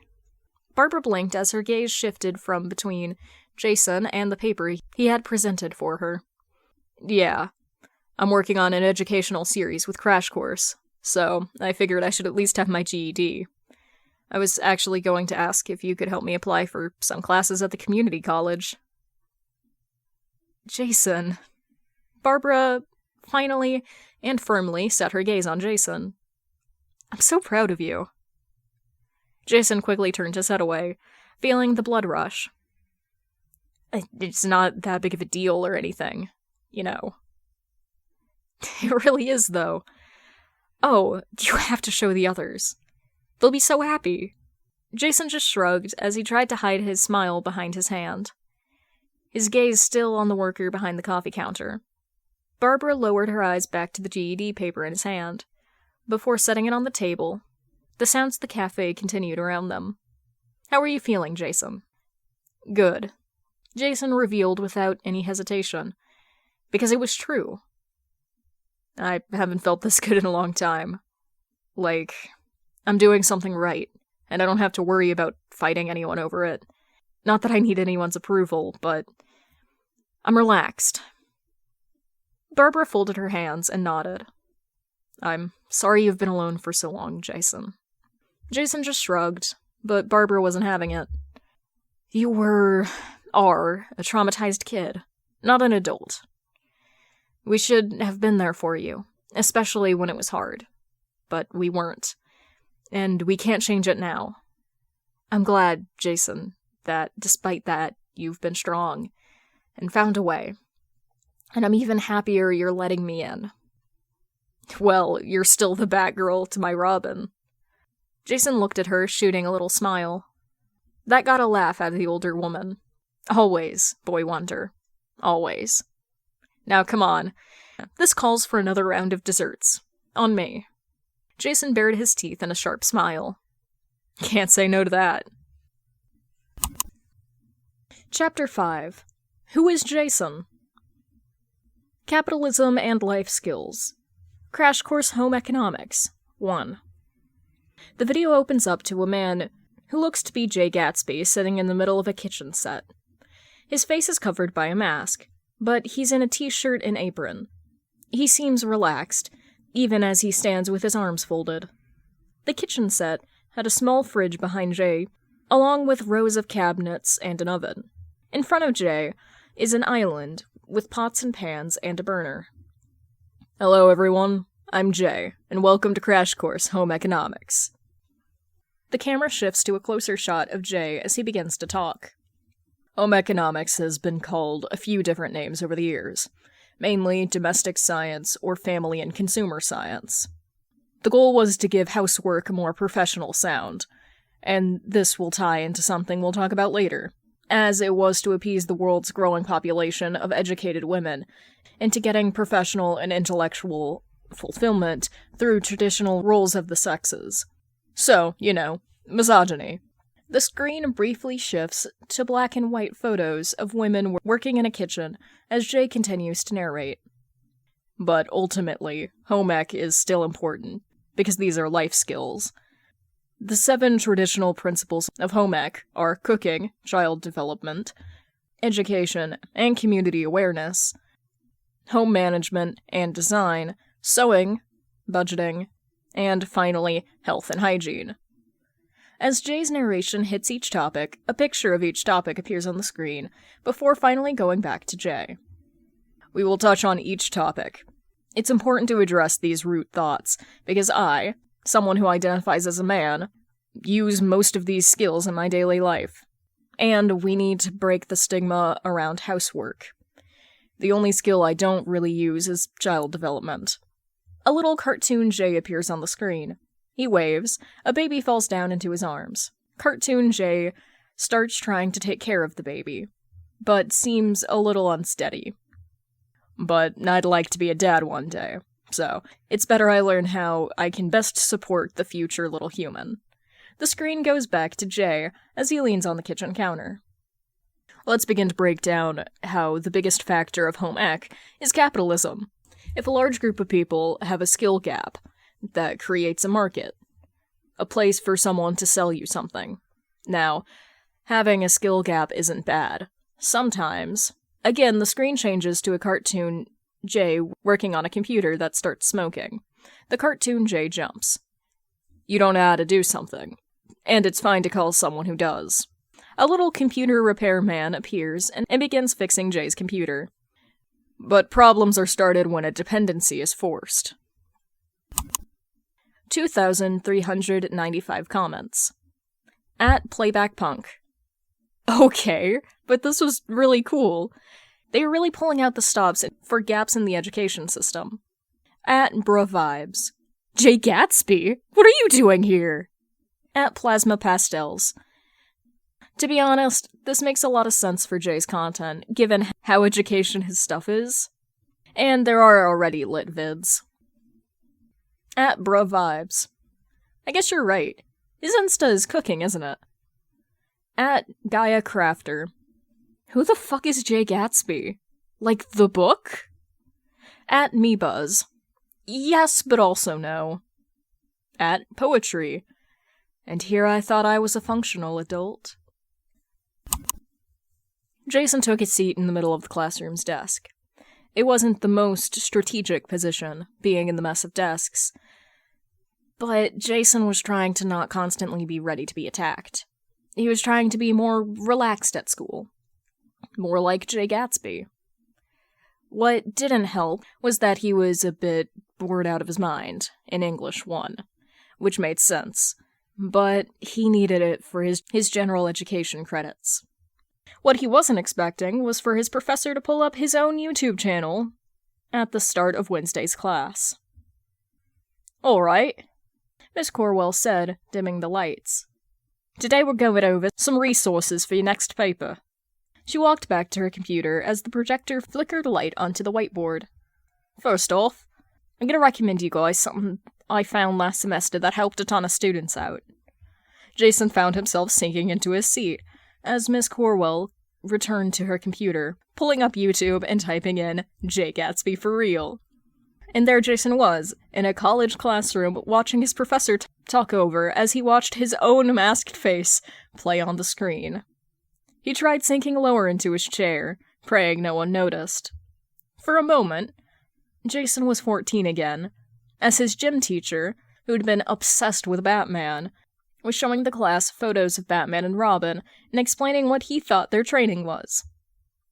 Of course, back then, Jason had been trying not to puff out his chest in pride, though there was a hint of nervousness. But that memory itself smacked Jason a little out of his stupor. He tried not to think about the past too much. There was no going back after all. But the familiarity of the feeling that Jason had in another life to worry about.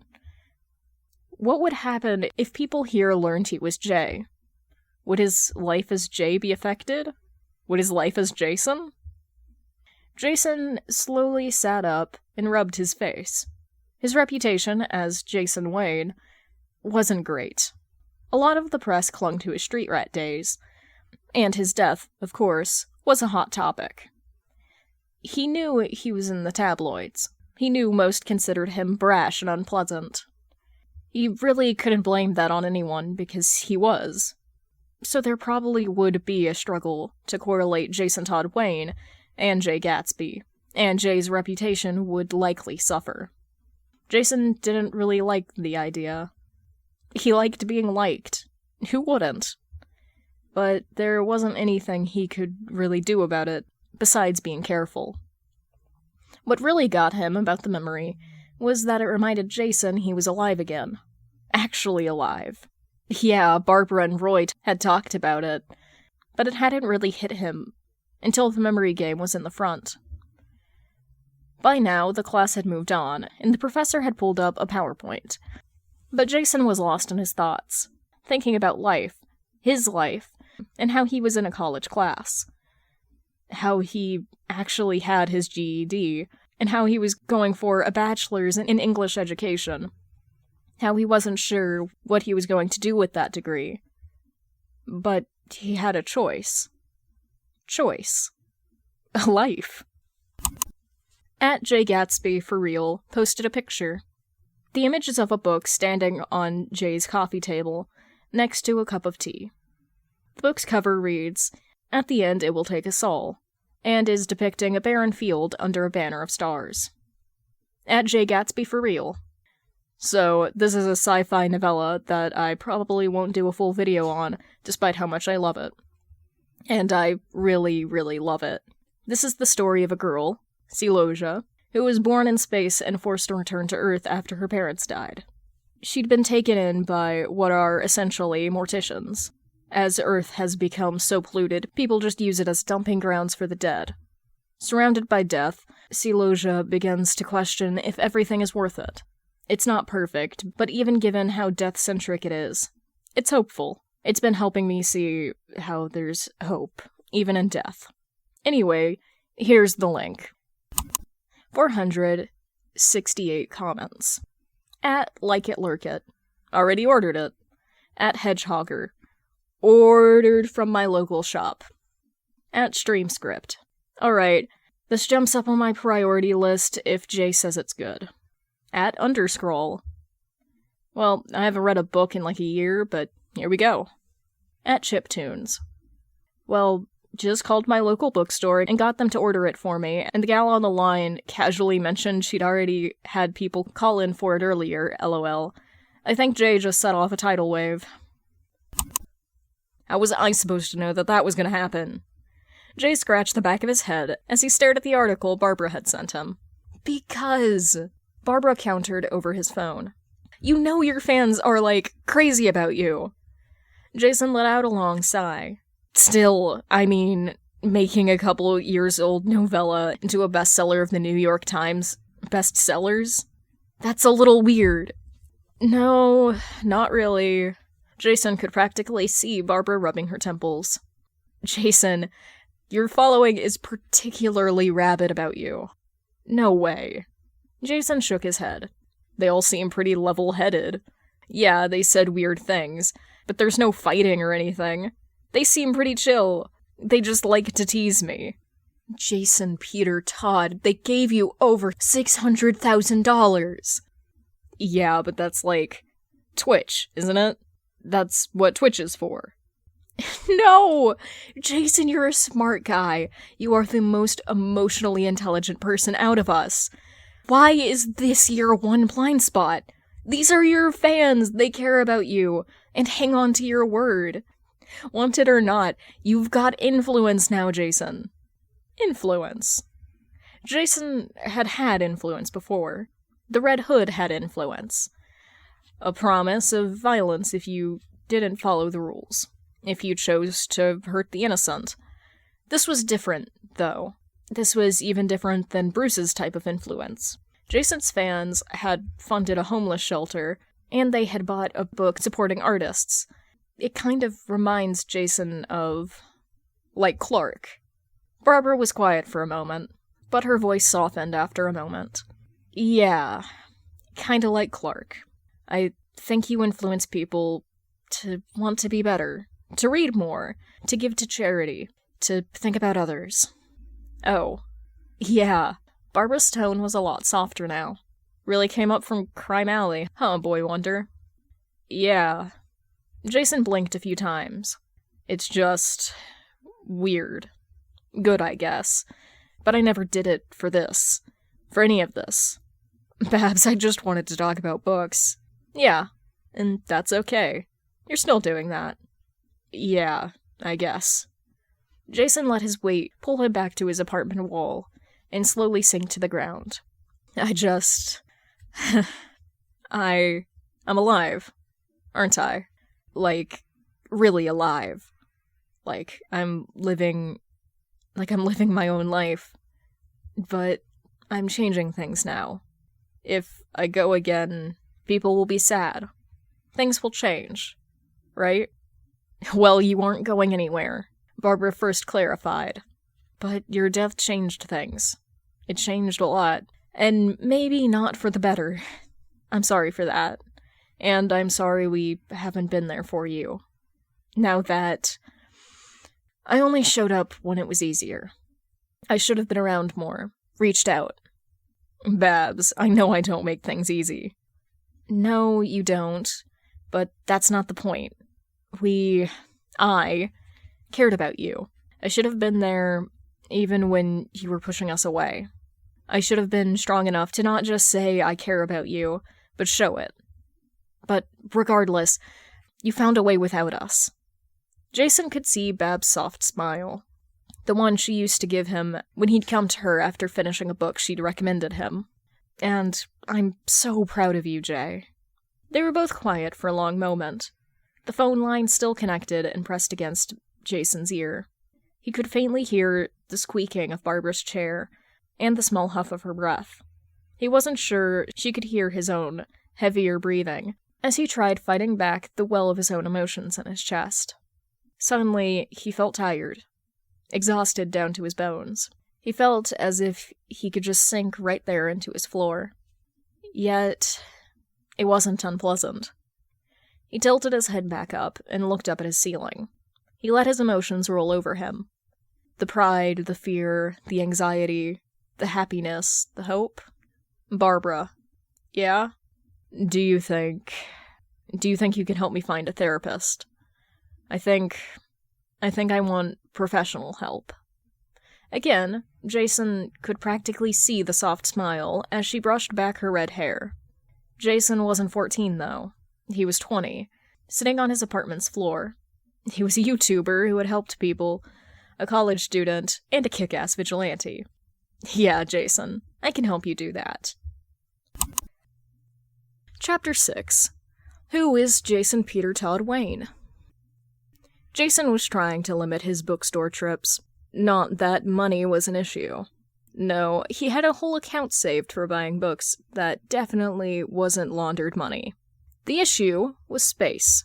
His apartment wasn't big, and he had already filled shelves. His coffee table stack was already growing. He thought about putting them in one of his safe houses, but none of those were quite as insulated as his apartment was. And Jason wasn't about to start risking water damage. So, why was he in a bookstore? Because he saw it on his way home, and it couldn't hurt to pick up 1 or 2 more books. He looked at the cover of the book he picked up. It seemed like a queer horror novel. Steph had sent him the author's other work. Some absurd romance novellas that Jason hadn't actually read. This one seemed to be a more serious affair. Jason did like a good horror story, so maybe this one would be worth a try. He decided to take the book, and the book from the author right next to it. Jason pulled out his phone and took a few photos, and did a quick Instagram post. At Jay Gatsby for real. I've heard about this author before, so I'm gonna give it a new try. Check out at Page Turner in Gotham. Then, with both books in hand, Jason walked up to the cash register. It was then that he noticed the girl at the register staring at him with excited eyes. Jason was a little confused, but just walked up. Hey, find everything you need? The girl slammed her phone face down on the counter. Yeah, thanks. Jason awkwardly smiled as he put his books on the counter. She was giggling as she scanned the books, and her phone started to vibrate on the counter. Something was going off in Jason's head, but he took a deep breath. She was likely just texting a group of friends. Jason breathed again. There were 100 reasons why her phone could be going off like that. Will that be $45, cash or card? Jason felt himself twitch at her excitement. Definitely not a question, tone, but again, he breathed and pulled out his wallet. Fuck. He closed his eyes and breathed out once more as he remembered he'd just spent the last of his cash at his favorite chili dog stand. So, hesitantly, he pulled out his debit card and handed it to the young lady at the register. She looked at it for a second longer than Jason was comfortable with, but not long enough for him to feel right about saying anything. But she scanned his card, bagged his books, and gave him the receipt. Their interaction was done, and Jason hurried out of the store as fast as he could, trying to outrun the anxiety pulling at his gut. She recognized him. Jason was fucking right in not trusting it. She fucking recognized him and blasted his real name on the internet. Babs did her best to scrub it, but it was too late. People saw it, and the store copy of his receipt. Everyone fucking knew. Everyone fucking knew. And there was only one thing to do. Shut it down. Jason couldn't bring himself to start looking at comments or any social media, really, which was a strange shift. He'd slowly grown used to posting little things about his daily reading or cooking, but anytime he tried to touch his phone, it also hurt. So, while he wanted to delete it all, he couldn't. Fuck. He definitely didn't feel comfortable going out right now. But he couldn't stay here and stew. So Red Hood was going to have to make a bit of an earlier appearance. It was fine. It worked out, and would keep people on their toes. Just... fuck. With everything out of his mind, Jason focused on what he did best. Since the light was still out, there weren't too many brave enough for a mugging or robbery. But this was Gotham, after all, and the Red Hood was not completely without work. The Red Hood perched himself on top of a building across from a warehouse. He laid perfectly still on the building roof, peering through a pair of binoculars. It would have been his rifle, if someone hadn't taken it, for a modification he never asked for. Well, whatever. It was a fine stakeout. The Red Hood only needed to wait for the moment the money traded hands. Jason. The Red Hood did not move, or jump, despite the little beat his heart gave, and the sinking in his stomach. He just cast a look over his shoulder. Batman? Batman didn't say anything, and didn't really even move. Well, that was fine. The Red Hood didn't need whatever was going on with him right now. Jason. Names. God. Can't believe I'm telling you of all people. Hood huffed and peered back through the binoculars. If you're gonna stand there and brood, the least you can do is keep it down. About your channel. Everything stilled for a moment. Batman knew. Bruce knew. With everything that had been going on, Jason had totally forgotten about his concern over his family knowing. Of fucking course Bruce knew. Jason was a total idiot. Oh, but what the hell did it matter now? Everyone knew. Everyone was pulling him apart, trying to decide who he was. Jason, can we... Jason didn't say anything. He simply got up and left the scene. Right now, nowhere was safe. Jason had made the plan to not move a fucking inch. He was going to go to bed and not move a fucking singular inch. Since the universe decided that he was its punching bag, taking everything that gave him an ounce of happiness or healing, it was best to not play its stupid fucking games. The only problem with his plan was the blonde dressed in purple who had been prodding him for the last 10 minutes. Bruce says he's sorry, Stephanie said, as she continues to try and point to what she thought was Jason's ribs. It was actually his hip, but Jason wasn't about to move from under his pile of blankets to tell her that. He just wants to fix it because, he's done this publicity stuff for a long time, and you know me. I wouldn't be here if I didn't think he was truly sorry. For what it's worth, I'm sorry too. Stephanie stopped for a moment, then tried putting her hand on his shoulder. It was nice of you to tell people not to bug the clerk, though. I'm sure she didn't mean it. Come on, Jason, give me something to work with here. There's nothing to work with. Everything's fine. Jason, if everything was fine, you'd be out in your living room reading. You are, the most active person I know. She resumed poking Jason's sheet. You curled up like this is a bad sign. You know your weekly meetup with Barbara is tomorrow. You're not gonna stand her up to wallow. No. Rain check. I can't exactly go out right now. Jason muttered, pulling at his sheets. Sure you can. I mean, yeah, you're close to 1 million followers, but 1 million out of 7 billion people on Earth is tiny. She recognized me. Jason muttered. I told myself it wasn't gonna happen, that it was just my paranoia talking, and look where that got me. Stephanie stayed quiet, her hand hovering over Jason's shoulder. But Jason didn't say anything else. A small part of his heart knew Stephanie knew what was up. She understood how hard it was to trust, with their background. The silence was nice, but Jason could feel a little shift in the air. The kind that typically happened when Stephanie got an idea. Jason felt her lift from his bed, and he could hear her walking to her bag. which she dumped on his floor and began to dig through. A moment later, she seemed to find it, and she began dialing. "Hey, Duke, do you want to have a movie night with me and Jason?" "Yeah, just the three of us. Sort of. It's tangentially related. I just think he needs you and me right now." About 30 minutes later, Jason was pulled out of his bed by Stephanie and Duke combined for a movie marathon in his living room. "Alfred sent me with snacks," Duke said, as Stephanie forced Jason down onto his couch, and Duke pulled out containers of Alfred's preferred popcorn brand, as well as a thermos of something and several bags of candies. And of course I picked some stuff out myself. Got the good shit. Nothing more was said about Jason's channel, or anything really, as Jason helped Duke get the snacks ready, and Stephanie set up the movie. They then gathered back on Jason's couch. It wasn't really big enough for Jason's size plus 2 others to spread out, but none of them seemed to mind as they got comfortable laying on top of each other. As the movie played, things got lighter for a bit. But as the night grew on, Steph and Duke needed to head out. "You know," Duke said as he packed his things up, "it's not as bad as you might think." Jason stared at him. "They are talking about it, though." Duke sighed. "Yeah, Babs and Bruce are both doing what they can, but people are talking about Jay Gatsby, the street rat turned Wayne heir." Jason could only shrug. "But dude, why do you still own the Iceberg Lounge?" That pulled a little smile onto Jason's lips. "Why wouldn't I?" Duke just rolled his eyes. "Anyway, it's like I said, it's not as bad as you think it is, at least not from your fans. A lot of people are just asking if you're okay." Duke then looked up at him with a furrowed brow. "Are you?" "Am I what?" "Are you okay?" Jason thought about the question for a lot longer than he probably should have. Because ultimately he knew.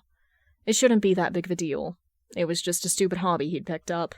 No one was dying, no one got hurt. The only thing that would change is how people would see Jay Gatsby.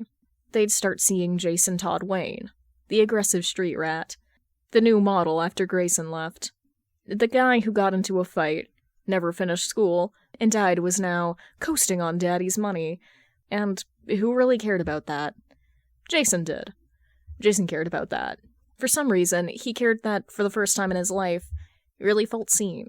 He was doing things that helped people, and he was seen and recognized for it, praised, and there was no expectation or comparison. He felt good. Now that that was all stripped away, and his work and trust that things wouldn't always be the worst-case scenario went with it. It shouldn't have been that big of a deal. But it was. It was a big deal. Trying to take a deep breath. Force back his tears. "No, Duke. I don't think I am." Duke frowned and nodded. "All right, man. Well, you know where we are if you need us." The teen paused for a second as he turned to join Stephanie at the door. "We'll be back next Friday?" "Yeah, sure. Knock yourself out." Jason wasn't exactly proud of himself for ditching his meeting with Barbara, but he had at least texted her that he still wasn't comfortable getting out today. She'd given him a thumbs up and asked if he wanted to join a call. He declined. A few hours later, though, she sent him a PDF with a message. Barbara. Today, 11:42. That recommendation list I promised you. Jason did look over the list. It even went into a few of the listed websites to check out the doctor. But his trust felt thin right now, and trusting a therapist not to spill his most personal thoughts felt out of reach. He knew Babs would understand when he didn't respond. After a few days, Jason returned to his Red Hood work, keeping his distance, but eventually returning to his uneasy alliance with people. Duke and Stephanie kept coming over on Fridays, and for a while, Babs was okay with Jason skipping their typical outings. Barbara Gordon was a magnanimous person in Jason's eyes, but even she had her limits. Barbara. Today, 10:18. Today at 11:30, at Gotham Grounds. Be there. J. Birdie. Today, 10:19. 07. Yes, ma'am. Jason remembered Gotham Grounds, because just last week, Red Robin had accidentally sent a batarang through the store's main window, shattering the thing right after asking for a meeting where he asked people to try and lower their collateral damage. Jason still wasn't letting him live that down anytime soon.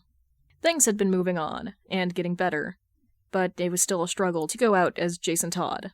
Jason changed up his style a bit and tried to look a bit more formal, to avoid any comparison with Jay Gatsby, or Jason Wayne, and their relaxed style. It was uncomfortable, but not unbearable. As Jason held the door open, as Barbara wheeled herself in, Jason felt like eyes were on him, and not even the reassuring smile from Barbara could help the fire in his nerves. They quickly placed their order, and a spark of nerves shot up Jason as he watched the barista's eyes light up, and she waved. "Hey, Rat! Surprised to see you here! Oh, and Heather's here too!" Jason let out a shaky sigh as he helped clear a path so Barbara could get to the wheelchair-accessible table in the corner of the room, when he took his own and promptly curled into himself. "Oh, come on, Jay." Barbara reached out and patted his head. "I thought she recognized me." Jason muttered into the table. "Oh, I'm so fucking stupid. I should be over this." "Jason, it's okay." Barbara kept on comforting him. It was a serious breach of privacy, and it was just unfortunate, but Jason, you need to know something. See something. "What?" Jason barely lifted his eyes. "Your fans have become really protective." Barbara pulled out her phone. "Look, Jason, people have been defending you. Recognize that Jay Gatsby is you." "Of course it's fucking me. They saw..." "No, it's the person you really are, under all the street rat and charity case shit. Jay, it's really you. It's who the kid in the yellow cape wanted to be." Barbara put her phone on the table. Jason poked his head up. On Bab's phone was a Reddit post. Update 2, or maybe 3. Why Jason Todd /Wayne/Gatsby, whatever the fuck his name is hot. After reading a few lines, a smile twitched on Jason's lips. "It's not just that, Jason. They're still rooting for you." Babs then nudged him, trying to get him to look up, as she motioned to a group of people on the other side of the cafe. Jason took a quick glance. It was 6 people. One of them, a curly-haired brunette, standing up, seemed to be the leader, as they held up a list. The black-haired, androgynous person next to her seemed to be spacing out, as does the brunette and pixie-cut blonde girl in the Metropolis University sweatshirt. Jason uncurled himself a little to get a better look. "They're your fan club, Jason." Jason's eyes met with the androgynous person's, but only for a second as the brunette drew their attention back with a scolding remark as the black-haired person said something, probably a little too loud. "Oh, shit! It's Mansfield Park!" They decided they should start a book club. Jason turned his attention back to Barbara. "Really?" "Yeah, what can I tell you? You helped make 6 different book clubs across the states, and one in the UK. Babs put her hand over his.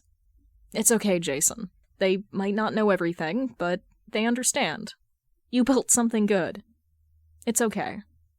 Jason put his head down as he couldn't stop the tears from starting to fall. Chapter 7. So this is Jason. Gatsby Reviews. 1 million sub special. For the first time, Jay Gatsby is unmasked. He's still sitting on his typical seat, with the same coffee table in front of him, still decorated with a stack of books and a mug of tea. Nothing has changed. Jay is still wearing sweatpants and a plain t-shirt. The only difference is finding his face. The scars are now in full view, but his face is still very handsome in a rugged sort of way. But it's his expression that is something else. It's clear there is a tightness in his cautious expression, but he's still trying to smile, trying to relax, but he seems unsure. Still, he begins to speak. "Yeah, so, no reason to beat around the bush. The cat is out of the bag. My real name is Jason Todd Wayne." Jay, or rather Jason, takes a deep breath. "Also, in being upfront, none of this has been paid for by my adopted dad. He didn't even know about it until 6 months after I started. I can't be sure exactly when he figured it out, but he figured it out and just tried to support me by letting me keep it to myself. Which is why there is no statement from the Waynes. I indirectly made it clear I didn't want that. Jason shifted his weight, folding his hands in his lap. Because I didn't want this to be associated with how people saw me as Jason Wayne. A lot of people know the bored details of my history. Me being homeless, me being taken in, my dying, and coming back to be the problem child. Of course, with that, there are a lot of rumors, which aren't true. Me and Bruce don't get along, yeah, but we care about each other, and are working on it. Just slowly. Jason sighed again, rubbing his temples. But at the end of the day, this channel was started to get away from all that. To be something where I could just talk about books, where I didn't have to be who people wanted me to be, or who I thought I needed to be. And I got hurt when I mixed the two. I was scared people would just care about Jason Wayne and all that drama. Then, almost as a surprise to himself, Jason finally relaxes and he smiles. It's soft. Just the corners of his lips gently turn up. His eyes are almost closed. Again, it's small, but it's honest. But you guys all kind of proved my fears wrong. You made a book club. You guys pushed on, talked about books, and not harassing people who exposed me. From what I know, they were fired, and we sent them a legal notice to stay away from me. But, back to my point, I'm really proud of you all. Honestly, my family says I built this, but no, you guys did that. I'm really proud of you all. Jason then folds his hands and rubs them nervously as his gaze shifts to the ground. I'm still struggling with all this, and with some old personal stuff, but I think I'm okay. I'm seeing a therapist and a psychiatrist now, and I think we're all okay. If you guys want, I'll keep going, because I like doing this. I like supporting people, and I'm thankful for your support. I feel lucky. I feel okay. Again, Jason looks up with a soft, gentle smile, his green eyes softly twinkling as he looks directly at the camera. Thanks, everyone. Congrats. To all of us, for 1 million subs. 10,342 comments. At Flying Grayson. First. But seriously, so proud of you, little wing. At Like It Lurk It. I'm not crying, you are. At Echo Empress. I'm so proud of you too, Jason. At Ya Boy Roy. Congrats, Jaybird. At Red Soda. Wait, does this mean Jay Gatsby is gay? Do I have a chance? At Greenlight Artist. No, you don't. At Neon Contour. Congrats, Jay. Sparkles. At Tim Don't Verify Me Drake. Clap, clap, clap. At Cluemaster Sucks Balls. Clap, clap, clap. At Cassandra Wayne. Clap, clap, clap. At Like It Lurk It. The big sister! At Cassandra Wayne. Smile. At Hedgehogger. We're so back, baby! At Greenlight Artist. Cheering emoticon. At Damien A.G. Wayne. Finally, I can start commenting on your work.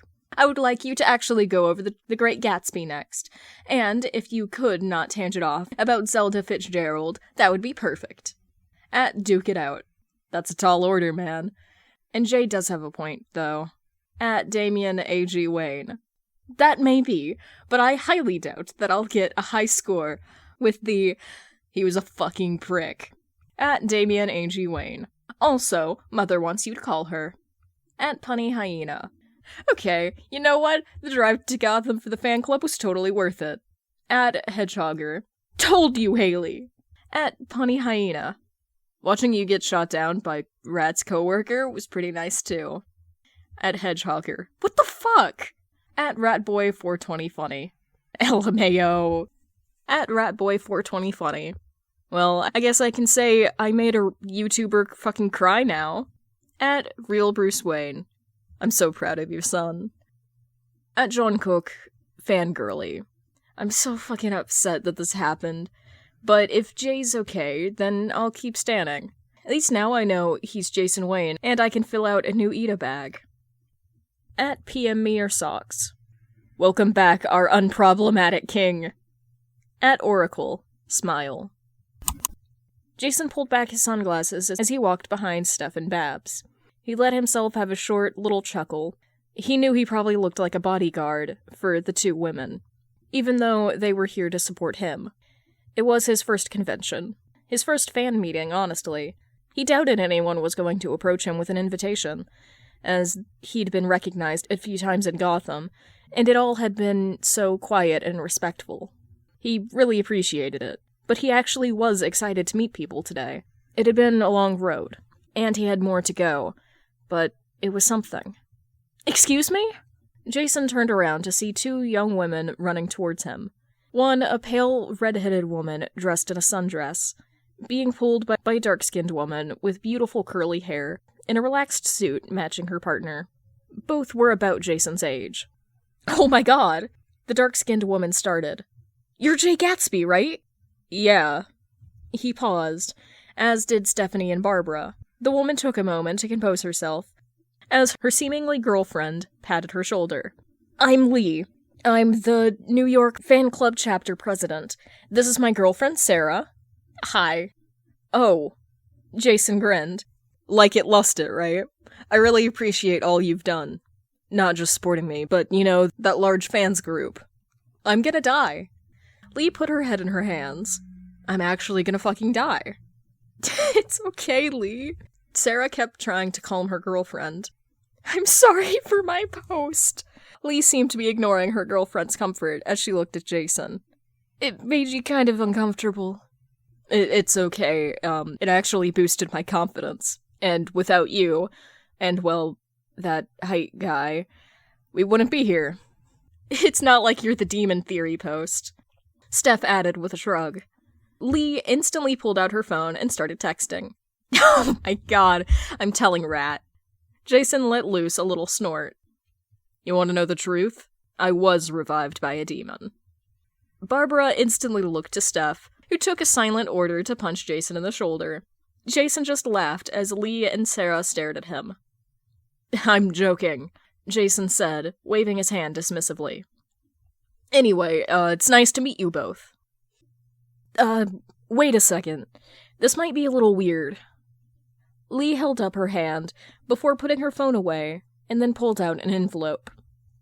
"I was gonna give this to you at the meetup, but maybe now might be better."